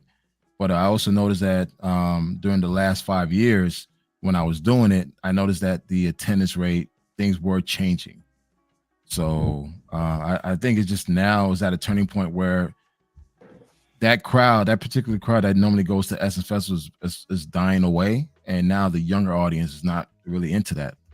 And now with the ownership of Africans, they probably want to add their little spill to it. Man, for one thing, that jollof rice ain't hitting on shit. Look, I'd have been in several African countries. They don't even eat that shit. Yeah, that shit nasty as hell, man. That shit, Like, heavy. You go to East Africa, South Africa, they don't eat that shit. You know what I'm saying? The only people who eat that shit is Nigerians. So I hate when they keep fucking. I mean, shit. Even Haitians, we don't eat that. We tell them straight up, Haitian rice is better than jollof rice. So, all right, jollof rice, man. Yeah. Even that I mean, has some that pilau shit over there in East Africa. That shit be busting. And some I heard people talking shit about the injera shit. That injera shit good too, man. I ain't gonna lie. Injera rice. You don't like it? No, it's bread called injera. I didn't know about injera rice. I thought it was injera rice because that's what I ordered. Unless it's because I don't remember bread come with the rice. See, let me say something before I forget. Before I forget, now this is what I think a lot of Caribbeans should do when it comes to West Africans trying to include them, because Haiti gonna catch some strays. Meeting what I'm about to say. I seen a comment. I seen some comments where they was trying to say New Orleans was a watered down Haiti, and I was very offended by that. And it was an African person saying that. And so now it put me in a position now I got to defend New Orleans because I was being FBA and my experience in New Orleans and Haitian culture, like New Orleans is a dope culture in itself. The food, the New Orleans food is arguably the best cuisine in the United States, arguably. And to say it's watered down, like Haitian, I had some good Haitian food, but the flavors of New Orleans, kills Haitian cuisine. You know what I mean? I'm just gonna keep it. I'm just gonna keep it a bean. I, Nah, to be honest, I- with you, talking about, man? I don't know any Haitian cuisine. To be honest with you. I mean, okay. I'm gonna say this. I'm gonna say I don't someone who. expect you to. I don't expect you to co-sign. I don't expect you to. No. I mean, as far as I'll say this, because someone who's been to New Orleans plenty of times, work, personal reasons for everything. The food is similar to Haitian food. It's the staple of it, like the red beans and rice, like the jambalaya. Hell We no. call it like no. I'm telling you because I eat it at home. Like the first time I went to New Orleans, it's like, damn, it's just kind of similar to what my mom cooks. Even like the whole jambalaya, we call it bouillon. It's the same. It's kind of like the same, but the season's slightly different, but it's pretty much the same. I'm not gonna say one's better than the other, but it's just like New Orleans has its own little flair. Like I always tell people, look, if any city you need to travel to within the United States, go to New Orleans. New Orleans is a whole different vibe. So it's like I say go to New Orleans before you go to New York.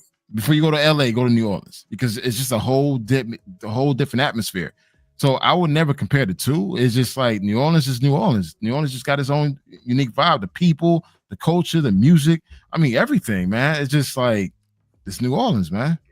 And I think that's because the French, the blacks, it's the whole culture that mixed, and they took it.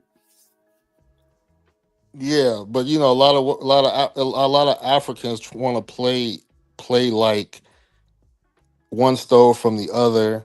But one is better than the other, and I'm just saying y'all gotta kind of check that because they're not telling that to us because have you heard a Haitian say that? Because Haitians, No. we're not gonna say that. Yeah, but some people may buy into that. Well, we talked about it earlier, no excuse, and I think that was one of the issues. I think a lot of cultures, they love to borrow. They say we don't have blacks. They say blacks, African Americans don't have culture, but they're quick to borrow from the culture. And those are the same people that say they don't like the culture or they don't like blacks. So it's like, we'll take that. We'll take the hip hop. We'll take the music. We'll take how you dress. We take how you talk, but we don't like you. Right. And that seems to be a lot of what some of the African nations are doing. Like, yeah, we, don't date blacks. Don't be like the blacks, but you compare their food to ours, their dress to ours, their swag to ours. Now, let me cut you off. Let me ask kind of the panel or anybody that want to answer this. Now, living in New York, right? I noticed that, or let's just say in America, right? I know that from a black perspective, when we look at Caribbean culture, right, or in New York, we automatically associate Jamaica, right? And I noticed a lot of like Haitians, a lot of the other island nations, they didn't like that. They didn't like being mistakenly called, Jamaican or food or assume, oh, if you eat some Haitian food, oh, I'm gonna get some Jamaican food. Conversely, Hispanic food, like, we're quick to call something Mexican when it's not. And so I know that creates some micro tensions between, whether it's Latinos or Caribbean. And so I wonder if there's similar micro tensions or jealousy when black culture is automatically assumed FBA culture, and you know, whether it's Africans or other Black groups, they have an issue with their culture not really being highlighted. You know, because a lot of people, most people, we don't know anything specifically about Caribbean food, Jamaican mostly. You know, what I mean, most people wouldn't be able to tell you something from Trinidad or Haiti or even or even know the flavor profiles. Or, same with like Mexicans. You know, most people understand Mexican food, can recognize it, and with the jollof rice thing, it's like, okay, is these West Africans, they want, they're mad because people don't know what jollof rice is, so they're trying to tie it with something known to put themselves on. So just trying to understand all those dynamics, if I'm making sense. From my experience, even here in Texas, I don't see the African restaurants really trying to go to other cultures. It's like they create the restaurants for themselves. When you look at other, like even Jamaican, it's like, hey, I want to have other people come in. Like I've been to a Jamaican restaurant where I've seen more white people in there than anyone else. So they've tried to make the food for everyone. I don't know if the African cultures just tried to close themselves in here in the States. So it doesn't seem like they really try to outbranch. So I wouldn't say jealous. They've been very closed in when it comes to their culture. Even when I go to clubs, you ever been to like a club where they play the Afro beats? What is that? What is their music? I mean, it's nobody else. It's just Africans. Bro, Yeah, I've been there. There's a lot over here in that. There's a lot over here in Atlanta. The African Afrobeat scene is really live here. Honestly, I kind of prefer going to those spots because people actually dance. A lot of the outsiders in, and I don't want to say they let them in, but like you could go to a Latina spot and you see Latinas, but you'll see white people out there trying to dance. You see brothers trying to get Latina girls. I think it's more of a mainstream thing because Afrobeats is not really as mainstream compared to Latin music. You do see a lot of Caribbeans attending Afrobeats events, so that's common. You don't see too many Black Americans attending these parties. Mm-hmm. Yeah, you know what? Shit, I've noticed out here in San Diego. San Diego, they taking over the like a lot of these festivals are Afro beats. I know a few Africans and shit that be hosting these events and stuff like that, be promoting these events and shit. I'm like, God damn. But there's a concerted thing where they pushing this shit, the industry, because the industry has got infiltrated by African and Caribbeans, you know what I'm saying? It's not just us, you know what I'm saying? It's we're not in these key positions anymore. You got Mona Scott, who is Caribbean, pushing all that ratchet love of hip hop shit, all these spin-off shows and shit. That's not us doing this shit. They all our just like Essence, Jet Magazine, all the place, all that shit got taken over. You know what I'm saying? You got World Star Hip Hop. That was damn not us. That was what that dude from Haiti, the dude that had World Star, just promoting all. Rest in peace, was Haitian. He was Haitian. He was promoting all that fucking negative shit. You know what I'm saying? You got what is it called? What's the social media joints on Instagram? The big one, Bossip, all that shit, man. All that shit is immigrant owned. And they promote all the degeneracy. You know what I'm saying? And a lot of times they don't specify where it's coming from. And then anything positive, they always having, their people, or they screaming to the top where they from. That's how we realize, like, oh, these people ain't us. They not like us. So a lot of the degeneracy that the people in Africa seeing, that's being promoted by their own people.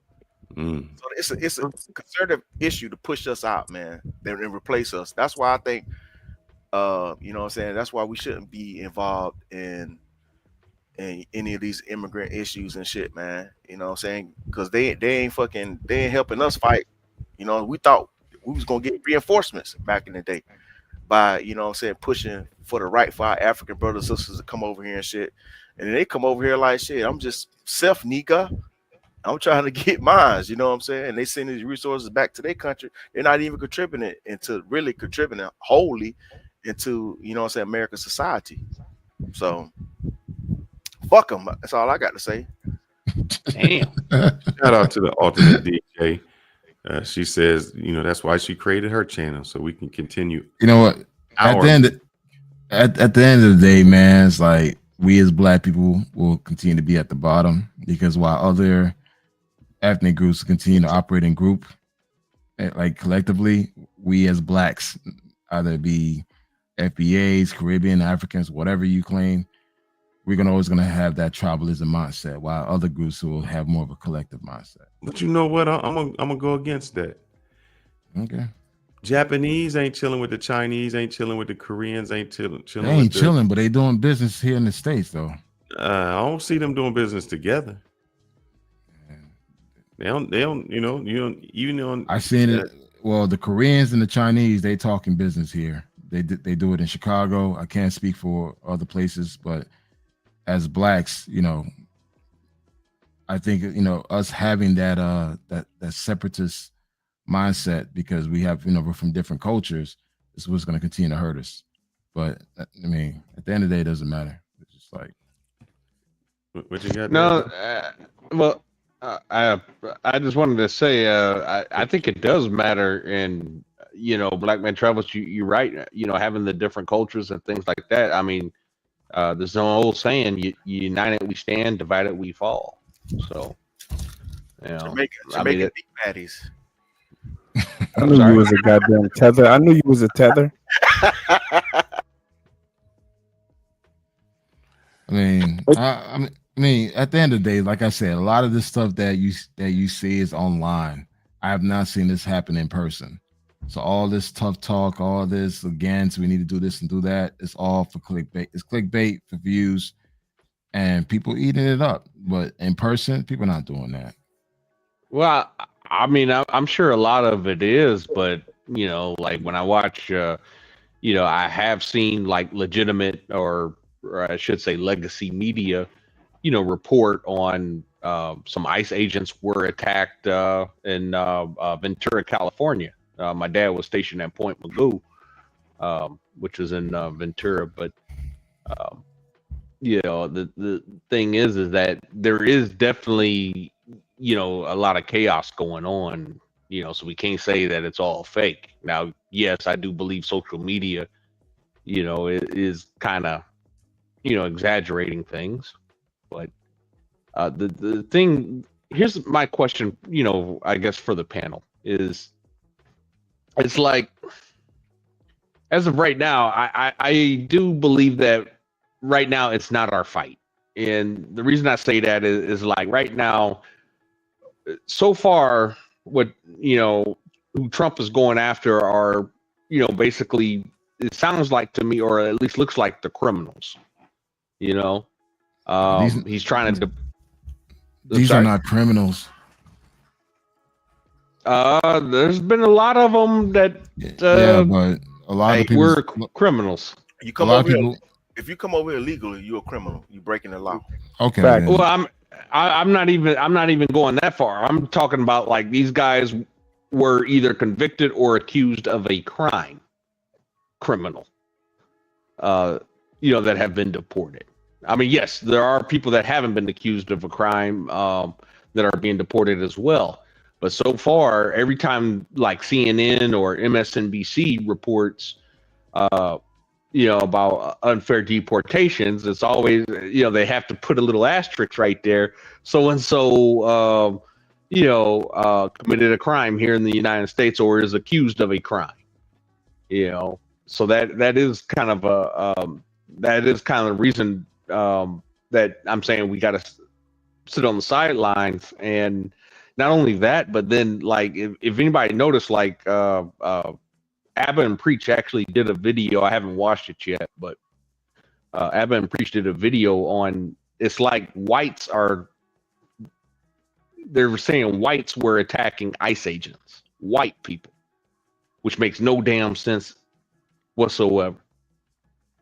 You know, it's almost like there's somebody trying to socially engineer discontent and hatred.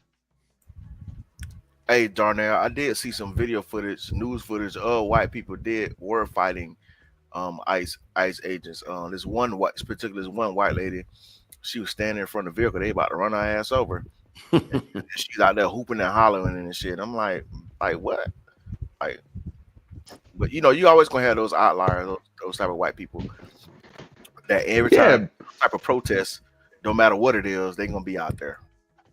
Yeah, I mean, but the whole to me it's just fucking crazy, and it's like, I can't. I mean, HB, do you think that like those type of whites like they're infiltrators or something, like trying to incite riot, kind of like guys, hold on, like COINTELPRO? Guys, hold on. I'm sorry, and then we could pass that back to HB, but I have to do my moderator duty with respect. There is a 1350 in the chat that hitting all the talking points. We don't have no culture. He just said that he's racist. So permission to snipe his ass off of the. I was trolling him. Yeah, I knew. Can I get him out of here because that's one thing. Like, all right, I got you. Can we get him out? I say let him talk, man. You always need to have those people in there just so you. No, you don't, man. No, I don't think so. Once he said that we don't have culture, and then he just said that he's a racist and he knows everything, I think that's crossing the line. Now you're not trolling in good faith. Yeah, I was talking about getting him off earlier because he was talking about the sister. Talking about, damn, she's so black and all that shit like that. Yeah, you did say that. Yeah, I saw that. You did say that. Ignore him because I don't care if he leaves because Target acquired. 4 hours anyway. Target so terminated. Wrap it up. I'm tired. It's like Black Man Travels. I got to get up. I continue, brother. He's a history. Go ahead and get your log into your Finster account, dog. I saw her let my people go. Oh, man. I'm gonna wrap this up because Ronan, he been looking for them keys for like a long time now. I hope he ain't get evicted. They put his ass. Yo, is Ronan in the Philippines still? Yeah, he's in the Philippines. Yes, so he was getting the keys to his new place. So I hope that he's all right out there. I still ain't seen that AI generated girlfriend of his. You ain't seen it? He got a whole. Nah, he had her on video. Nah, I ain't been keeping up, man. She's real. She's video. real. And he was on with somebody, and she was in the background. It wasn't his video, huh? No, he was talking, and she walked in the back. I'm talking about how can I? Oh, I'm saying it was on his channel, so I can go find it. Yeah, he made a short out of it. I think it was a 10-minute fight he was having with somebody. I don't know who he was having that fight with. I think American Live. Look, I think him and American Live was having some discussions that they had to get out. Looking on here, let me see if I can find it. I don't know if he wants me to show his girl. Let me see if I can find that video and then. Hey, shit, he got it online. Shit, he must want somebody to see it. No, I think she was there. She came into the background. I'm saying you got to post it on. Post it. She official, HB. She official. I've been joking with him. I've been fucking with him. She official, man. Yeah, so he got her. She over there cooking for him, cleaning for him, taking care of him. Got the whole family over there. Oh yeah, looking out for him. So yeah, she's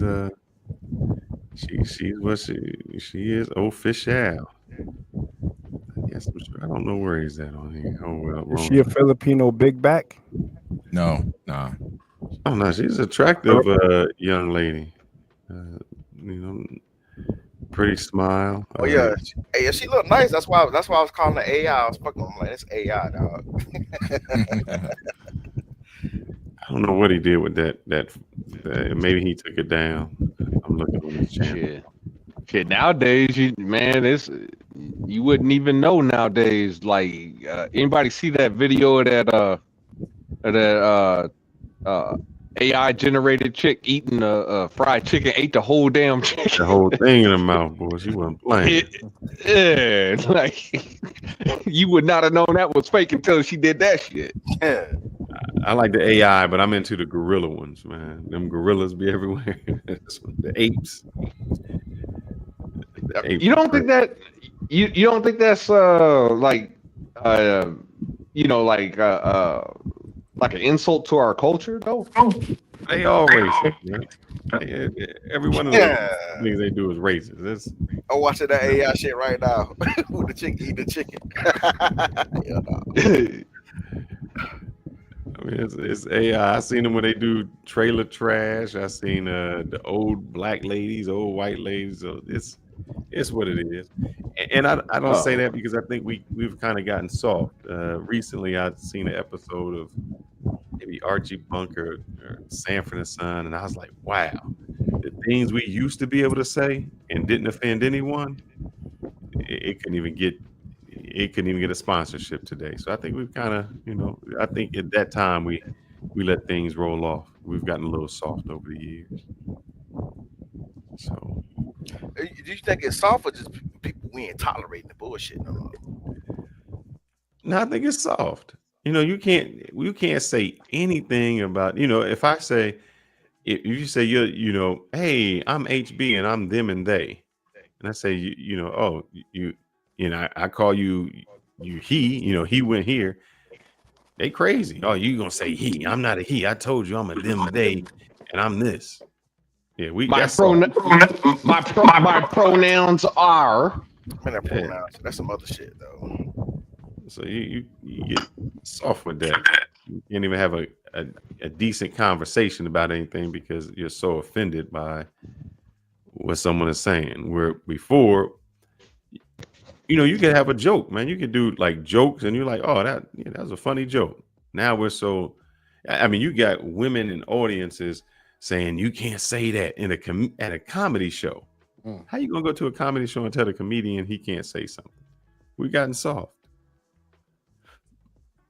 I think we can tolerate, but I think it's the same with bullying, man. I think you grew up, you got bullied. When you got older, you built a tolerance to it. Kevin Hart became who he is because somebody talked about how small he was. And he had to defend himself, and he couldn't defend himself by fighting. He had to defend himself by trying to be funny. Yeah, that's how he became who he is. I'm about to roll out though. I got some stuff to take care of. But my closing remarks, man. I just want to let Kanal know the damn fucking Haitians ain't no goddamn super soldiers. Like I said before, I had two homeboys in the Marine Corps that was Haitians. There was the first dudes I met outside of FBA. You know what I'm saying? When I joined the military, and I body slammed both of them niggas. Them Haitians ain't rolling like that. They ain't rolling that. You won't body slam me. That's a fact. Shit, the Delanois was goddamn twice as big as me, and he was cut up, and he got body slammed. Cut up don't mean shit, man. I wrestled for 4 years, dog. 212. 212 wrestle that shit, man. I'm always down for a wrestling match. And Dad Juicy, he got folded up. He was talking shit outside of his mouth, so I had to fold him up. You know what I'm saying? So, Cap. Yeah, man. Who Cap? Shit, boy. Hey, I can get the homies. They'll tell you about that shit, boy. Brothers, we appreciate you better watch out for Milano. Uh-oh. You better watch out for me, boy. You guys beefing? Nah. You don't want it. Oh my God, man. These beefs, boy. Fellas, we appreciate it. I'll slam that Jamaican beef patty out your ass, boy. Oh, don't do that. Don't do that. Hey, that beef patty was good, boy. I don't know what you talking about, boy. Hey, that's some good ass beef. Y'all have a wonderful night, man. Tune in next Friday. We're gonna have something controversial to talk about. Hopefully, we don't go another 4 hours. We'll make it shorter. But good evening. Great show, guys. And again, for me, guys, before you guys laid off again, much respect to your ancestors that paved the way for a lot of people to come into this country and take advantage of the opportunities they have. Again, I'm grateful. And again, I want to give your flowers to y'all and to your ancestors, man. Thank you. And again, dude, I'm proud of being an American citizen who is a Haitian. And man, yeah, just thank you, man. I'm not one of these people out there that's trying to like throw you guys underneath the bus, man. I ain't me, man. All right. Your Black Man Travels. That time I cooked you on a panel when you pulled out the machete. Is that why you? Nah, but is that Am I the reason that you started embracing your Haitian identity? Bro, Because I've always you said you was embraced it. American. If you ever pay attention, I got a plaque right above me. I got the emblem right above me, man. It's who I am. But also No too, doubt. I mean, you know, it's what it is. I'm blessed to be in this country, man. I'm blessed. Ooh, facts. Appreciate it. All right. All right, guys. Proud to be Americans. Good evening. Good night. Peace out. Peace out.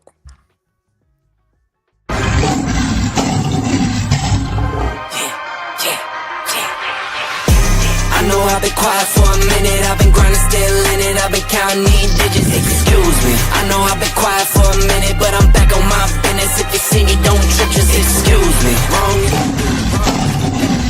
That's why I do me no matter what, so excuse me.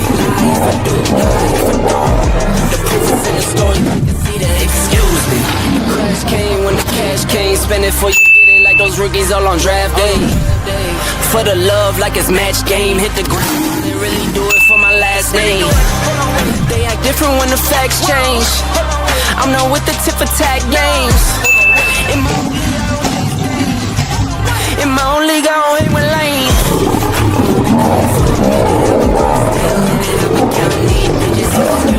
I know I've been quiet for a minute, but I'm back on my business. If you see me, don't trip, just excuse me. Wrong if I do, wrong if I don't. That's why I do me no matter what, so excuse me. Lie if I do, lie if I don't.